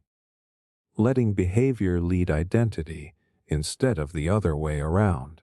This is why new environments feel liberating. The old predictions do not apply. The self has less data. You feel more open, more alive. The shortcut weakens temporarily, and raw experience comes forward. Over time, the brain rebuilds the model. A new self forms. Because it has to. Total openness is too expensive to maintain. Understanding this changes how you relate to yourself. You stop asking, "Who am I really?" and start asking, "What is my brain predicting right now?" You notice identity as a tool rather than a truth. This creates flexibility. You can act outside the model without feeling like you are betraying yourself. You can experiment. The self becomes adjustable instead of fixed. The self is not an enemy. It is an efficiency mechanism. It helps you move through the world without burning out. The problem starts when you confuse the shortcut for reality. Once you see that the self is a predictive shortcut, identity becomes lighter. You still use it, but you do not worship it. You let it update. You let it be wrong. And in that space, something subtle happens. You feel less trapped by who you think you are. Not because you found a truer self underneath, but because you realized the self was never meant to be true in the first place. It was meant to be useful. Your identity is heavily auto-generated. You experience identity as something you chose, your values, your personality, your preferences. It feels personal, deliberate, authored. You think you built yourself through decisions and experiences. But when you look closely, a lot of your identity was never consciously designed. It was auto-generated. The shock is realizing how little intention was involved.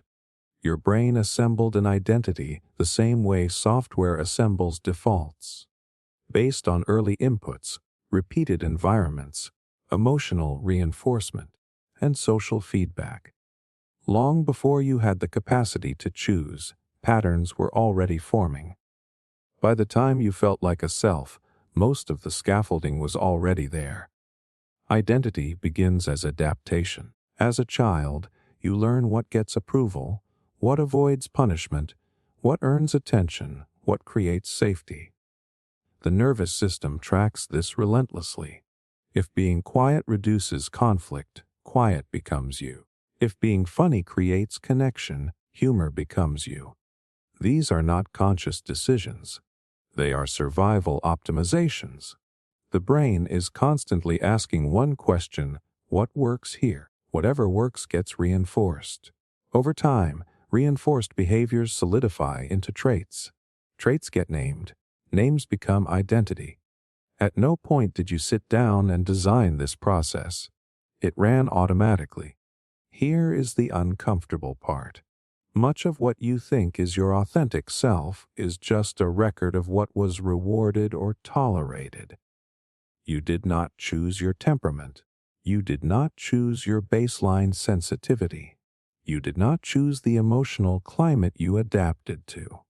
Yet all of these shape who you believe you are. Neuroscience supports this. Repeated neural activation strengthens pathways. The brain favors efficiency, so it repeats what has worked before.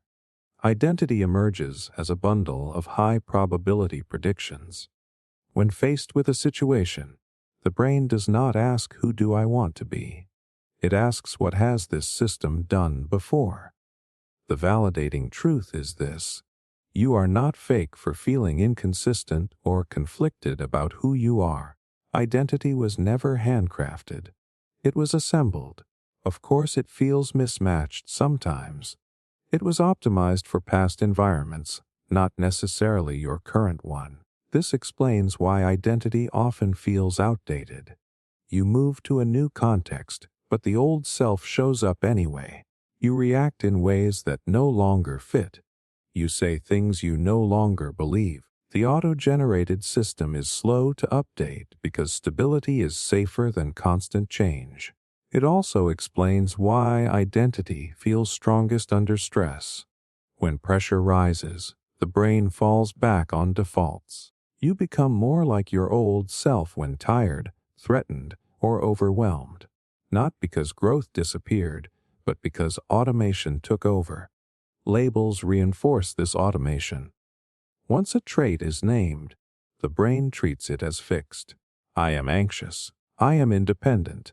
I am bad at confrontation. These labels reduce cognitive load. They allow quick prediction. But they also lock patterns in place. Social feedback accelerates this process. Others reflect you back to yourself. They treat you as a certain kind of person. Over time, you internalize that reflection. The brain prefers social coherence, so it aligns behavior with how it expects to be seen. This is why changing identity feels socially risky. When you act differently, it creates prediction errors in others. They push back. They say you have changed. The nervous system interprets that pushback as danger, even if the change is healthy. None of this means identity is fake or meaningless. It means it is functional. It exists to reduce uncertainty, to create continuity, to allow faster decisions. The problem arises when you confuse auto-generated patterns for destiny. Awareness changes the relationship. When you see that identity is heavily auto-generated, you stop moralizing it. You stop thinking this is who I truly am and start seeing this as what my system learned to do. That creates flexibility. You can interrupt patterns without feeling like you are betraying yourself. You can experiment without demanding immediate identity coherence.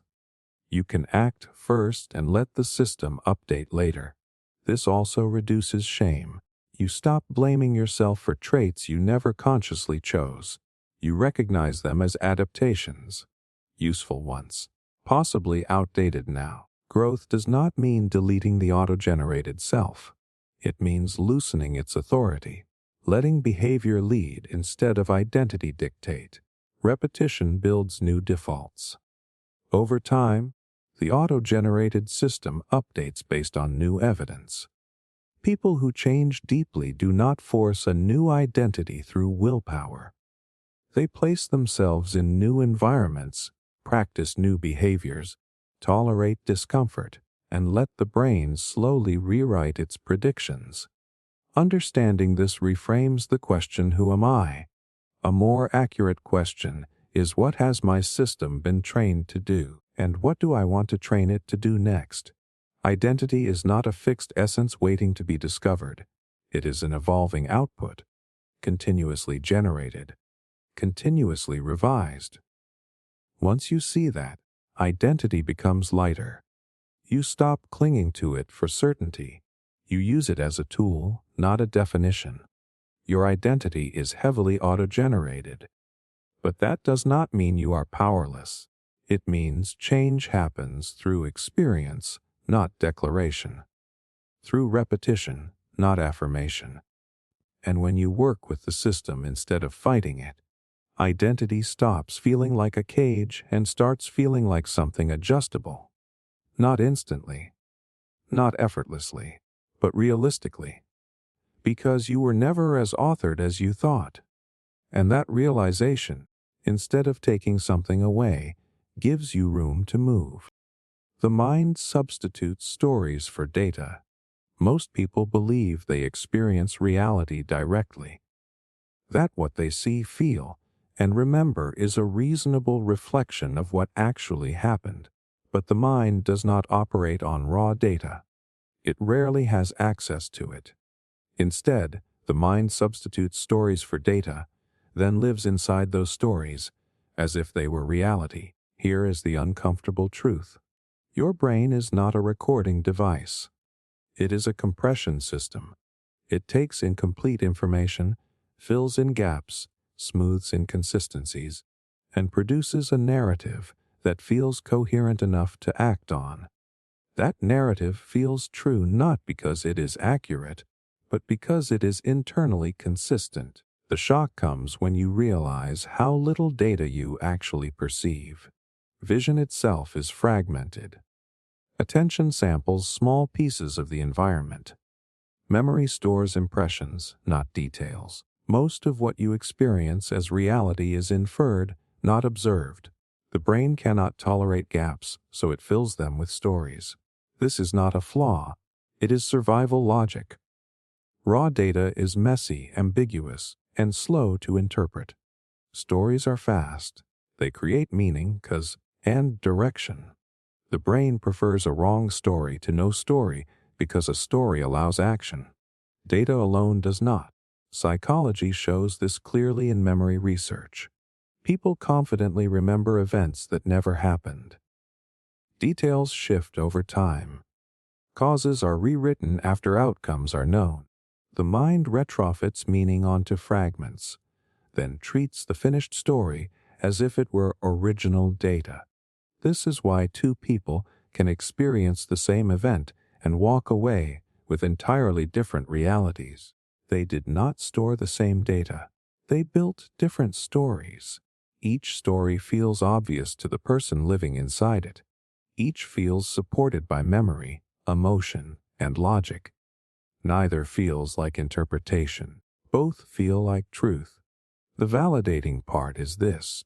If you find yourself certain about things that later turn out to be incomplete or wrong, it does not mean you are careless. It means your brain is doing what it evolved to do. Stories reduce cognitive load. They simplify complexity. They protect you from overwhelm. This also explains why emotions attach so strongly to beliefs. Stories are not neutral. They carry meaning, identity, and implication. Once a story explains why something happened, who is responsible, and what it says about you, the nervous system invests in it. Challenging the story feels like threatening reality itself. The mind substitutes stories for data most aggressively under uncertainty. When information is missing, ambiguous, or overwhelming, narrative fills the void. This is why stress, fear, and anxiety increase storytelling. The brain rushes to explanation to regain a sense of control. You see this constantly in everyday life. A delayed message becomes a story about rejection. A neutral comment becomes a story about disrespect. A single mistake becomes a story about personal failure. The data is minimal. The story is elaborate. Once the story forms, confirmation bias takes over. The brain selectively notices information that supports the narrative and ignores what contradicts it. Not intentionally, automatically. The story becomes the lens through which new data is filtered. At that point, the story feels self-evident. This is also why arguments rarely change minds. You are not debating data. You are threatening stories that organize someone's reality. The brain defends stories the way it defends physical safety. Logic alone rarely wins, because the attachment is emotional and structural, not informational. The important shift happens when you start noticing the difference between data and story. Data is what was directly observed. A behavior, a word, a measurable outcome. Story is the meaning you assigned to it, why it happened, what it means about you or others. Most suffering lives in the story, not the data. This does not mean you can live without stories. You cannot. The brain needs them. Meaning requires narrative, but you can loosen your grip. You can treat stories as provisional instead of absolute. Useful interpretations, not facts. People who feel more mentally flexible are not better at collecting data. They are better at revising stories. They notice when a narrative is causing unnecessary pain or rigidity and allow alternative explanations to exist alongside it. This is also why journaling, reflection, and therapy work when done well, not because they uncover hidden data, but because they surface stories. Once a story is visible, it becomes editable. You can ask what data actually supports it and what was filled in automatically. The danger is believing your story is the data. When that happens, perception hardens. Relationships fracture. Learning stalls. The mind confuses narrative coherence with truth. Once you see how quickly the brain substitutes stories for data, you become less reactive. You pause before escalating meaning. You notice when certainty is coming from narrative comfort, not evidence. You give yourself space to update the story instead of defending it.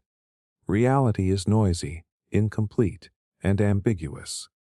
Stories make it livable. But when stories become invisible, they control you. When they become visible, they become tools. The mind will always substitute stories for data. That is unavoidable.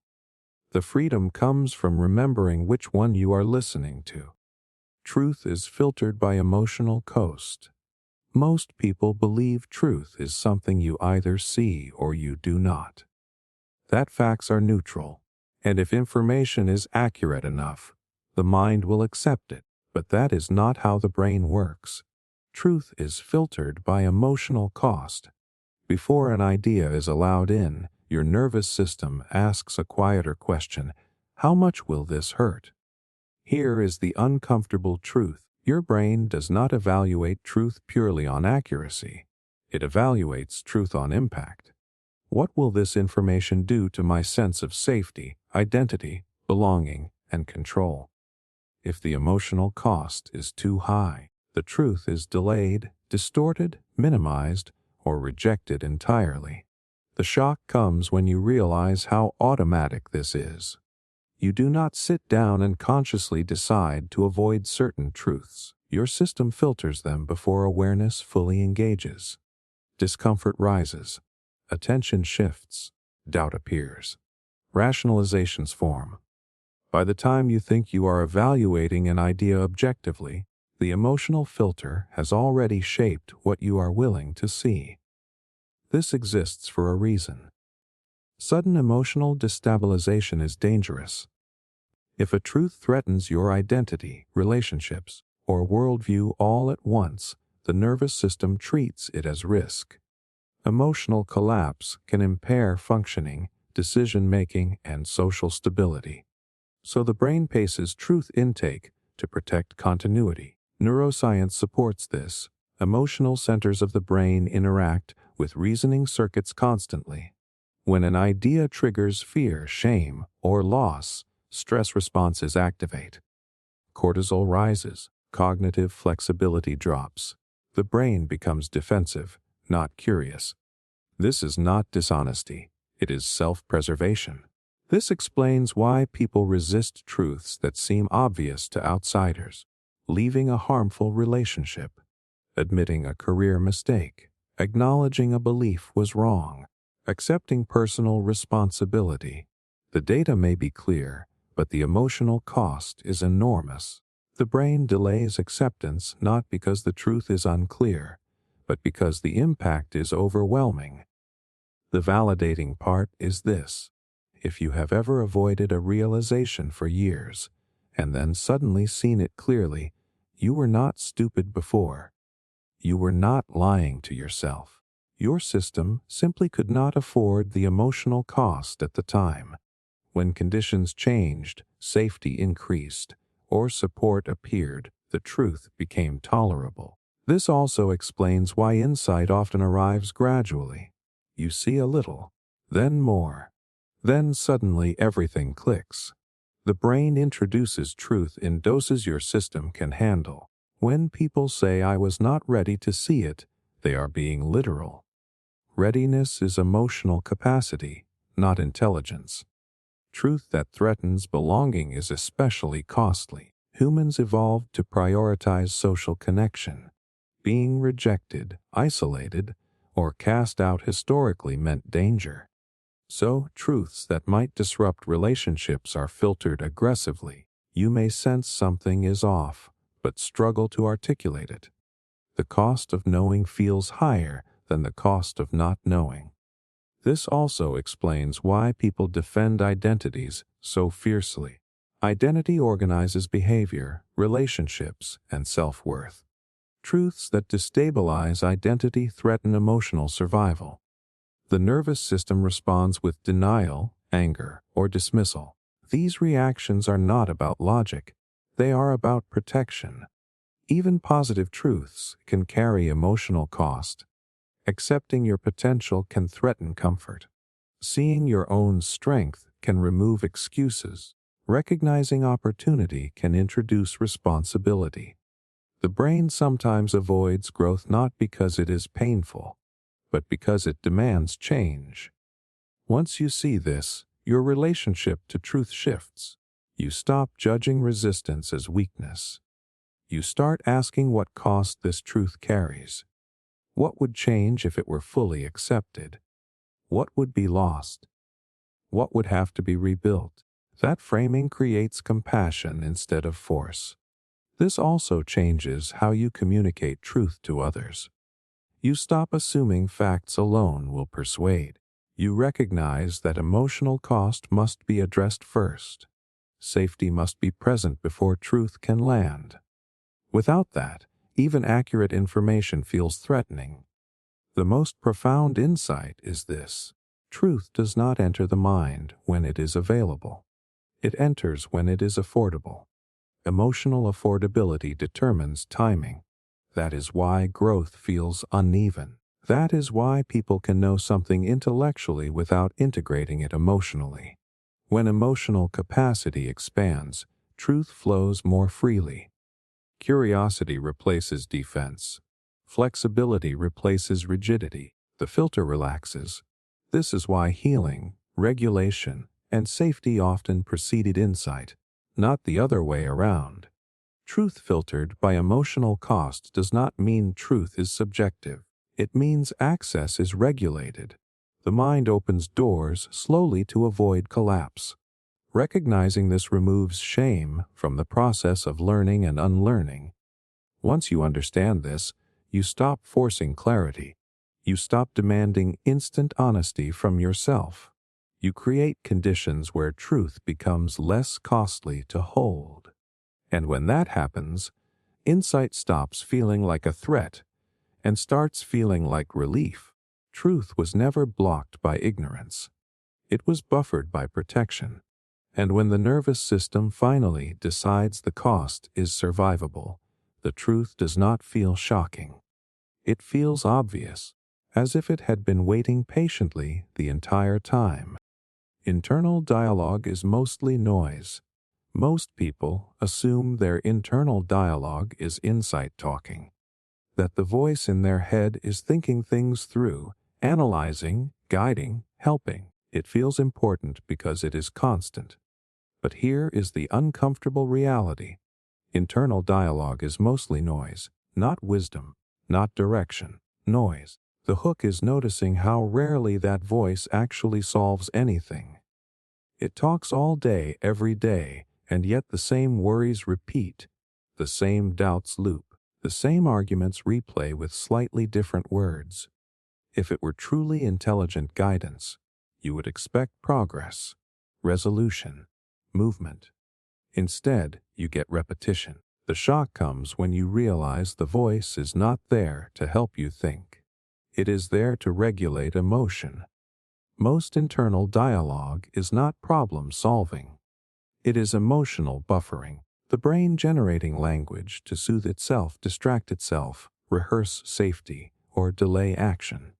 Think about when the voice gets loudest: stress, uncertainty, waiting, social evaluation, threat. The mind starts narrating, predicting, judging, explaining. Not because it is clarifying reality, but because the nervous system is agitated and language is one of its tools to manage that agitation. Neuroscience supports this. Much of internal speech is tied to default mode network activity. This network becomes active when you are not focused on the external world. It is associated with mind wandering, self-reference, rumination, and imagined futures. It is not optimized for accuracy. It is optimized for continuity of self. That means the voice is often just maintaining a sense of identity, reminding you who you are, what happened, what might happen, what it all means. That feels important, but it is not the same as useful. Most of it does not require response. It just requires attention to keep itself alive. The validating part is this: if you feel exhausted by your own thoughts, you are not weak-minded. You are not failing at control. You are simply listening to a channel that never learned when to stop. The brain did not evolve silence by default. It evolved vigilance. Internal dialogue evolved to simulate scenarios, to rehearse danger, to anticipate social outcomes, to replay mistakes so they are not repeated. In small doses, that is adaptive. In modern life, with constant stimulation and abstract threats, it becomes nonstop. This is why trying to argue with the voice rarely works. You cannot reason noise into silence. The voice is not making claims. It is releasing tension. When you challenge it, it often gets louder because attention feeds it. You see this clearly when action quiets the mind. Not analysis, not reassurance. Action, movement, engagement, focus. The voice fades when the nervous system is occupied with real-time input. That tells you something important. The dialogue is not essential. It is a placeholder. Most people assume thinking happens in words. It does not. Skilled thinking is often wordless. Athletes, artists, surgeons, and performers rely on embodied intelligence. They act, adjust, sense, and respond faster than language could keep up. The voice usually arrives afterward to explain what already happened. This is why overthinking reduces performance. You are inserting language into systems that function better without it. The voice slows down processes that evolved to be fast and automatic. It mistakes commentary for control. Another shock is how impersonal the dialogue actually is. You experience it as you, But much of it is recycled phrases, cultural scripts, parental voices, social conditioning. It speaks in borrowed language. It repeats familiar patterns because familiarity feels safe. This explains why meditation and mindfulness are so disorienting at first. You expect insight. Instead, you hear chaos, loops, nonsense, contradictions. That is not your mind breaking. That is you noticing the noise that was always there. The important shift is learning not to silence the dialogue, but to downgrade its authority. Treat it like background static, not a command center. You do not have to obey every sentence that appears. You do not even have to finish listening. People who feel mentally clear are not those with fewer thoughts. They are those who take fewer thoughts seriously. They let language pass through without grabbing onto it. This also changes how you relate to negative self-talk. If you see it as noise instead of truth, it loses weight. It can still appear without defining you. You stop trying to fix every thought and start choosing where to place attention. Attention is the real currency here. The dialogue survives on attention. When attention shifts to sensation, environment, or purposeful action, the noise drops without force. Once you understand that internal dialogue is mostly noise, you stop confusing activity with insight. You stop assuming thinking harder will bring clarity. You create space for quieter forms of intelligence to surface. The voice does not disappear. It does not need to. It just stops running the show. And when that happens, you realize how much of your mental exhaustion was not caused by life itself, but by listening to commentary that never needed to be heard in the first place. The brain avoids unstructured reality.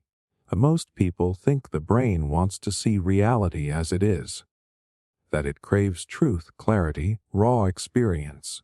But the brain does not like unstructured reality. It avoids it. When reality becomes too open, too ambiguous, too undefined, the mind rushes to impose structure, even if that structure is wrong. You can feel this the moment silence stretches too long, or when plans dissolve, or when someone asks a question with no clear answer. Discomfort rises almost instantly, not because something bad happened, but because nothing is defined. The brain does not panic at danger alone. It panics at lack of form. Here is the shock. The brain would rather accept a false explanation than sit with unstructured reality. It prefers a bad map over no map. Ambiguity feels like threat because it removes prediction. Without structure, the nervous system cannot prepare, control, or orient itself. Evolution explains this. Early survival depended on pattern recognition. Clear categories meant faster decisions. Friend or enemy, safe or dangerous, eat or avoid. Unstructured input slowed reaction time. That delay could kill, so the brain evolved to close open loops as quickly as possible. This is why uncertainty creates anxiety even when nothing negative is happening. The body reacts before the mind can justify it. Heart rate changes, muscles tense, attention narrows. The system is searching for structure to lock onto. Any structure. Psychology shows this clearly in how humans respond to randomness. When events are random, people invent patterns. They see meaning in coincidence. They assign intention where none exists. The brain hates randomness because randomness offers no leverage. The validating part is this. If you feel uneasy during open-ended moments, you are not weak or impatient. Your nervous system is doing exactly what it was designed to do. It is trying to restore predictability so it can relax. This avoidance of unstructured reality shapes nearly every part of life. It is why people cling to identities. Why labels feel comforting. Why routines feel safe. Why rigid beliefs are easier than flexible ones. Structure reduces cognitive load. It narrows possibility into something manageable. Even time is structured this way. The future is unknown, so the brain fills it with plans, worries, expectations. Not because those predictions are accurate, but because having a storyline feels safer than an empty horizon. You see this most clearly during moments of transition. When a relationship ends, when a career path dissolves, when identity shifts, the distress is not just loss. It is the collapse of structure. Old narratives no longer apply, and new ones have not formed yet. During these periods, the brain scrambles. It reaches for explanations, diagnoses, quick conclusions, anything to avoid sitting in the undefined space. That space feels like falling, even when nothing is actually wrong. This is also why boredom is so uncomfortable. Boredom is not lack of stimulation, it is lack of structure. The mind has no clear objective, no story, no frame, so it creates one or seeks one compulsively. Social dynamics are structured the same way. Roles, hierarchies, norms, scripts, they remove ambiguity. When social structure breaks down, anxiety spikes. People feel awkward, exposed, unsure of how to behave. The brain is searching for rules. Insight often increases discomfort at first because it dissolves structure. Seeing through beliefs, identities, and narratives removes familiar frames. For a while, there is just openness. That openness can feel destabilizing rather than freeing. This is why many people retreat from insight.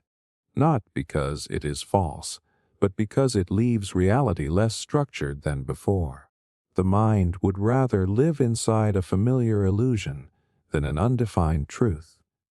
The important shift happens when you realize that unstructured reality is not actually dangerous. It just feels that way to a system built for prediction. The discomfort is not a signal of harm. It is a signal of openness. Creativity lives here. Presence lives here. Flexibility lives here. But accessing it requires tolerating the nervous system response without immediately closing the space. People who appear calm in uncertainty are not immune to the discomfort. They have simply learned not to immediately resolve it. They let structure emerge gradually instead of forcing it prematurely. This changes how you relate to anxiety. Instead of asking what is wrong, you ask what is undefined. What is open? What structure just dissolved? Often, nothing needs fixing. Something needs allowing. When you stop forcing meaning too quickly, reality becomes richer. You notice nuance, complexity, subtlety. The mind relaxes once it realizes that openness is survivable. The brain avoids unstructured reality because it equates structure with safety. But growth often begins where structure breaks.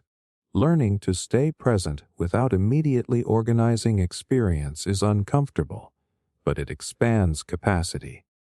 Once you see this, you stop rushing to label everything. You stop demanding immediate answers. You give yourself permission to exist in moments that are not yet formed. The brain will always try to close the loop. That impulse does not disappear, but you no longer have to obey it instantly. And in that pause, something rare happens. Reality stops needing to be reduced to feel livable. Most beliefs are socially inherited defaults. Most people believe their beliefs are personal, earned, thought through, chosen. It feels intimate, like a private mental fingerprint.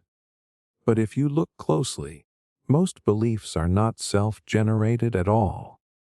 They are socially inherited defaults, pre-installed long before you had the ability to question them. The first crack in this idea comes when you ask a simple question.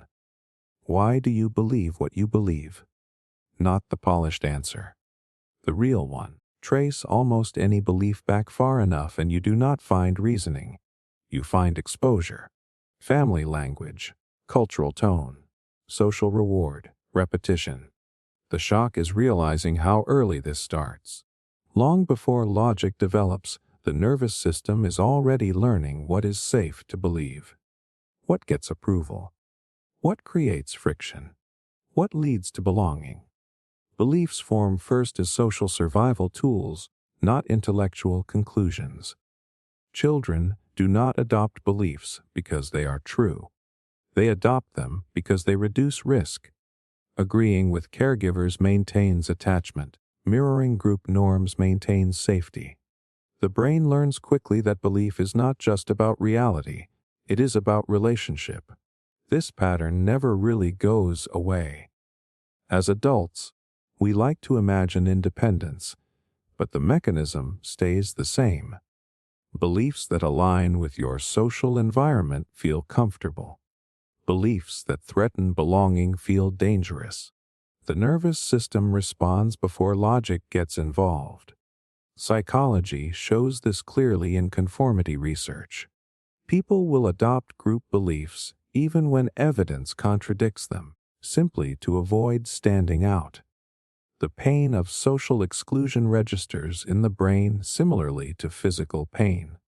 That makes inherited beliefs feel emotionally correct, even when they are intellectually weak. The validating part is this. If you discover that many of your beliefs were absorbed rather than chosen, it does not mean you are unintelligent or fake. It means you are human. Social inheritance is efficient. It saves cognitive energy. It reduces conflict.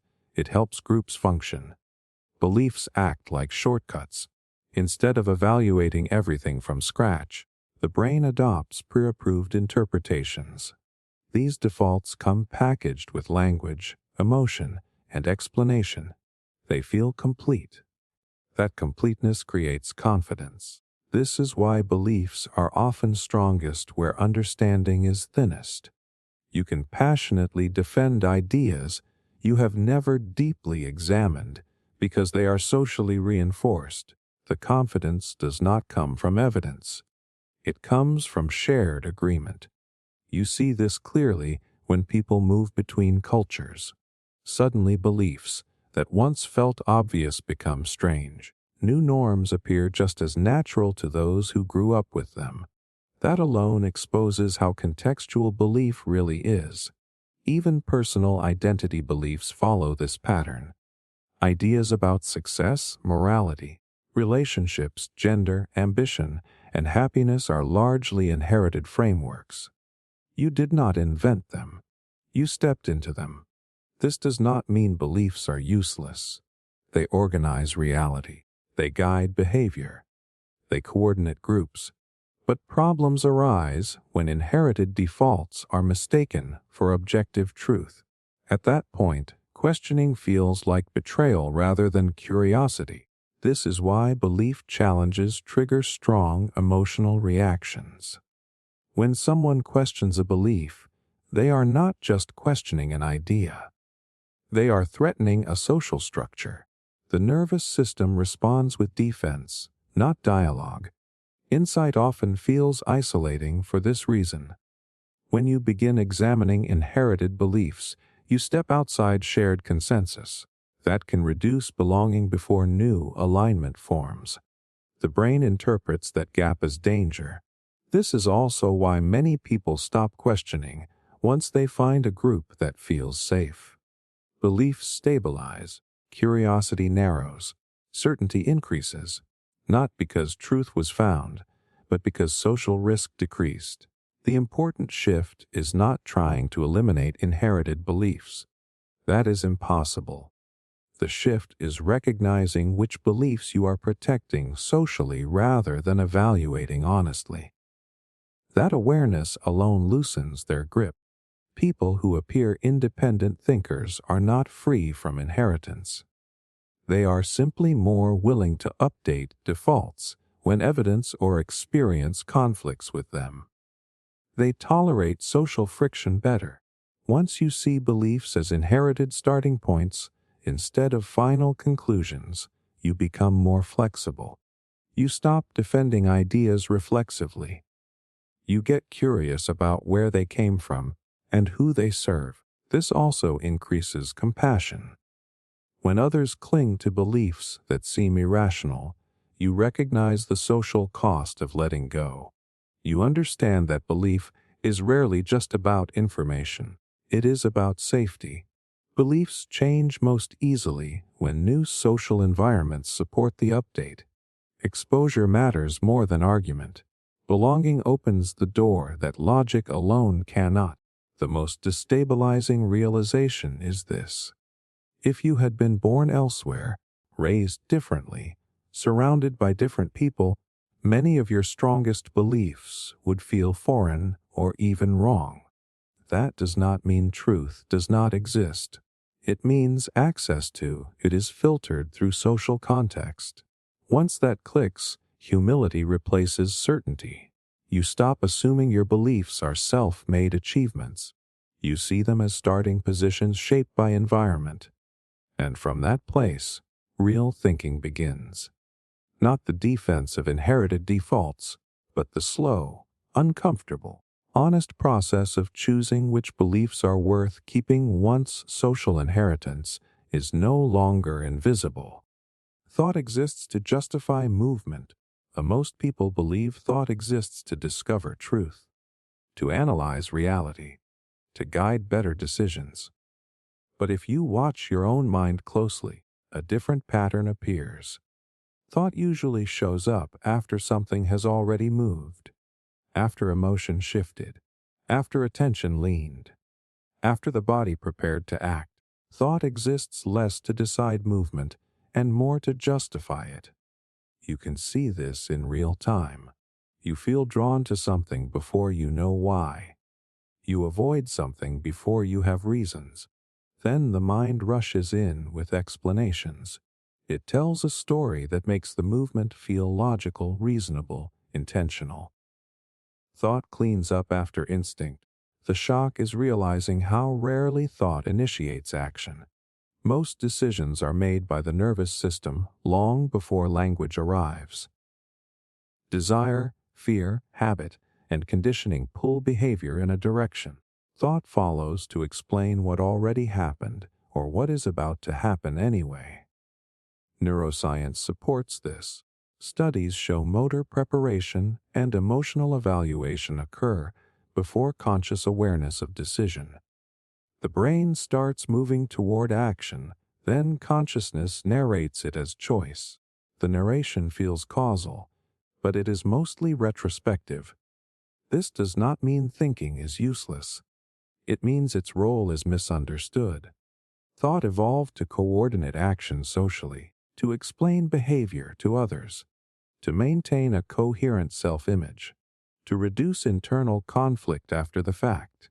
Justification stabilizes behavior so the system can keep moving without fragmentation. The validating part is this: if you have ever acted against your better judgment and then created convincing reasons afterward, you were not being dishonest. You were being neurologically consistent. The mind prefers coherence over accuracy. Justifying movement restores coherence. This is why debates inside your head rarely change outcomes. You argue back and forth, but the body has already leaned one way. The argument exists to reduce discomfort, not to reverse direction. Once movement is committed, thought aligns to support it. You see this clearly in habits. People know exactly what they should do, yet do the opposite. Knowledge is present. Insight is present. Behavior does not change. Then, thought explains why now is not the right time, why circumstances are special, why tomorrow will be different. The movement stays intact. This also explains moral reasoning. People often decide what they want to do first, then adopt moral arguments that justify it. The reasoning feels principled, but it is post hoc. Different actions would produce different principles just as easily. The brain values momentum. Movement equals life. Stopping to endlessly re-evaluate would be costly. So thought serves as a lubricant, not a brake. It smooths action, reduces doubt, and keeps the organism functioning. This is why anxiety is so talkative. When movement is blocked or unclear, thought ramps up. The system is stuck. Language fills the gap. The mind tries to justify why it cannot move yet, or simulate movement until a path feels safe enough. Once you understand this, you stop expecting thought to lead change. Insight alone rarely moves behavior. Behavior changes when the underlying drivers change. Environment, emotional regulation, repetition, safety. Thought can support change, but only after movement shifts. New behavior generates new justification. Act differently long enough and thought catches up. This is why action-based therapies work better than purely cognitive ones for many problems. This also reduces shame. You stop blaming yourself for not thinking hard enough. You recognize that no amount of reasoning will overpower a nervous system that is not ready to move. Readiness is physiological before it is logical. People who seem decisive are not better thinkers. They have clearer movement signals. Their bodies commit quickly. Thought follows to organize and communicate the action. The dangerous illusion is believing thought is in control. That illusion creates endless self-criticism. You wonder why knowing better does not translate into doing better. The answer is simple. Thought is not the driver. It is the press secretary. Once you see thought as justification rather than command, you stop arguing with yourself and start working with the system that actually moves you. You focus on conditions, not conclusions. Inputs, not explanations. This does not remove responsibility. It reframes it. Responsibility shifts from forcing better thoughts to shaping environments, habits, and emotional states that produce better movement automatically. When movement changes first, thought updates naturally. Identity shifts. Beliefs realign. The mind tells a new story that matches the new direction. Thought exists to justify movement because movement is primary. Life happens in motion, not in analysis. The mind's job is to make that motion feel coherent enough to continue. Once that lands, you stop waiting for perfect clarity before acting. You move, observe, adjust, and you let thought do what it evolved to do. Make sense of motion after it begins. Consciousness is a side channel. Most people assume consciousness is the control room, the place where decisions are made, actions are chosen, life is steered. It feels central because it is where experience appears. But consciousness is not the command center. It is a side channel, a delayed broadcast of processes already in motion. You notice this the moment you try to catch yourself deciding. The urge appears first. The pull toward action happens quietly. Then awareness lights up and claims authorship. It feels like you chose, but the choice was already unfolding. Consciousness did not initiate it. It noticed it. The shock is realizing how much happens without you. Your heart rate adjusts. Your posture shifts. Your attention moves. Emotional tone changes. All before you are aware of any of it. Consciousness arrives late and narrates what the system is doing as if it were in charge. Neuroscience makes this uncomfortable but clear. Brain activity predicting decisions appears before people report conscious intent. Motor preparation, emotional evaluation, and pattern recognition all precede awareness. Consciousness does not pull the trigger. It watches the finger move and explains why. This does not make consciousness fake. It makes it secondary, a reporting layer, not an executive one. Its role is not to run the system, but to integrate, interpret, and communicate what the system is already doing. The validating part is this. If you have ever wondered why insight does not immediately change behavior, this is why. Consciousness understands, But understanding alone does not steer the deeper machinery. The side channel cannot override the main signal by force. Consciousness evolved for social coordination, to explain actions to others, to learn through reflection, to share information, to simulate future scenarios. It is excellent at storytelling, pattern linking, and meaning making. It is terrible at micromanaging physiology and instinct. This is why you can know exactly what is good for you and still not do it. The knowing lives in consciousness, the doing lives elsewhere. Different systems, different timelines. You see this clearly in moments of flow. When action is smooth, effortless, precise, consciousness quiets down, awareness widens, but commentary drops. Performance improves because the side channel stops interfering with systems that already know what to do. The opposite happens under pressure. Consciousness tightens its grip. It starts narrating, judging, correcting in real time. Performance degrades. You stumble not because you forgot how, but because the side channel is talking too loudly. This also explains anxiety. Anxiety is not conscious thought creating fear. It is bodily threat response activating first. Consciousness then scrambles to explain the feeling. It invents reasons, stories, predictions. The fear came first. The explanation followed. The mind hates not knowing why it feels something, so consciousness fills gaps. That filling feels like thinking, but it is mostly justification and prediction layered on top of raw sensation. Once you see consciousness as a side channel, self-criticism softens. You stop blaming yourself for reactions you did not consciously choose. You recognize that awareness is witnessing more than commanding. This does not remove responsibility. It changes where responsibility lies. Instead of forcing conscious control, you work upstream. You regulate sleep, stress, environment, habits, and emotional safety. Those shape the signals consciousness later observes. People who seem grounded are not exerting more conscious effort. They have better tuned underlying systems. Their side channel reports calmer data. This also reframes meditation and mindfulness. The goal is not to silence the mind by force. It is to stop mistaking the commentary for control. When you sit and observe, you realize thoughts appear and disappear on their own. Sensations rise and fall without permission. Consciousness watches a stream it does not direct. That realization can be unsettling. It punctures the illusion of central control. But it is also freeing.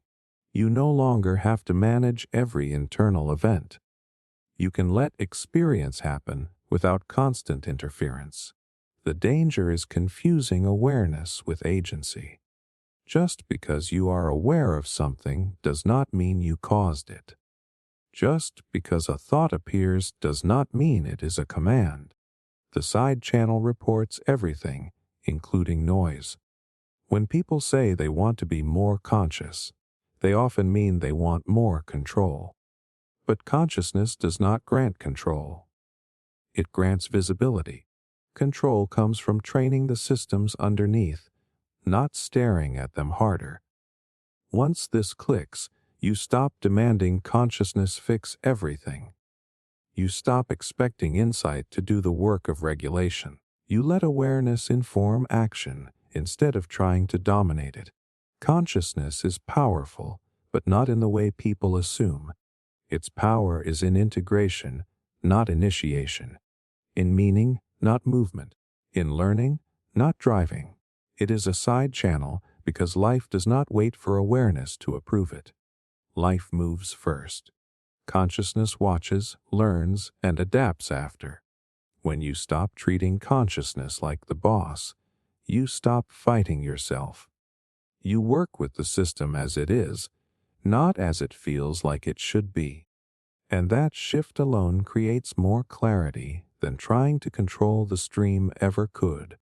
Stability requires narrative maintenance, Most people think stability comes from having things figured out. A solid personality, clear values, a consistent sense of self. But stability is not a fixed state you reach and then keep. It is an ongoing process. And at the center of that process is narrative maintenance. You can feel this any time your story about yourself starts to crack. A failure that does not fit your identity. Feedback that contradicts how you see yourself. A choice you made that clashes with your values. The discomfort is immediate. Not because the event is catastrophic, but because the narrative lost coherence. Here is the uncomfortable truth. Psychological stability depends less on what happens and more on whether what happens can be explained in a way that preserves continuity.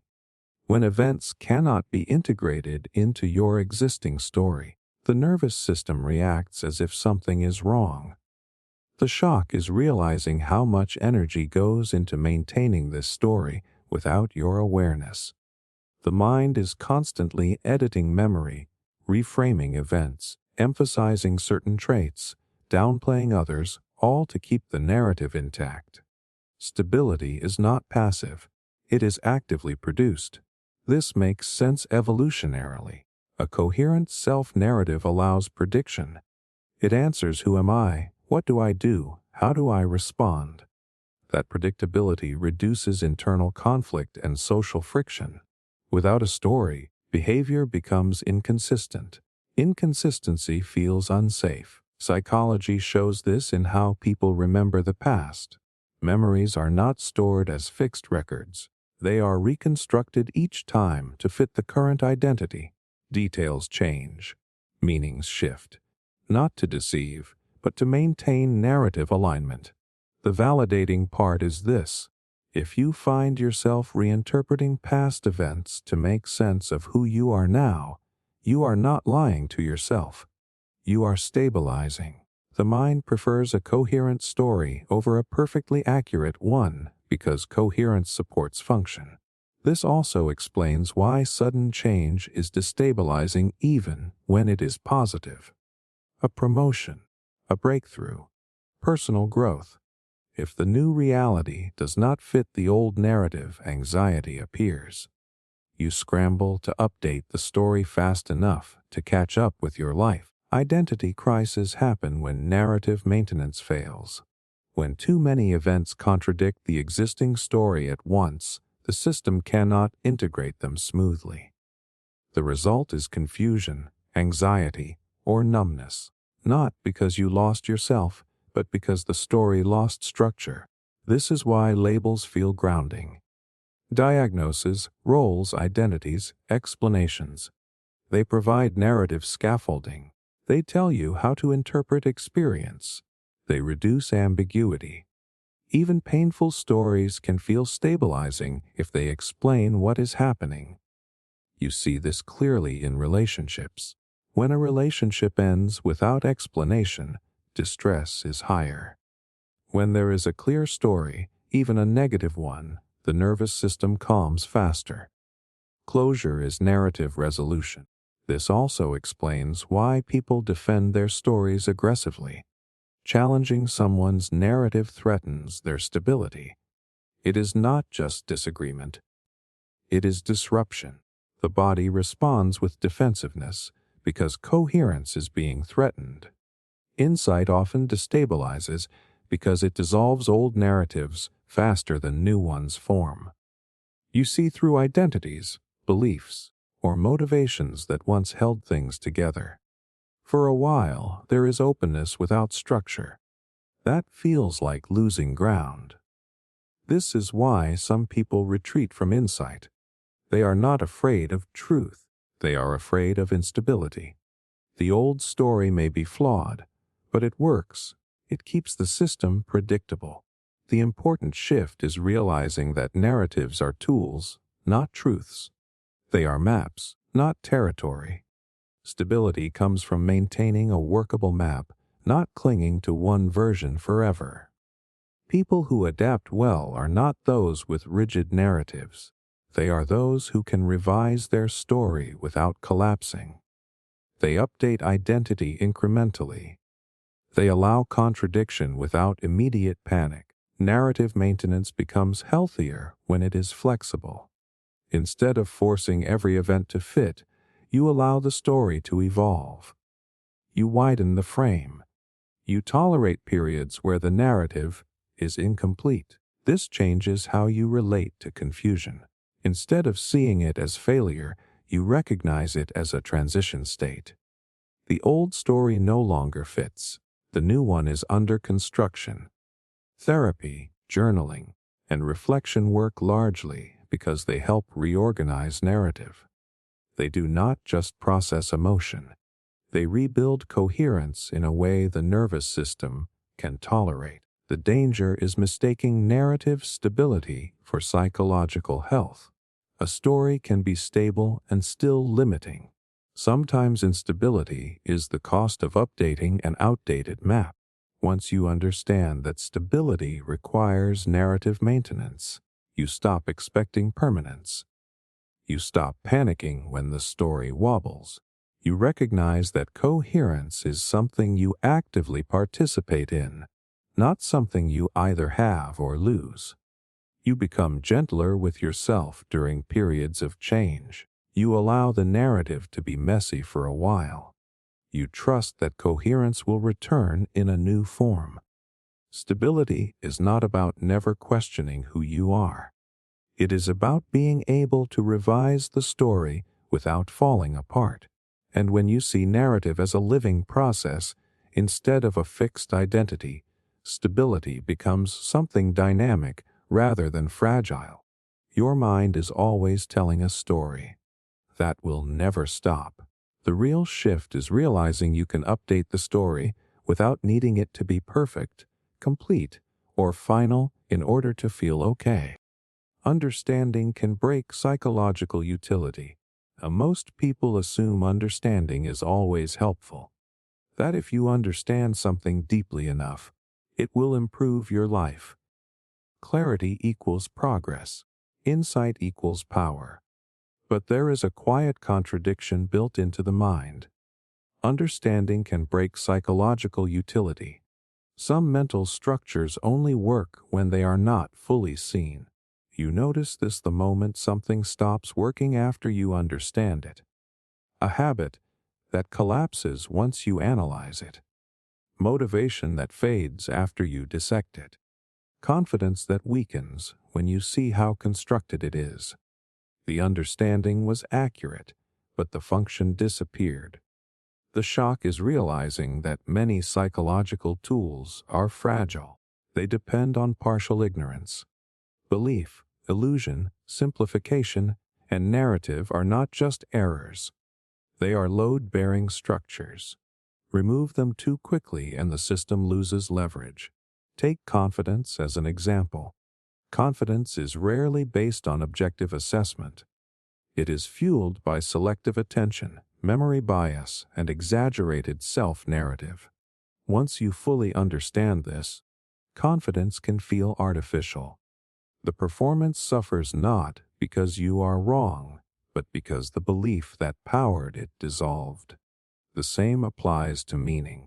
Meaning often comes from stories that compress complexity. Purpose narratives simplify life into direction.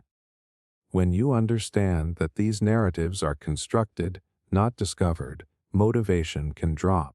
The system loses the emotional fuel that made action effortless. This is not because understanding is harmful.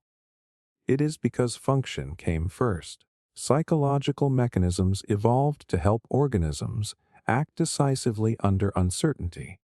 They were not designed to survive total transparency. Utility mattered more than truth. The validating part is this. If insight has ever made you feel less effective, less driven, or more stuck, it does not mean you broke yourself. It means you removed a tool without installing a replacement. The loss of function is not failure. It is transition. You see this clearly in social behavior. Social confidence relies on scripts, assumptions, and unspoken rules. When you overanalyze these dynamics, interaction becomes stiff. You hesitate.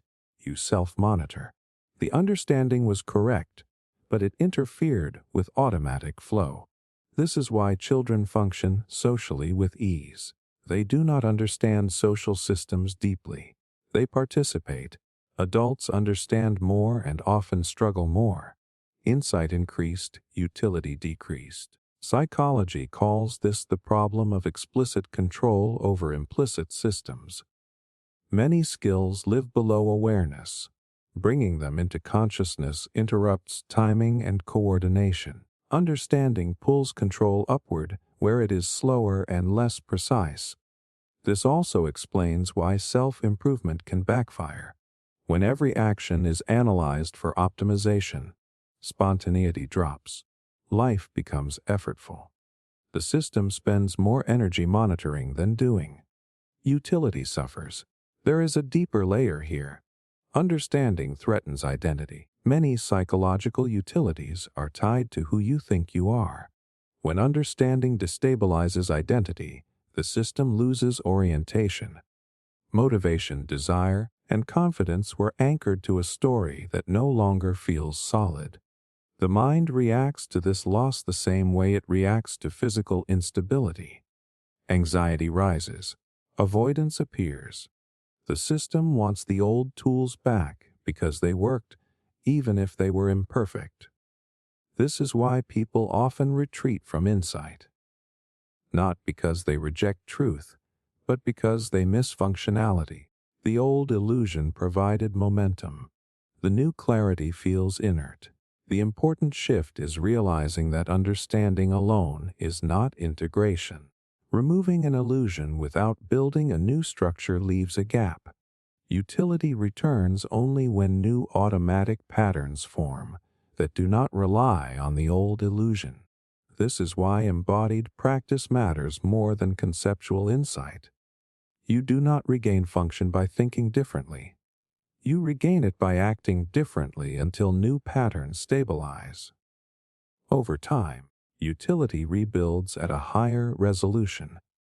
People who seem both deeply understanding and highly functional are not living in constant analysis. They have re-automated their behavior around updated models. Their understanding has sunk into the system instead of hovering above it. This reframes the fear of losing motivation or meaning through insight. The loss is not permanent. It is the system recalibrating. Old shortcuts no longer work. New ones are forming. The danger is stopping midway and assuming something is wrong. Many people get stuck here. Too aware to use old illusions, not yet embodied enough to function without them. This feels like stagnation, but it is actually reconstruction. Understanding breaks psychological utility when it arrives faster than the system can adapt. Slowing down integration matters. Letting behavior catch up to insight matters. This also changes how you approach growth. Instead of chasing constant insight, you focus on stabilization. You allow periods where you practice without analyzing, where you let new patterns become automatic. Understanding is a solvent. It dissolves structures. Utility is architecture. It needs rebuilding. One without the other creates imbalance. Once you see this, you stop blaming insight for breaking things. You stop rushing clarity without capacity. You treat understanding as the first phase, not the final one. Psychological utility is not about being right. It is about functioning. The goal is not endless analysis. It is alignment between what you see and how you live. Understanding can break utility, yes, but only temporarily. When allowed to integrate, it does something far more powerful. It rebuilds function without illusion. And when that happens, you no longer need to protect fragile beliefs to keep moving. You move from a place that does not collapse when you look directly at it. The mind was not designed to know itself. Now, most people assume self-knowledge is natural, that if you look inward long enough, You will eventually understand yourself clearly. After all, who could know you better than you? But the uncomfortable reality is this. The mind was not designed to know itself. It was designed to operate, not to observe its own machinery. You can feel this the moment you try to watch your thoughts while thinking them. The act collapses. Attention jumps. Explanations replace observation. You do not see the process. You see a story about the process. The system turns itself into a narrative because it cannot directly access its own mechanics. The shock is realizing that introspection does not reveal raw truth. It generates interpretations. The mind observing itself is like an eye trying to see itself without a mirror. Something always has to be inferred, guessed, or filled in. This is not a failure of effort. It is structural. The brain evolved to model the external world well enough to survive inside it, tracking predators, resources, allies, threats. There was no evolutionary advantage in seeing internal processes accurately. In fact, too much self-transparency would slow action and destabilize behavior. Neuroscience supports this. Most mental processes happen unconsciously. Emotional appraisal, pattern recognition, habit activation, decision bias. By the time awareness notices an outcome, the underlying causes are already finished. Consciousness receives the summary, not the source code. This is why self-explanations are often wrong without feeling wrong. You can confidently explain why you did something and be completely mistaken. The explanation feels true because it preserves coherence, not because it reflects actual causality. The validating part is this. If you feel confused about your own motivations, contradictory in your desires, or surprised by your reactions, you are not broken or unaware. You are running a system that was never meant to be self-transparent. Confusion is expected. The mind fills this gap with stories, identity, personality, traits, preferences. These are not lies, they are simplifications. They compress complex, shifting processes into something stable enough to function socially and psychologically. Knowing yourself, as most people mean it, is really knowing your narrative. What you tend to do, what you remember doing, what feels consistent. That narrative is useful. It helps predict behavior. It helps others relate to you. But it is not a direct window into mechanism. This is why personality tests feel accurate but shallow. They describe patterns, not causes. They label outcomes, not processes. They feel revealing because they give language to behavior, not because they expose how behavior is generated. It also explains why self-improvement advice often fails. You try to change yourself by reasoning with the story, while the drivers live elsewhere. Habit systems, emotional conditioning, nervous system regulation. The story does not run those systems. It reports on them. This gap creates frustration. You think if you just understand yourself better, change will follow. But understanding the story does not reprogram the machine. It can guide direction, but it cannot pull levers directly. Another shock is how defensive the mind becomes when its self-story is threatened. Challenge someone's self-concept and watch how quickly rationalization appears. Not because they are dishonest, but because narrative stability equals psychological safety. The brain protects the story because the story holds things together. Even inaccurate self-narratives can be stabilizing. Removing them abruptly can cause anxiety, paralysis, or identity collapse. The system resists not because it hates truth, but because it values continuity. This also explains why deep insight can feel destabilizing. Seeing through your own patterns dissolves familiar explanations. For a while, you do not know how to describe yourself. That gap feels like losing ground, even though nothing external changed. The important shift is realizing that self-knowledge is indirect by nature. You do not discover yourself by looking inward harder. You infer yourself by observing patterns over time. Behavior, reactions, triggers, recovery, repetition. People who seem self-aware are not staring inward constantly. They are good observers of cause and effect. They notice what conditions produce what outcomes. They treat themselves more like a system than a story. This reframes growth.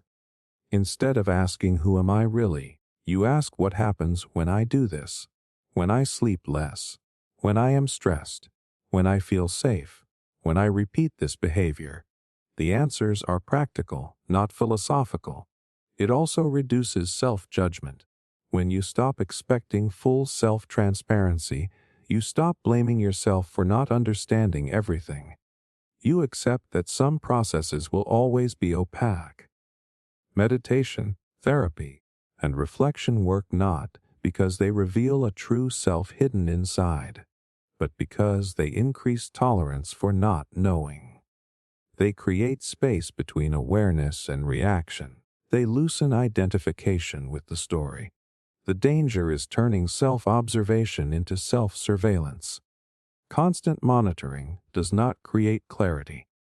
It creates tension. The mind cannot relax while watching itself because it was not designed to be watched continuously. Once you accept that the mind was not designed to know itself, curiosity replaces frustration. You stop demanding perfect explanations. You work with feedback instead of introspection. You treat identity as provisional, useful, but revisable. You allow yourself to change without needing a complete explanation first. Self-knowledge becomes less about insight and more about relationship. You learn how to work with your system instead of trying to fully see through it. The mind cannot know itself completely because it was built to move, not to map itself. And when you stop forcing it to do a job it was never designed for, something surprising happens. You function better. You adapt faster. You stop fighting confusion and start using it as information. Not knowing yourself perfectly is not a limitation. It is the default. And once you accept that, you stop chasing an impossible clarity and start building a life that works even without it.